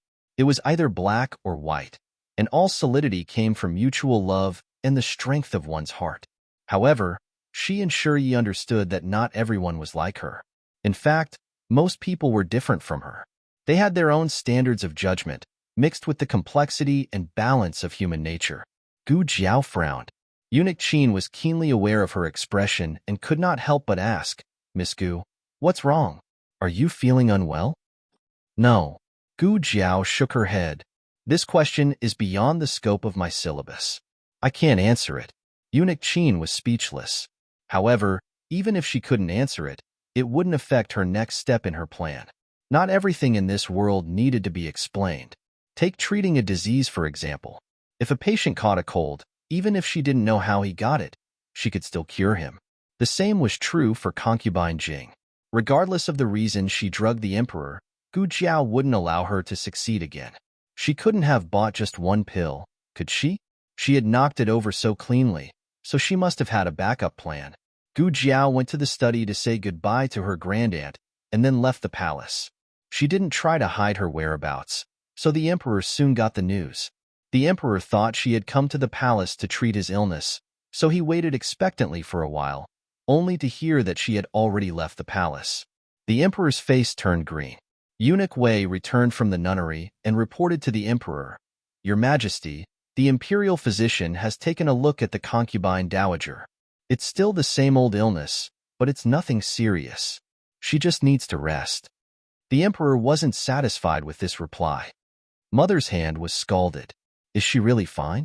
Eunuch Wei replied, "She's not injured, just a little red. The imperial physician has prescribed some medicine and said she'll recover in a few days." The emperor said in a deep voice, "I'm still worried." As he spoke, he was about to lift the quilt and get out of bed. Eunuch Wei hurriedly stopped him. "Your Majesty, what are you doing?" The emperor said, "Zhen will go and see Imperial Mother. Imperial Mother was wronged in Pure Flower's palace today and must be feeling very sad. If Shen still doesn't appear, there will be rumors in the palace that Shen no longer values her." Eunuch Wei had been in the palace for many years. How could he not understand this?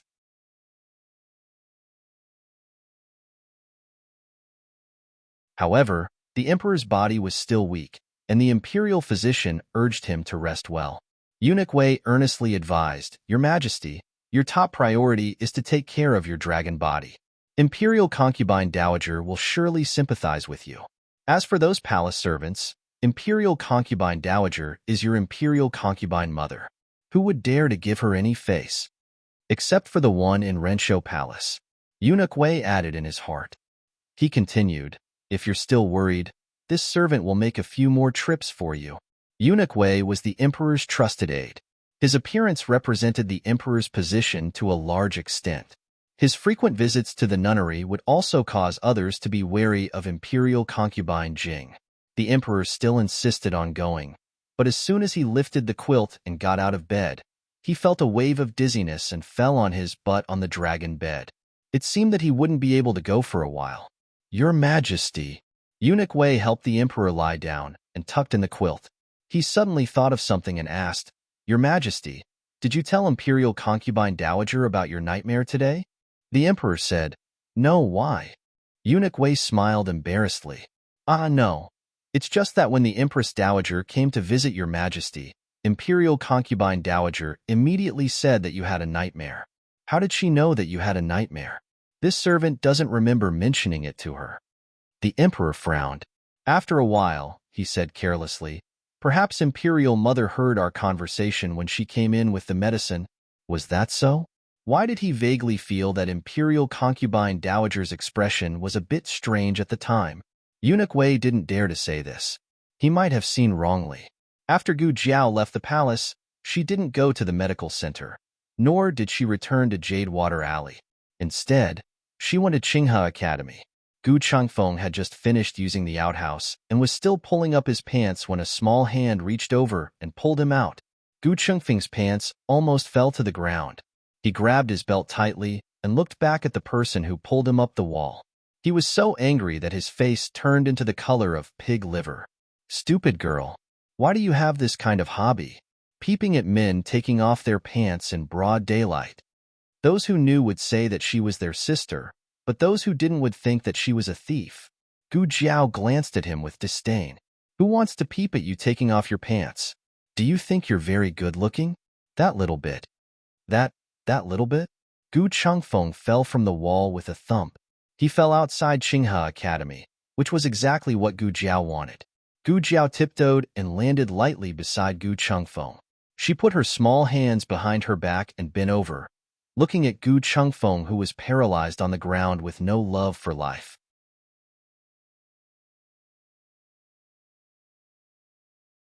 Gu Changfeng felt that one day, when he died young, it would be because of this girl who angered him to death. Killing someone was just a matter of nodding one's head to the ground. What was the meaning of saying that he was so small? Gu Changfeng's self-esteem as a man was ruthlessly crushed. He hated that he couldn't ask her if she was blind. He always felt that he was incomparably cruel, until one day, he accidentally caught a glimpse of Xiao Liulong's. Since then, he didn't say anything. Gu Jiao didn't go to the outhouse to catch him on purpose. There were too many people in Qinghe Academy, and Gu Yan's shadow could be seen everywhere. This was probably the telepathy between the twins. As soon as she got close, Gu Yan would sense it. There was only one place where Gu Yan wouldn't come to find her, and that was a man's outhouse. The result proved that Gu Yan still underestimated his sister's thick skin. Gu Jiao wasn't obsessed with cleanliness, but she still threw Gu Changfeng to the river to wash his hands. Gu Changfeng, who was repeatedly despised, after sitting in the carriage, Gu Changfeng asked Gu Jiao, "I disappeared from the academy without even saying goodbye. This has a bad influence. I'm a student, and I have to study." Gu Jiao took out a banknote worth 500 taels and put it on the table. Gu Changfeng opened his mouth and said, "Even if the academy doesn't pursue the matter, when it reaches my grandfather's ears, I can't avoid punishment." Gu Jiao took out another banknote worth 500 taels and put it on the table. Gu Changfeng silently put the banknote away. "It doesn't matter if it's a banknote or not. I just want to help you. Tell me, where do you want to go this time?" Gu Jiao. The Imperial Palace. Gu Changfeng suddenly felt the banknote in his bosom heat up. Was it too late for him to regret it now? Gu Jiao entered the palace openly, but Gu Changfeng wasn't so lucky. He was an outsider, and it wasn't easy for him to enter the inner palace. He also didn't have any open relations with Renshou Palace, so the Empress Dowager wouldn't summon him. The emperor also had no reason to see the second young master of Marquis Ding and Fu. More importantly, he couldn't expose his identity. He could only grit his teeth and climb over the high palace walls. The two met near the nunnery.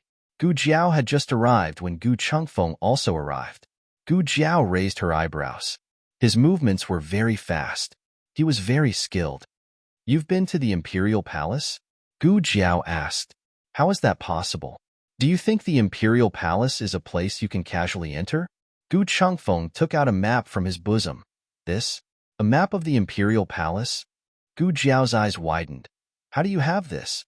Gu Changfeng chuckled and said, "My father is the assistant minister of the Ministry of Works. All of the large and small halls in the Imperial Palace are maintained by the Ministry of Works.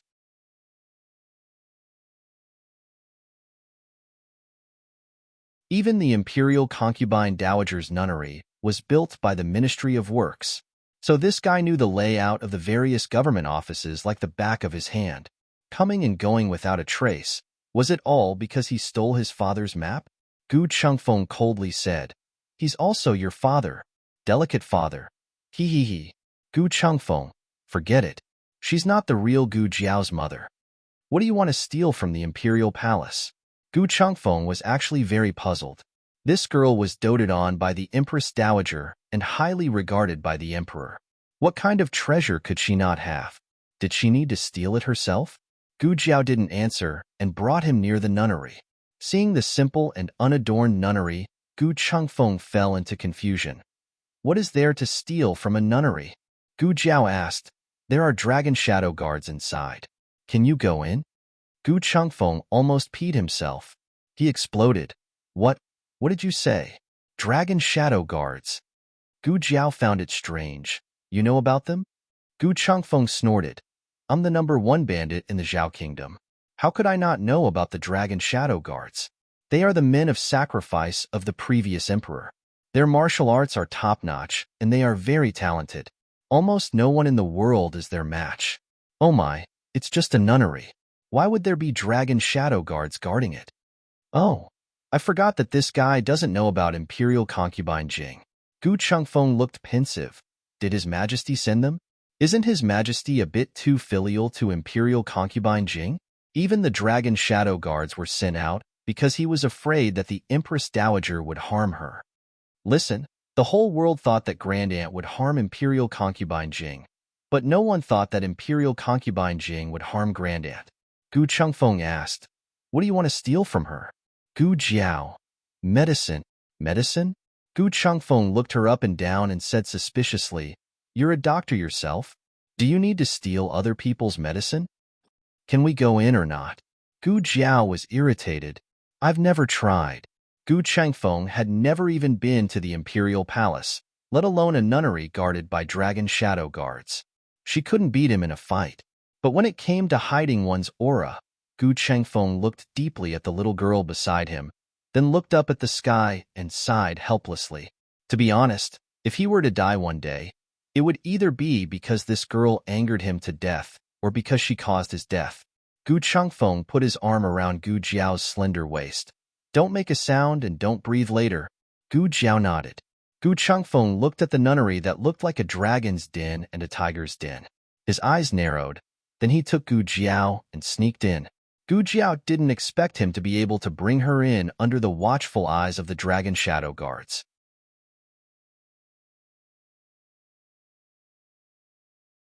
Even the old duke couldn't avoid alerting the dragon shadow guards when he was alone. Gu Jiao suddenly had a new understanding of Gu Changfeng. This guy's qinggong was really good. The nunnery that had been built at the last minute wasn't too big, and the terrain wasn't complicated. Gu Changfeng found Concubine Jing's room without much effort. Perhaps the two were lucky that Concubine Jing wasn't in the room at the moment. She had gone to the small Buddhist hall to chant sutras. Gu Changfeng took Gu Jiao into the room. What do the medicine you're looking for look like? Gu Changfeng asked. I don't know. She forgot to ask Madame Nan. But she's not a doctor, so she shouldn't have a lot of medicine. Find them all. The two began to rummage through the room. Soon, they found some ointment for burns and wound, as well as some pills that replenished qi and blood. There wasn't anything that Gu Jiao hadn't seen before. She couldn't have brought it with her, could she? Gu Jiao murmured. As soon as she said that, Gu Changfeng patted her shoulder and motioned for her to look at the wardrobe. Gu Jiao's gaze fell on the wardrobe. It looked ordinary, but for some reason, it gave Gu Jiao a feeling that something was wrong. Gu Changfeng whispered, You also think it looks strange, don't you? Gu Jiao nodded. She stared at the wardrobe for a while, but she didn't go closer. Instead, she took a few steps back. She said, I know what's wrong. The pattern on the wardrobe door is reversed.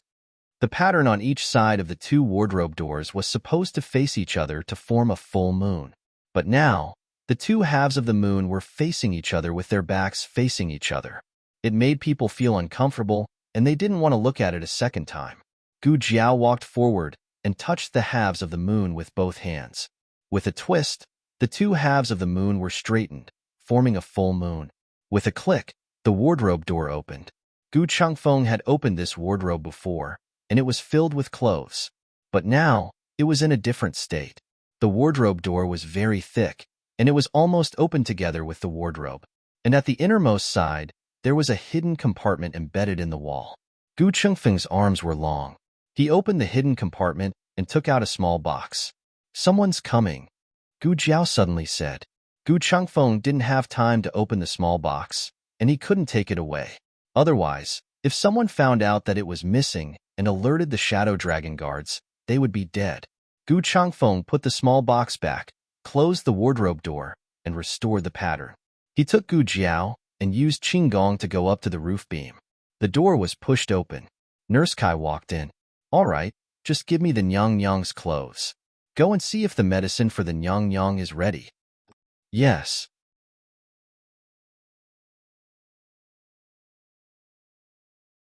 The two accompanying little nuns handed the dried clothes to Nanny Kai and turned around to leave.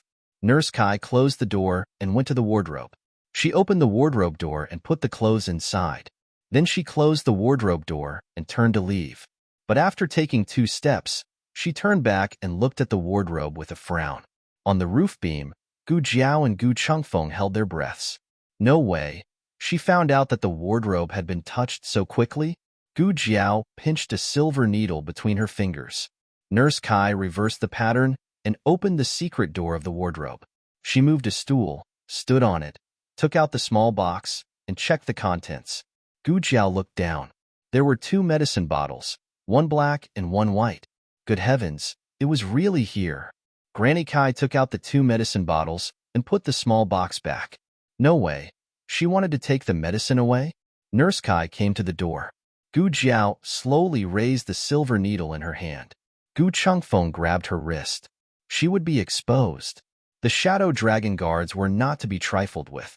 As soon as Gu Jiao made a move, the Shadow Dragon guards would immediately notice. Do you want the medicine or your life? Gu Jiao's movements when she killed people would not be louder than their voices. However, the Shadow Dragon guards were men of sacrifice. Their brain circuits were different from normal people. They turned a deaf ear to conversations, but were very sensitive to killing intent and martial arts. However, Nurse Kai hesitated, shook her head, and sighed. She still put the medicine bottles back. After Nurse Kai left, Gu Changfeng brought Gu Jiao back to the ground. Gu Jiao could also jump down, but she could not do it as well as Gu Changfeng. She would be noticed by the Shadow Dragon guards. Gu Changfeng took out the small box from the secret compartment and opened it. He said to Gu Jiao, "These 2 bottles are the medicine you are looking for?" Gu Jiao pulled out the corks of the 2 bottles and poured out 1 pill from each bottle. Gu Changfeng said strangely, "They look the same. Why put them in 2 bottles?" They did look the same. They were both dark brown pills. Smell them.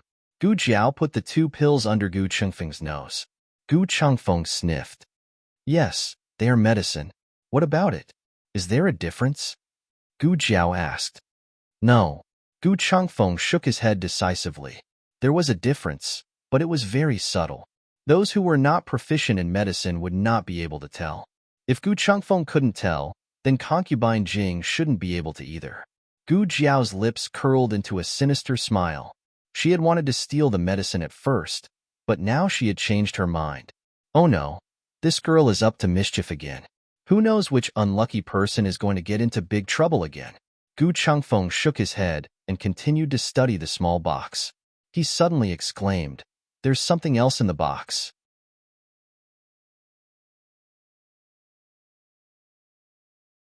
He opened the inner compartment of the box and dug out a rolled-up, bright yellow imperial edict. Gu Changfeng was dumbfounded. Why would concubine Jing have an imperial edict? He had never heard of His Majesty giving concubine Jing an imperial edict. It was obvious that this imperial edict was quite old. Gu Changfeng's mind flashed. I suddenly remembered something. It's just a rumor among the people. What is it? Gu Jiao asked. This girl was always so impatient. Gu Changfeng curled his lips and said, before His Majesty passed away, he ordered Empress Dowager Zhuang to be buried with him. Concubine Jing risked her life to steal the imperial edict and burn it. That was how Empress Dowager Zhuang was saved. He suddenly laughed. Do you think the thing in the box is the one that was burned? The imperial edict that could kill Empress Dowager Zhuang?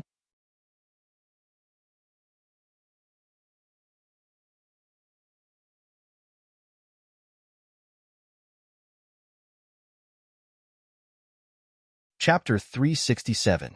This was the first time Gu Jiao had heard of such a thing.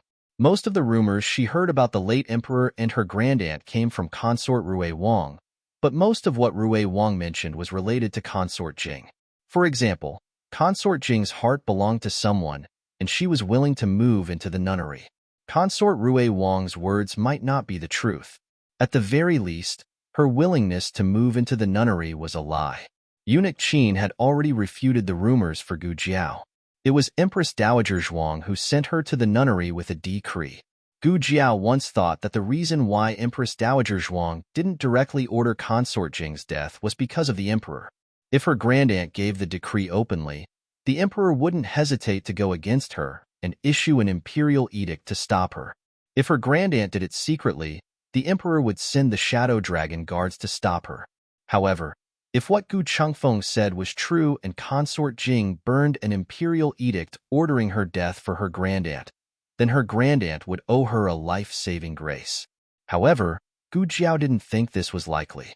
Consort Jing had already drugged her grandaunt and the emperor. Why would she be so kind as to burn an imperial edict for her grandaunt? Of course, there was another possibility. The imperial edict ordering her grandaunt to be buried with her hadn't been burned by consort Jing, but had been used as leverage against her.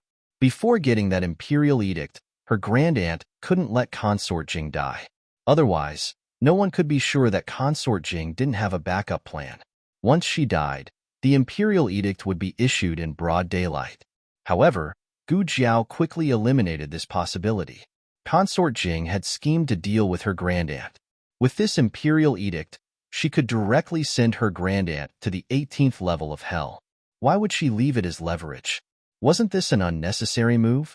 Assuming that Gu Chengfeng was telling the truth and that old concubine Jing had risked her life to steal the imperial edict and burn it, who had seen the contents of the edict? How could they prove that the edict was for her grandaunt to be buried with her, and not something else? Wasn't it all based on her words? As long as it did not involve relationships and love, Gu Jiao's brain worked quickly. Don't be fooled by the fact that she had thought so much. In fact, it had only taken a moment. Gu Chengfeng had already taken the imperial edict out of the box. He placed the box on the crook of his arm and opened the imperial edict with both hands. However, old concubine Jing suddenly returned the moment he opened the imperial edict.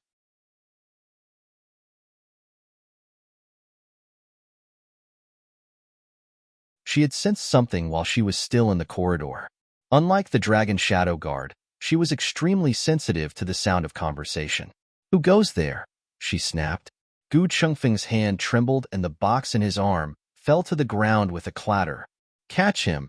At Grand Concubine Jing's command, the dragon shadow guards burst through the door and grabbed at Gu Chengfeng and Gu Jiao with their bare hands. "Let's go!" Gu Chengfeng grabbed Gu Jiao with one hand and stuffed the imperial edict into his bosom with the other.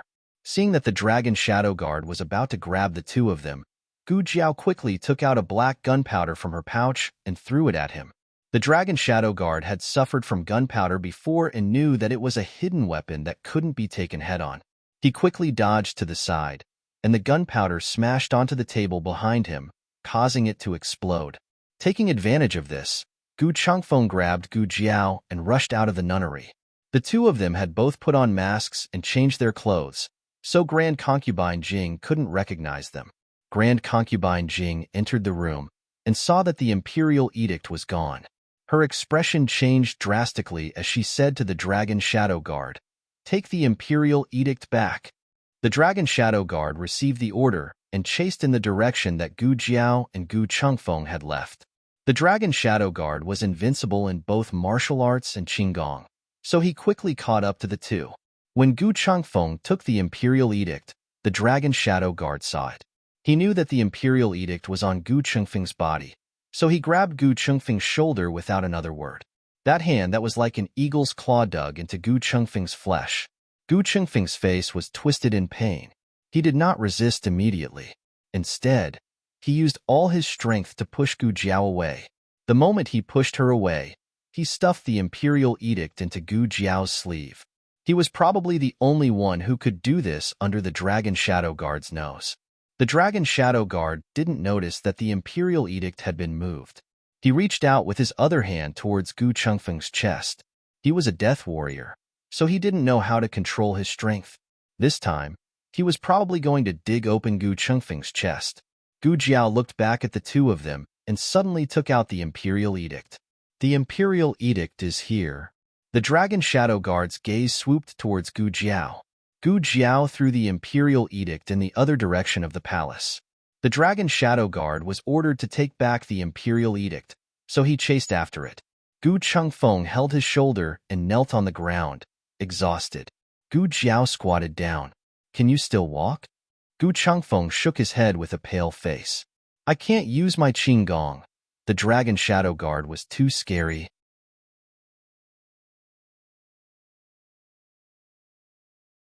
He had only grabbed him casually, but he couldn't use his martial arts in an instant. Hurry up and leave. He endured the pain and weakness all over his body. The Imperial Edict was too important. It was only in a state of panic that concubine Jing only cared about grabbing the edict. Once she got the edict, she would think of silencing the two of them. Gu Jiao grabbed him. Come with me. The Dragon Shadow Guard found the Imperial Edict and handed it to Grand Concubine Jing. Grand Concubine Jing took the Imperial Edict with a cold expression. Grand Concubine. Granny Kai hurried over and looked at the Imperial Edict in her hand. Her expression changed. Someone came to steal the Imperial Edict? Who is it? How did they know about this Imperial Edict? Grand Concubine Jing looked in the direction of the palace walls without saying anything. Rinshou Palace. Eunuch Qin was feeding his pond of tortoises when two figures suddenly fell from the sky and landed on his tortoises. Oh my tortoises! Eunuch Qin was so shocked that the leaves in his hand flew out. He was about to call for the palace experts when he saw one of the small figures take off her mask. He stared. Miss Gu? At that moment, Gu Chengfeng's mask fell off as well, revealing a pale, handsome face. Eunuch Qin was shocked again. Second young Master Gu? His Majesty has arrived. Gu Jiao. So fast. Empress Dowager Zhuang wasn't here. She had gone to the side hall of the throne room to discuss matters with the ministers. Eunuch Qin brought Gu Jiao and Gu Chengfeng into Empress Dowager Zhuang's bedchamber. Eunuch Qin then went to Rinshou Palace and kowtowed to the emperor. Greetings, Your Majesty. Granny Kai was beside the emperor.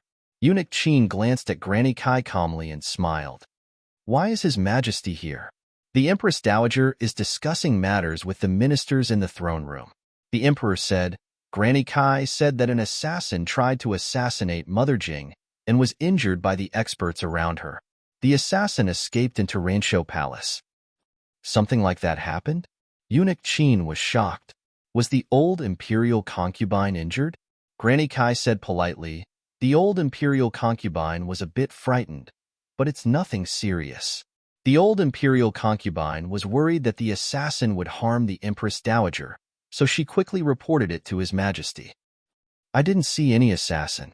Eunuch Qin turned to look at the palace servants. Did you see the assassin? They all shook their heads. No. Eunuch Qin smiled. Your Majesty, Granny Kai must have seen wrongly. This is Rinshou Palace, where experts are as common as the clouds. Which assassin would be so reckless as to charge in? Granny Kai said worriedly, the assassin's martial arts are very high. He was able to escape from the Dragon Shadow Guards. Eunuch Qin, you should be careful. In the past, the emperor would not care about the life or death of Empress Dowager Zhuang.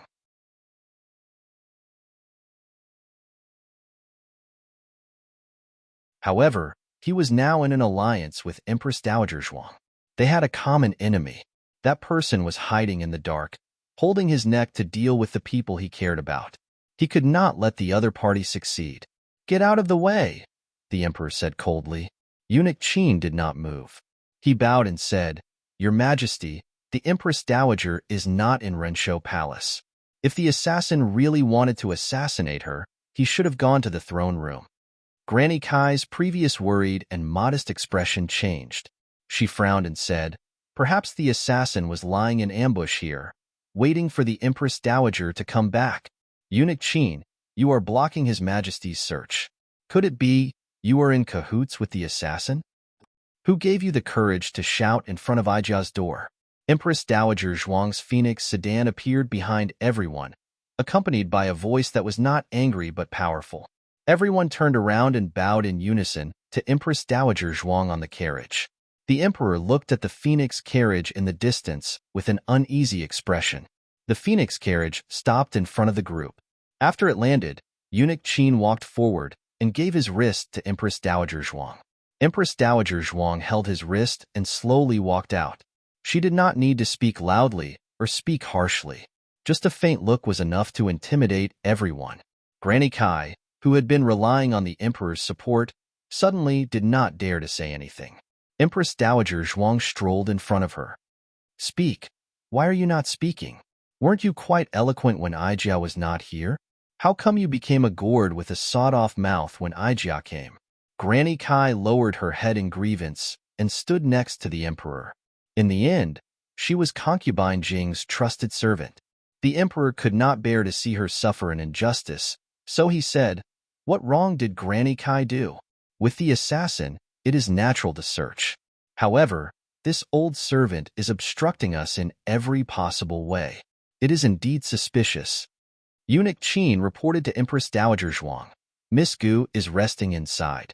This servant was worried that so many people would disturb Miss Gu, so I stopped them. Moreover, this servant did not discover any assassins. If Empress Dowager does not believe me, you can ask the palace experts in Rendezvous Palace. They also did not. Before Eunuch Qin could finish, the sound of weapons clashing came from the bedchamber. Everyone's hearts trembled. Then, Gu Jiao's cold shout rang out, "You still want to escape?" Miss Gu." Eunuch Qin's expression changed greatly. He called out to the palace experts, "Quick, go take a look." For palace experts turned and ran towards the bedchamber. However, before they could move out, a miserable cry came from the end. It was a man's voice. Eunuch Wei spread his arms and blocked the emperor. "Assassin! Assassin! Protect the emperor!"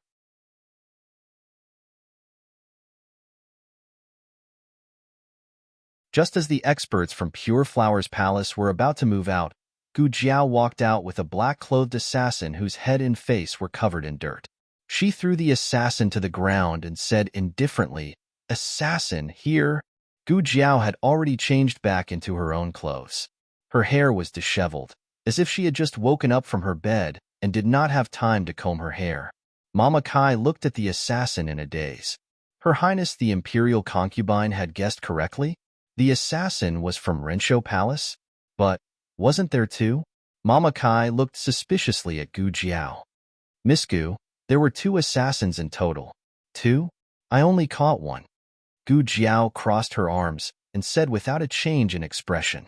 The assassin's face was covered in dirt, and his original appearance couldn't be seen clearly. However, there was blood at the corner of his mouth. He was probably heavily injured and did not have the strength to fight back. The emperor looked at him coldly.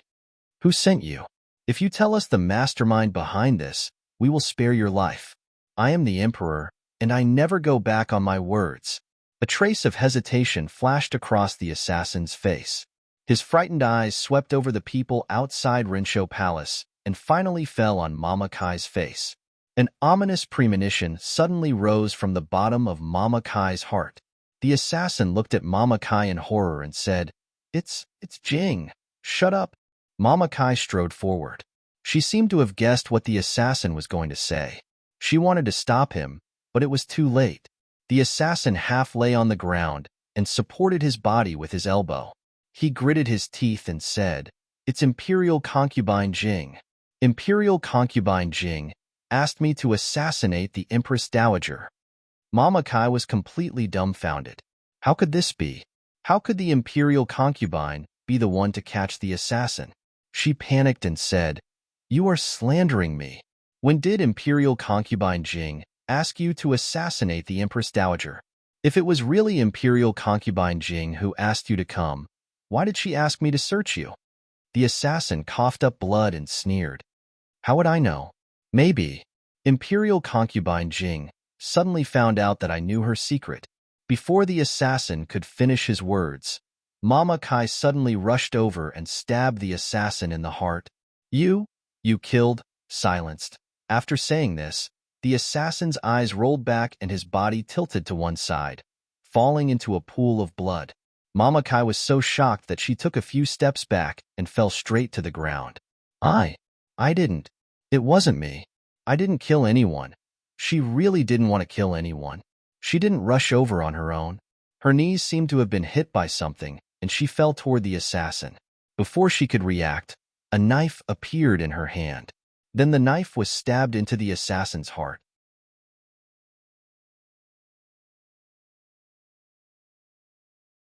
Gu Jiao squatted down and used her fingertips to check the assassin's neck.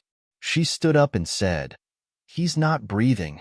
Empress Dowager Zhuang frowned and said, "Hurry up and get rid of him. Wipe the door clean for me. Don't leave a single drop of blood. I hate the smell of blood." Yes, yes, yes. Eunuch Qin hurriedly asked the eunuchs of Rinshou Palace to take the assassin's body away and asked the palace maids to clean up the scene. Mama Kai was confused by this series of events. She had never seen such a shameless operation.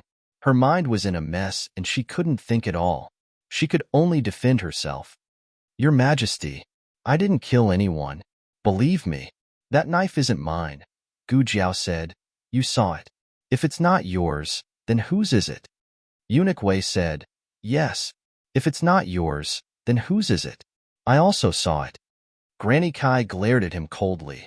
"Wei, have you forgotten which side you are on again?" Eunuch Wei shrunk his neck and turned around to slap his own mouth.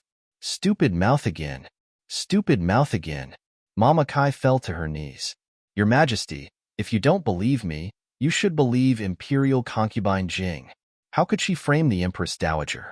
Imperial Concubine Jing is kind-hearted. She wouldn't do such a thing. A complicated feeling flashed through the Emperor's heart. He and Imperial Concubine Jing grew up together, so he knew very well what kind of person she was. She couldn't even bear to kill an ant and always repaid evil with good. Even when Empress Dowager Zhuang drove her out of the palace, she never complained about the ladder in front of him. Not only that, but she also tried to persuade him to reconcile with Empress Dowager Zhuang. How could she do such a terrible thing? Moreover, no one would send an assassin to do an assassination and then catch the assassin with great fanfare. According to the assassin, he knew Imperial Concubine Jing's secret, and Imperial Concubine Jing only realized it after she sent him out. That was even more ridiculous. How could someone as innocent as Imperial Concubine Jing have a secret? No, she did have a secret. A secret with Gu Chao. The Emperor suddenly became irritated. He was furious when he thought about how Gu Chao almost became his father.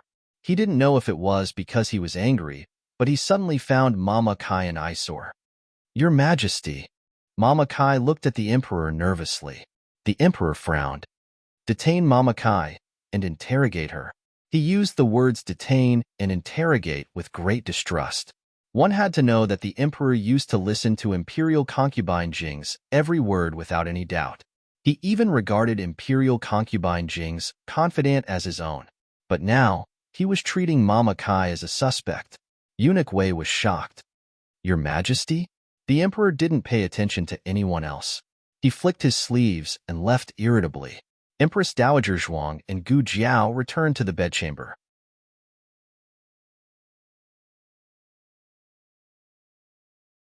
In the backyard of the sleeping chamber, the corpse that was supposed to be disposed of sat up with a swoosh. He wiped the mud off his face and removed the blood bag in his arms. He raised his eyebrows and smiled. "My acting skills are not bad, right?" Gu Jiao said faintly. "Not as good as me." Gu Changfeng.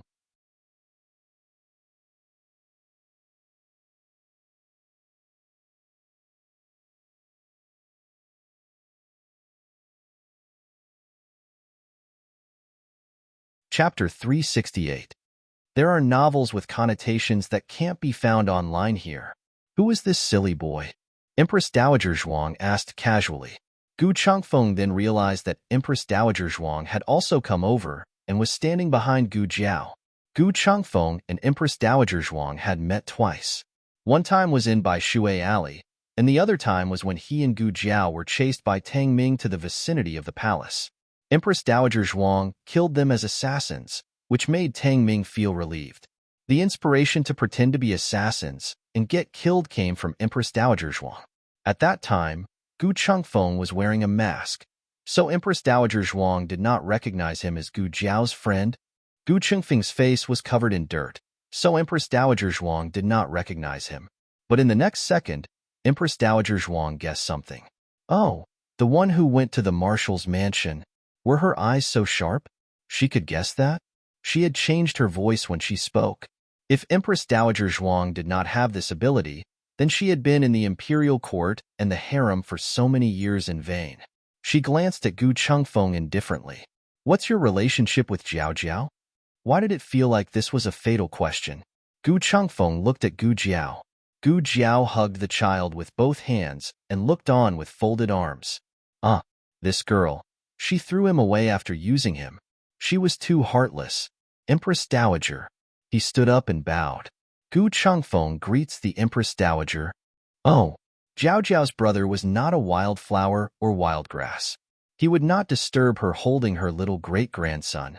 Empress Dowager Zhuang then left without asking why Gu Chengfeng knew martial arts or why he entered the palace. Gu Chengfeng was a little confused. The Empress Dowager's temperament is quite unique. Eunuch Qin's tortoise was the one that really stunned the two of them. Fortunately, the tortoise's shell was tough, so it wasn't a big deal.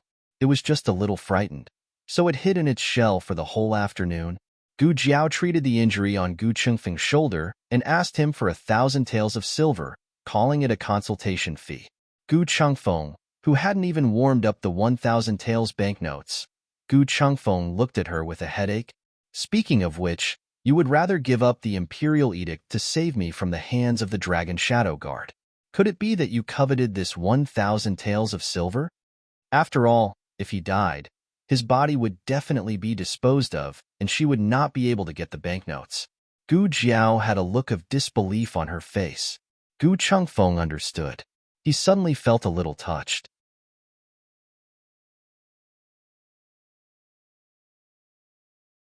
This girl actually had some conscience. She didn't only know how to exploit him. Gu Jiao analyzed seriously. If you die, I'll lose 1,000 taels. But if you're alive, I'll earn a lot of 1,000 taels. As for the imperial edict, aren't you the #1 thief? I'll steal it back next time. Gu Chengfeng. So why should he be touched? The two ate lunch at Empress Dowager Zhuang's Renshou Palace. In the end, Gu Chengfeng couldn't treat Empress Dowager Zhuang as an ordinary great-aunt. He ate the meal very cautiously. On the other hand, Gu Jiao kept puffing and stuffing her cheeks, reminding him of the little fat squirrel he once caught in the back mountain. In the nunnery, Grand Concubine Jing was chanting while knocking on a wooden fish while waiting quietly. However, she didn't receive the news that Granny Kai had caught the assassin. Instead, she received the bad news that Granny Kai had been detained and interrogated by the emperor. Grand Concubine. The little nun who delivered the news knelt behind her and looked at her uneasily. What should we do? Granny Kai was taken away. Why did His Majesty take her away?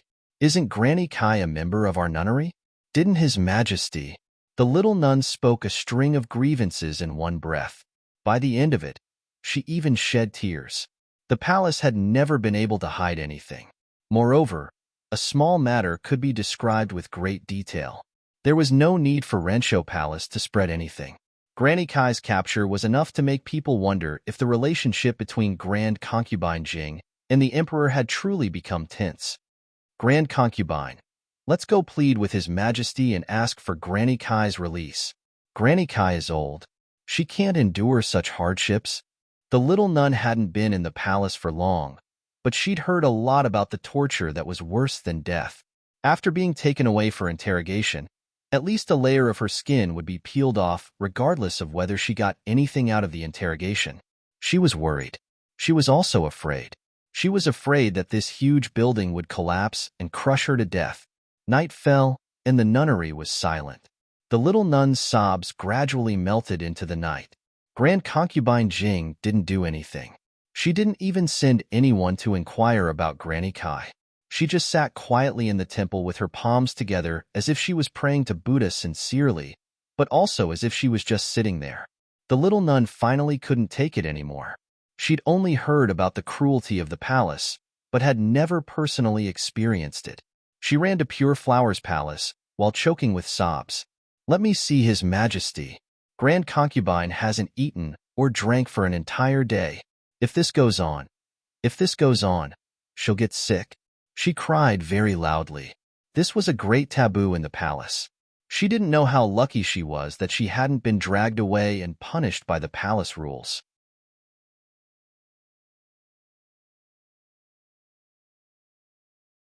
What's the commotion outside? The emperor put down the booklet in his hand and pinched his forehead. Eunuch Wei said in a low voice, "It's the Grand Concubine's little nun." She said, "The Grand Concubine hasn't eaten for an entire day." The emperor's brows furrowed. Eunuch Wei observed his expression and said, "Your Majesty, do you want this servant to go take a look?" The emperor opened his mouth. He actually hesitated.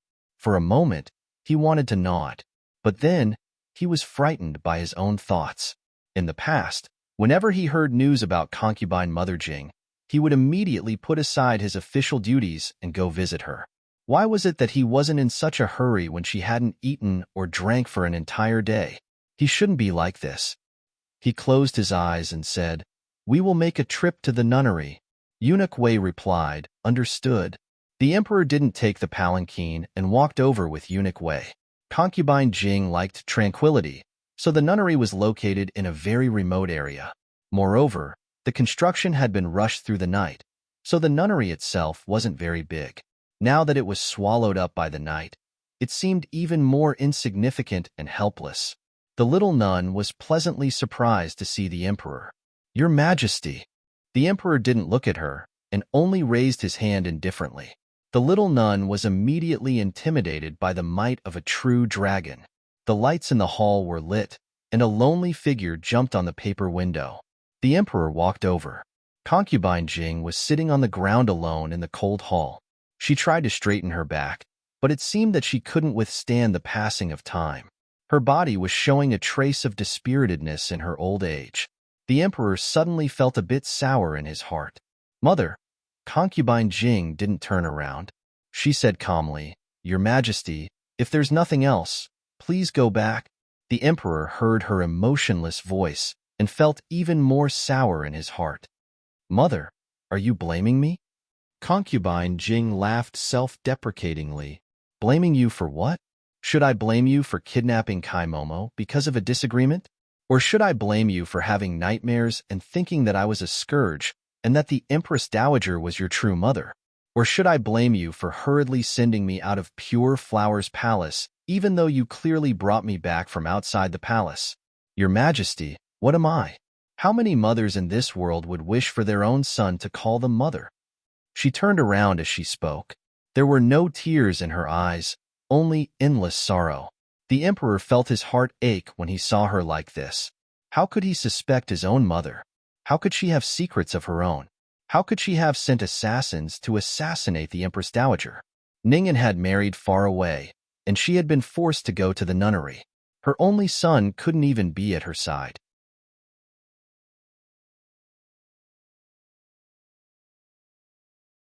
How had she spent all these years alone?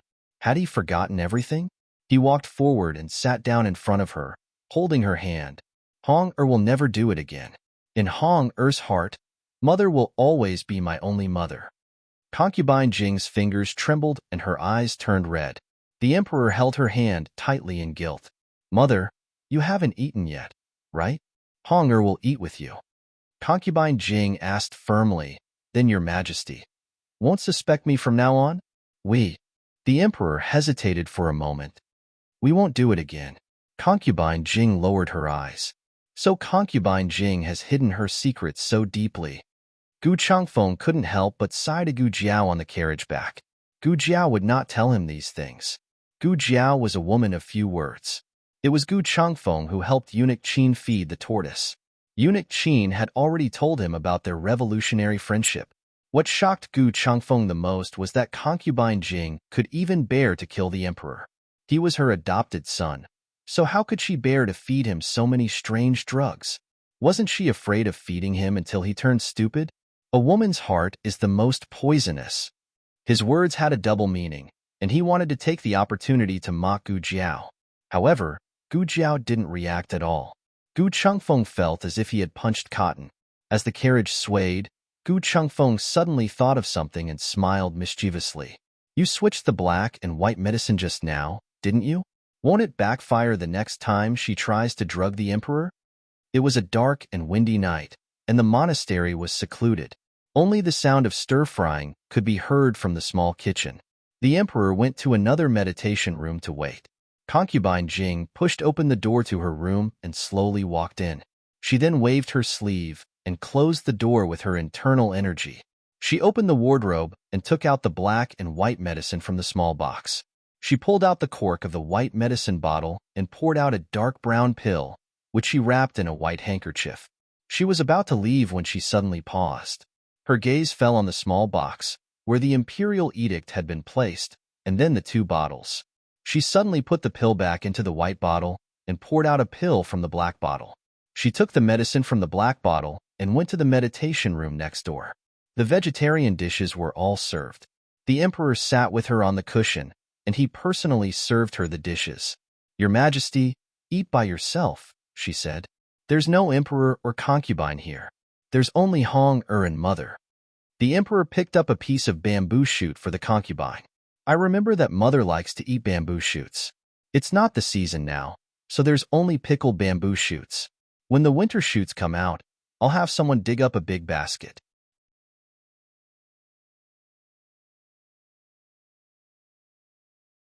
Concubine Jing said, How can I eat so much?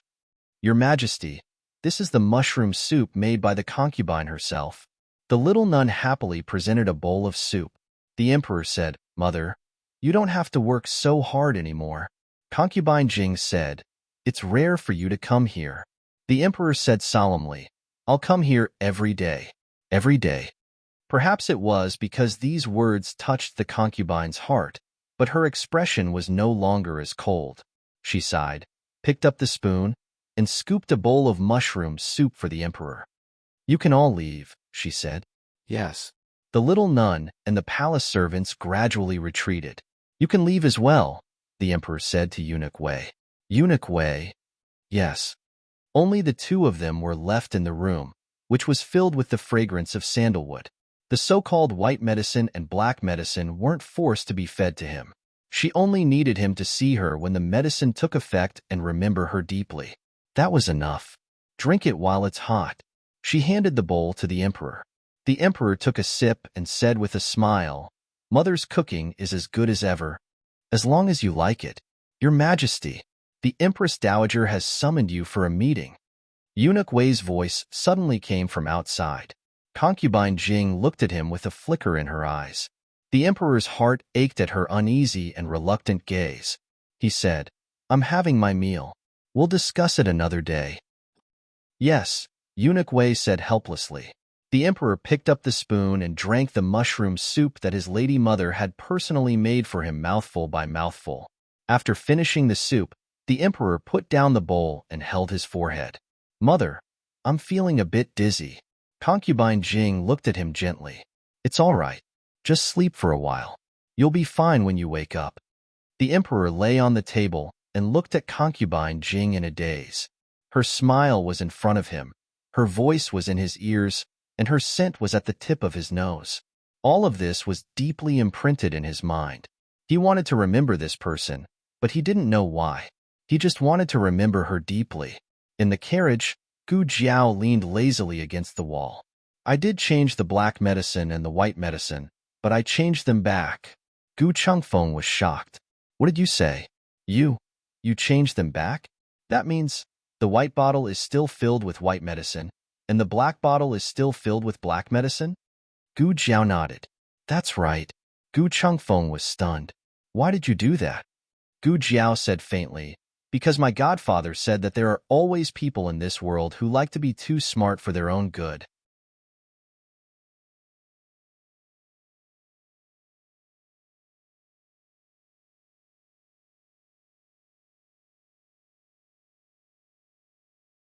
Chapter 369. Gu Jiao and Gu Chengfeng parted ways at Zhuke Avenue. Gu Chengfeng took Chong an avenue to Qinghe Academy, while Gu Jiao went to Hanlin Academy. Hanlin Academy was busy with work recently. Xiao Luling always got off work late, so Gu Jiao went to bring him some food. Gu Jiao brought a few boxes of snacks from the Imperial Kitchen from Rendezvous Palace. She left a few boxes for Yao Shi and little Jingkong, while the other box was for Xiao Luling. She took the snacks and went near Hanlin Academy. Xiao Luling happened to come out of Hanlin Academy. Hanlin Academy was the place where the scholars studied. Although it belonged to Hanlin Academy, it was not inside Hanlin Academy. It was on the same street as Hanlin Academy. Gu Jiao saw the handsome young man from afar. It was not appropriate to call him a young man. Other than his tender face, the aura he exuded was very calm. However, the men of Zhao country had to be called young man before they reached the age of 20. The twilight shone on his delicate face, making it seem even gentler. Gu Jiao crossed her arms and leaned against the wall at the entrance of the alley. She looked at him, and her lips unconsciously curved into a beautiful arc. Xiao Xiuzhua.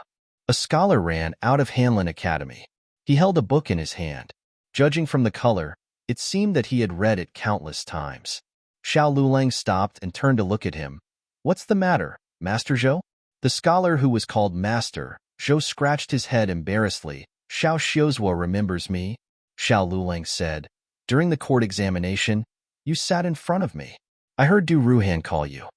Master Zhou believed that Xiao Luling remembered him. He was flattered. He widened his eyes for a long time before he reacted. He was so excited that he stammered. Perhaps in the eyes of many people, Xiao Luling was a top scholar who relied on underhanded means to get to the top. However, after listening to Xiao Liulong's lectures so many times, he deeply felt the depth of Xiao Liulong's knowledge. This new top scholar Xiao Luling was fully deserving of the title. Brother Du and I are friends? No. He was worried that Xiao Luling would think that he was using his relationship with Du Ruhan to get close to Xiao Luling. The more he spoke, the more nervous he became. Xiao Luling looked at the book in his hand and asked, "Are there any questions you don't understand?" While Attendant Yang was recuperating, Xiao Luling and Junwang took his place to give a few lessons to the scholars of the Hanlin Academy. After Attendant Yang returned, they no longer went to the Hanlin Academy.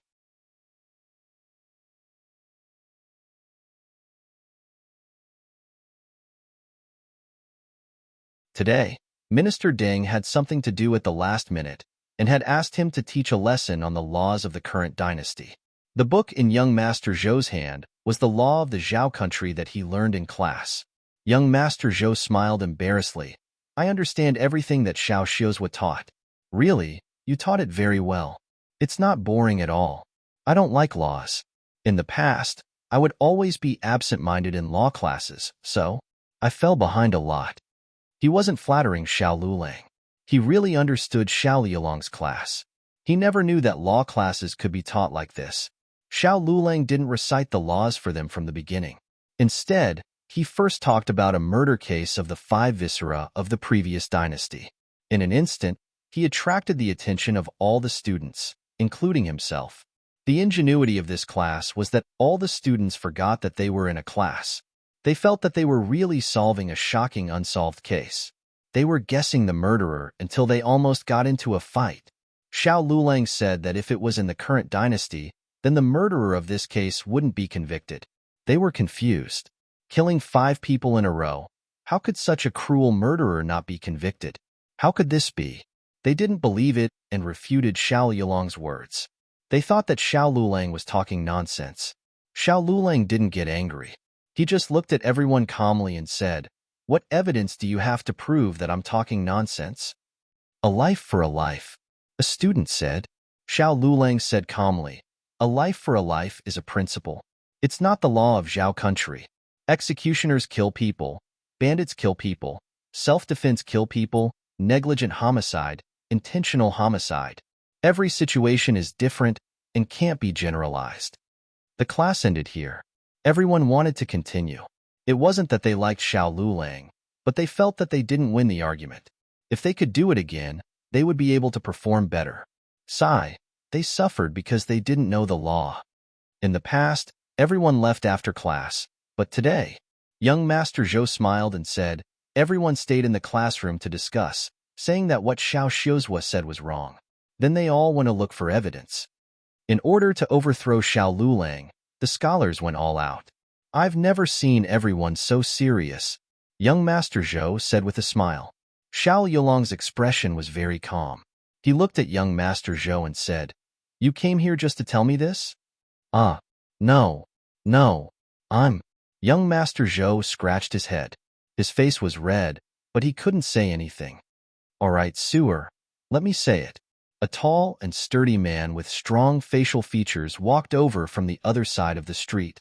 Uncle. Young Master Zhou turned and bowed to him like a junior. Xiao Lulang looked at him in surprise. Minister Xing?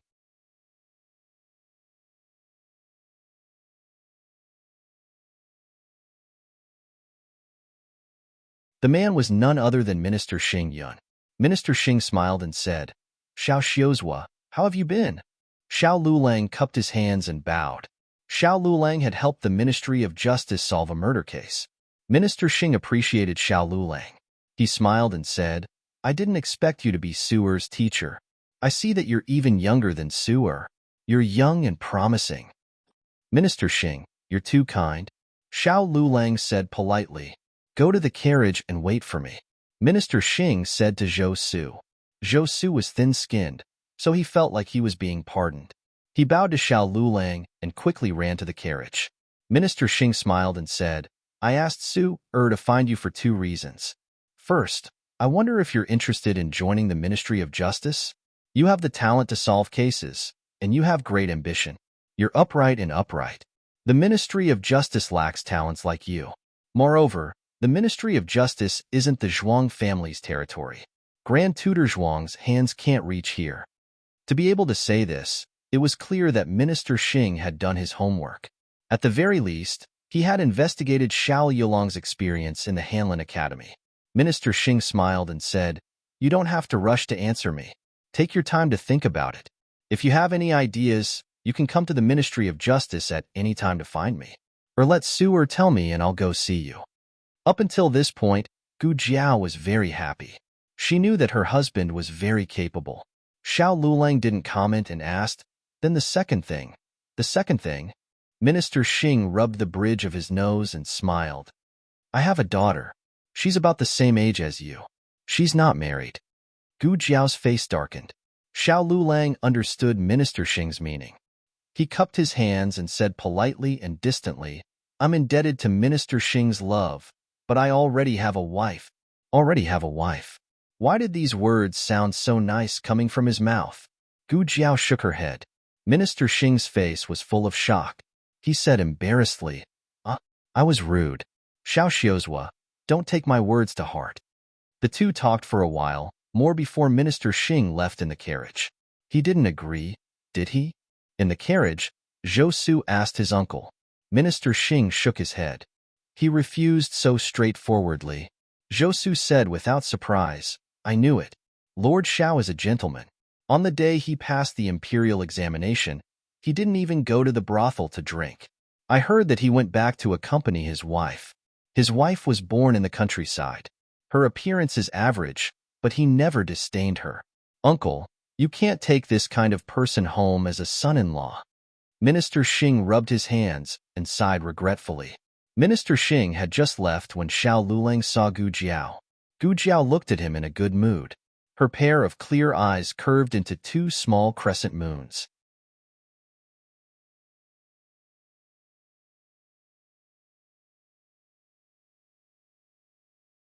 Xiao Lulang was stunned.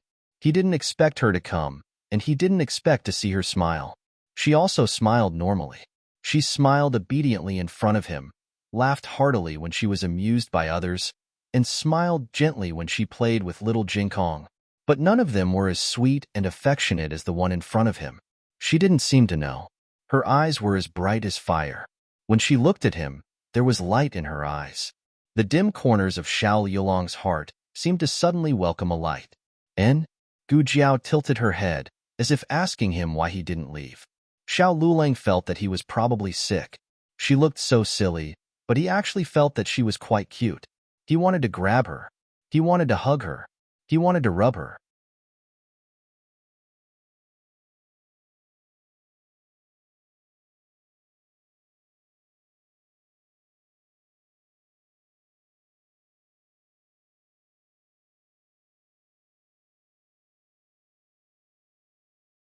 Chapter 370.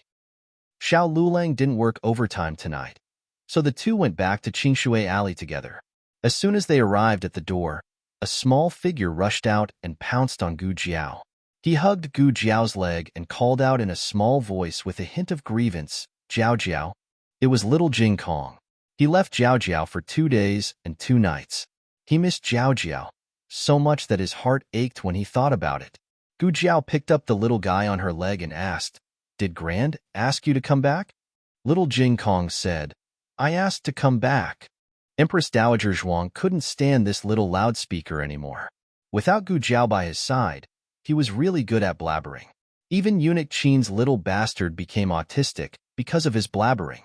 It was important to have a little great-grandchild, but it was more important to live until the day the little great-grandchild was born. So when he asked to leave the palace again, Empress Dowager Zhuang hurriedly asked Eunuch Qin to pack him up and send him back. Little Jing Kong hugged Gu Jiao's neck and rested his head on her shoulder. "Jiao Jiao, I missed you so much. Did you miss me even a little bit?" Gu Jiao was amused by him and nodded. "Yes, I missed you. I knew it." The little guy was so proud that his little body twisted in Gu Jiao's arms. Xiao Lulang looked at the little guy who was acting spoiled with Gu Jiao unscrupulously. His handsome face gradually darkened. "Jiao Jiao, there's a lantern festival tonight." Little Jing Kong didn't notice his bad brother-in-law's sour face. He hugged Jiao Jiao's neck and sighed. "I'm so old, but I haven't seen a lantern festival yet." The little fellow had learned how to beat around the bush. Gu Jiao and Xiao Lulang didn't have anything to do tonight. Gu Yin and Gu Shaoshun happened to be at home as well. Thus, after dinner, the young couple went out with their 3 younger brothers and 2 secret guards. The Lantern Festival was held on Chong, an avenue. Other than the end of the street and the end of the street, the stalls in the middle of the street were filled with dazzling lanterns. Some of these lanterns were for sale directly, some were for reward, and some were for making friends with lanterns and gathering to recite poems. Gu Jiao only had one thought in her mind when she glanced over. So many people, so many people. Having been in the capital for so long, this was the first time Gu Jiao was so shocked by the bustling city. As far as the eye could see, there was a surging tide of people, overflowing with colorful lights and waning lights. Aya, I can't see anything."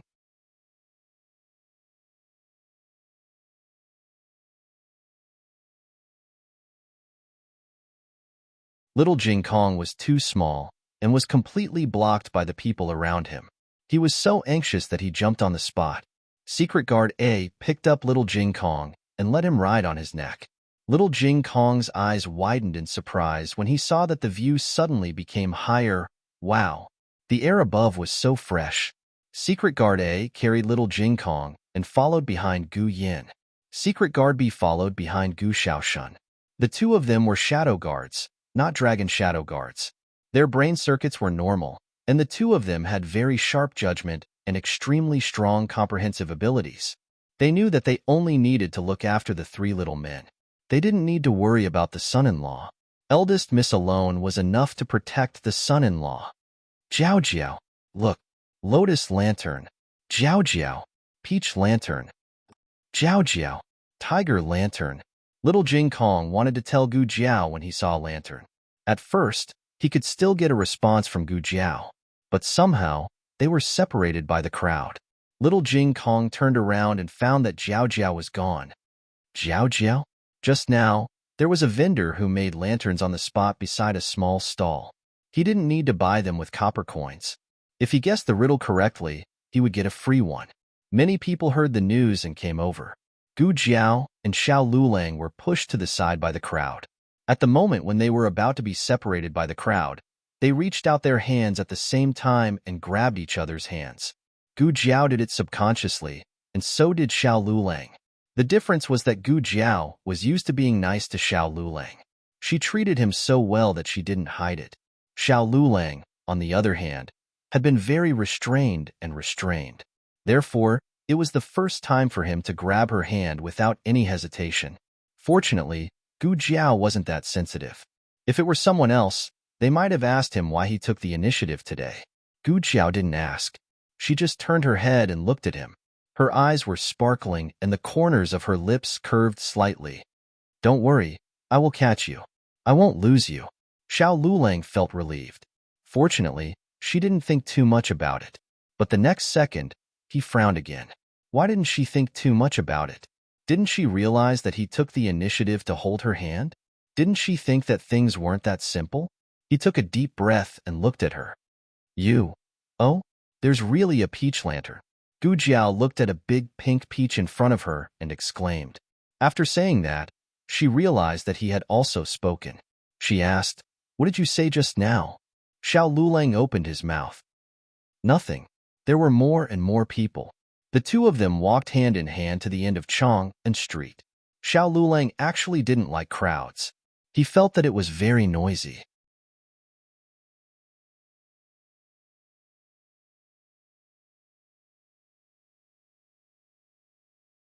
There was too much sweat and the smell of cosmetics in the air. It would make him breathless. But that didn't happen tonight. A road that was supposed to be very difficult seemed to have become less difficult to walk. After the Lantern Festival, they met up with Gu Yin and the others at the other end of Chong and Street. Little Jing Kong was crying like a sieve. Do it again. Do it again. I want Jiao Jiao. The Lantern Festival was incomplete without Jiao Jiao. Little Jing Kong felt that he had wasted his time tonight. He was crying very sadly. However, the Lantern Festival had already ended. The streets were bleak and desolate. There were only broken lanterns on the ground that had been trampled by people. Even the streets matched his mood so well. Wah, he bawled loudly. He only stopped crying when Gu Jiao promised to take him to the Lantern Festival alone next time. His eyes were red and swollen. He said with a twitch, Then I want to sleep with Jiao Jiao tonight. Xiao Yulong's mouth twitched. Little monk, I think your sadness is fake. Your real intention is to sleep with Jiao Jiao, right? Gu Jiao agreed. However, the little guy cried too hard. He was exhausted and fell asleep on the way back. Xiao Lulang rubbed his little head, but he didn't wake up.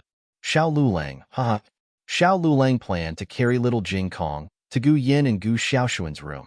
Then, he would go to Gu Jiao's room. However, when he arrived at the central room, he heard Gu Xiaoshun say, It's okay, brother-in-law. You don't have to squeeze with us tonight.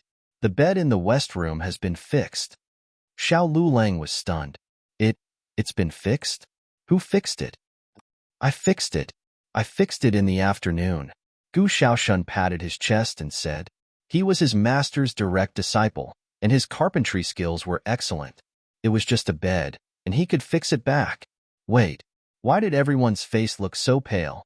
Was he cultivating too slowly? The moon was dark and the wind was strong. Everyone had fallen asleep. The noisy city had also fallen into silence. The sound of the wooden fish in the nunnery had also stopped.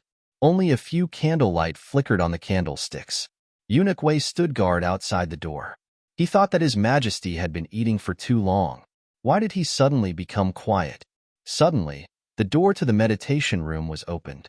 Grand Concubine Jing slowly walked out. Eunuch Wei hurriedly bowed. Grand Concubine, His Majesty has been so busy with state affairs that he fell asleep while eating.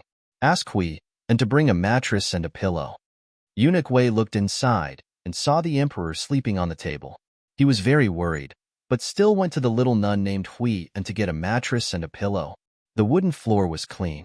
Grand Concubine Jing laid the mattress behind the emperor and helped him lie down with Eunuch Wei. The pillow, she said. Yes. The little nun put the pillow on the emperor's head.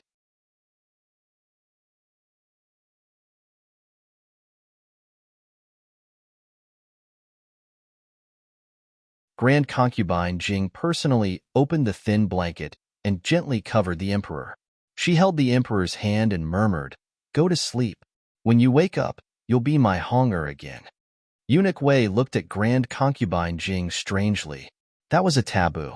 She wasn't the Empress Dowager, so she didn't have the right to call the emperor by his name, let alone call him mother. However, he was more concerned about the words when you wake up, you'll be my Honger again. Why did she say that? Wasn't he the same before he woke up? The emperor slept for a long time, and it was already dawn when he woke up. Grand Concubine Jing had been watching over him all night. She couldn't take it anymore as dawn approached and fell asleep on the table beside him. She had been holding the Emperor's hand the whole time, so she was the first to wake up when the Emperor moved. Although there was a thick mattress, it wasn't as comfortable as the dragon bed. The Emperor's back was aching. "Eunuch Wei," he called out drowsily. He was still a little groggy. Grand Concubine Jing sat up straight and looked at him with gentle eyes. "Hong-er." The Emperor opened his eyes and looked at her with a frown. "What did you call me?"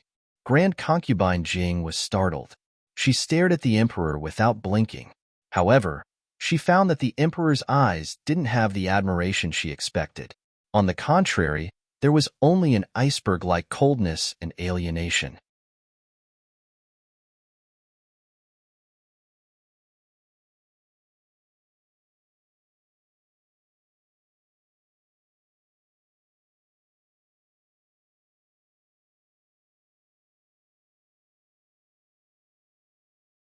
Chapter 371. Your Majesty, Your Majesty, you called this servant? Eunuch Wei walked in with a basin of water. He had gone to the small kitchen in the nunnery to have someone prepare hot water for the Emperor. After serving the Emperor for so many years, he knew that the Emperor was about to wake up.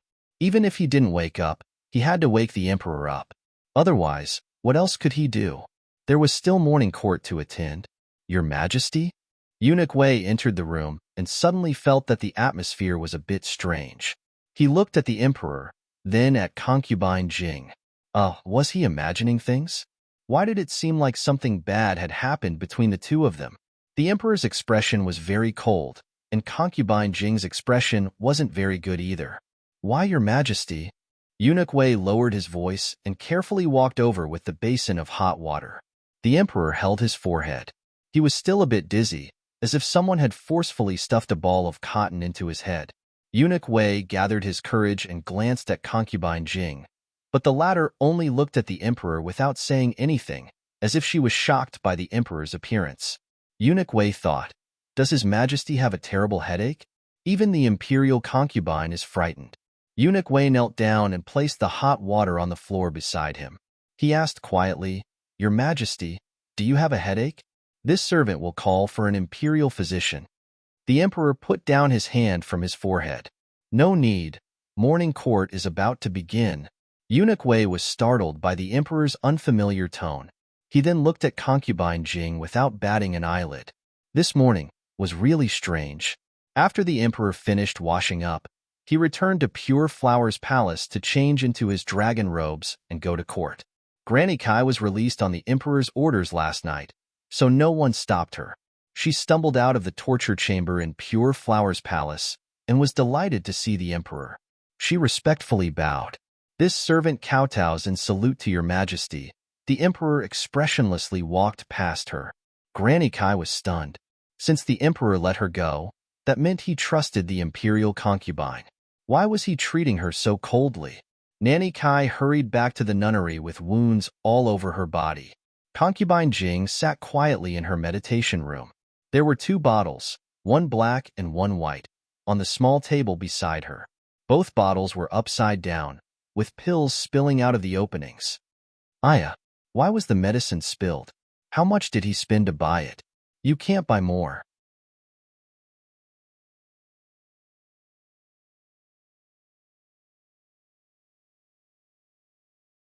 Mammy Kai didn't even have time to greet her and hurriedly put the pills back into their respective bottles. She pretended to look sideways, only to see old Concubine Jing's lifeless expression. She then recalled how His Majesty had ignored her this morning. Her heart skipped a beat. Old Concubine, could it be that His Majesty found out? Concubine Jing didn't say anything. She merely clenched her fists and closed her eyes. Granny Kai knew her master too well. Her face turned even paler because of this. If you didn't find anything, then, what was it? Did the medicine lose its effect, or was it the wrong medicine? Either way, the consequences would be terrible. That incident back then had almost caused him to fall out with Her Majesty. It hadn't been easy for him to use medicine to make him forget all the bad things about Her Majesty and reconcile with Her Majesty. If he remembered. Eunuch Wei. After court, His Majesty sat in his palanquin and suddenly spoke. Did I forget something? Ah. Eunuch Wei walked beside the palanquin as he looked at His Majesty and asked, "What is your Majesty talking about? Would I be asking you if I remembered?" His Majesty said grumpily, "Ah, then I don't know what you're asking about." His Majesty frowned. He massaged his forehead and then his temples, feeling that he'd forgotten something important. Why couldn't he remember it all of a sudden? "Your Majesty, are you still going to the nunnery?" Eunuch Wei asked. "Why would I go there?" His Majesty asked in return. This question stumped Eunuch Wei. Did His Majesty not know why he was going to the nunnery? His Majesty remembered that he'd gone to visit concubine Jing yesterday. He asked strangely, "Isn't concubine Jing in the nunnery outside the palace? I remember that the Empress Dowager sent her out of the palace back then. Why did she come back?" Eunuch Wei was so shocked that he couldn't speak. "Your Majesty, did you drink alcohol last night?" "What's wrong?" His Majesty frowned. Eunuch Wei said, "Have you not sobered up yet? Did you forget that you were the one who brought Her Highness the Imperial Concubine back to the palace?" His Majesty was confused. "I brought her back to the palace?" Eunuch Wei nodded. "That's right. Esteemed Imperial Concubine Dowager fell down in the nunnery and was severely injured. After you went to visit esteemed Imperial Concubine Dowager, you were worried about her safety and brought her back to Pure Flowers Palace. You even had someone build a small nunnery for esteemed Imperial Concubine Dowager in the palace so that she could often accompany the ancient Buddha. So there was such a thing." His Majesty tried hard to recall, but his head hurt as soon as he did. There seemed to be some fragmented memories, and Eunuch Wei wasn't lying. What he didn't understand was why he'd done this. It was against the rules. Although concubine Jing was his mother, that's right, she was his mother.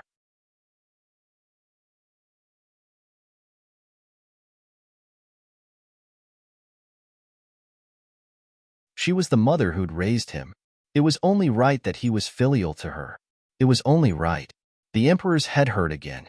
He suddenly felt that concubine Jing's mother wasn't that good. What about her? That's right. She'd punished him and Ning'an. In the middle of winter, he and Ning'an had been punished by concubine Jing to kneel in the snow because they'd sneaked out to pick some pomelos. But that day had been Empress Dowager Zhuang's birthday, and he and Ning'an had only gone to the cold palace to give her a bag of silver charcoal and a few pomelos. She'd punished them until Ning'an had fallen ill. "She punished me and Ning'an," the Emperor suddenly said. Eunuch Wei was stunned.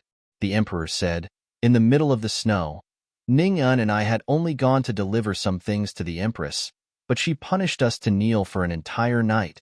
The Emperor sighed. "She's that afraid of us getting close to the Empress." Eunuch Wei was stunned. This Empress should be Empress Dowager Zhuang when she was young. He'd heard His Majesty mention this before, but that wasn't what His Majesty had said at first. In the middle of the cold, she actually tricked Ning'an into delivering things to her, causing Ning'an to be punished by concubine mother and even fall ill.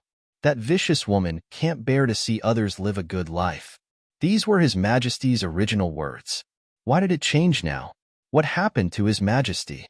The Emperor suddenly realized that his head didn't hurt as much. He turned to look at Eunuch Wei.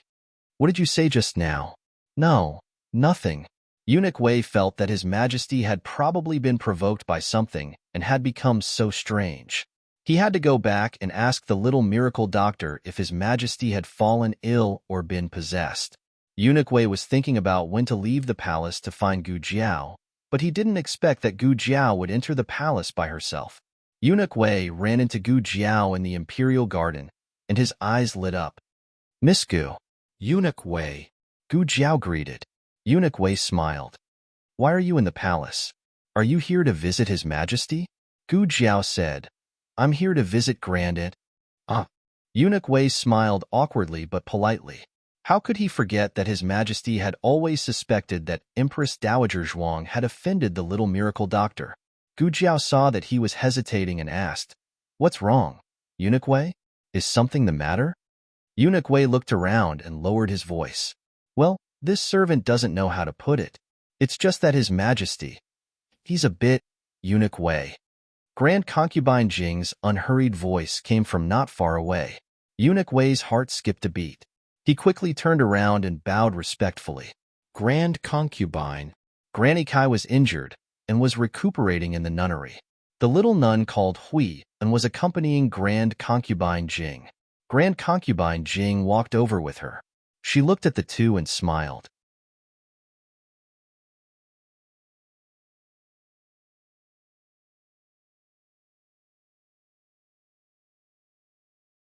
Miss Gu has also entered the palace. I happen to be on my way to visit His Majesty. Do you want to come with me? Sure, let's go together, Gu Jiao said. Eunuch Wei's eyes widened. Didn't she say she was here to visit the Empress Dowager? Grand Concubine Jing's eyelashes trembled, as if she hadn't expected Gu Jiao to agree so readily. She stared blankly for a moment before smiling. Then let's go together.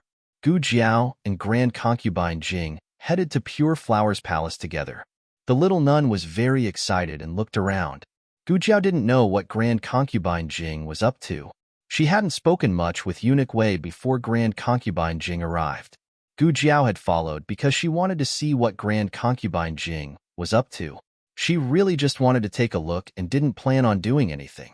However, there were always accidents in this world.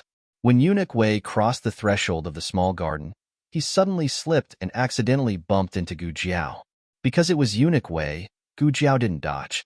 Otherwise, he would have fallen. The emperor, who had just come out of the study after approving a memorial, saw Eunuch Wei, who was by Grand Concubine Jing's side, suddenly bump into Gu Jiao. Gu Jiao received a solid bump. Although she didn't cry out in pain, the emperor could tell that the bump wasn't light. The emperor's face darkened. Mother, why did you push Eunuch Wei? Grand Concubine Jing, who hadn't even moved a finger. You're tuning in to the Romance Rendezvous YouTube channel. We're so grateful for your support, and don't forget to subscribe to join us on this incredible journey through captivating stories. Your generosity through donations truly makes a world of difference, as it's the primary source of revenue that allows me to expand and enhance this channel for you. Thank you from the bottom of my heart for being a part of this adventure.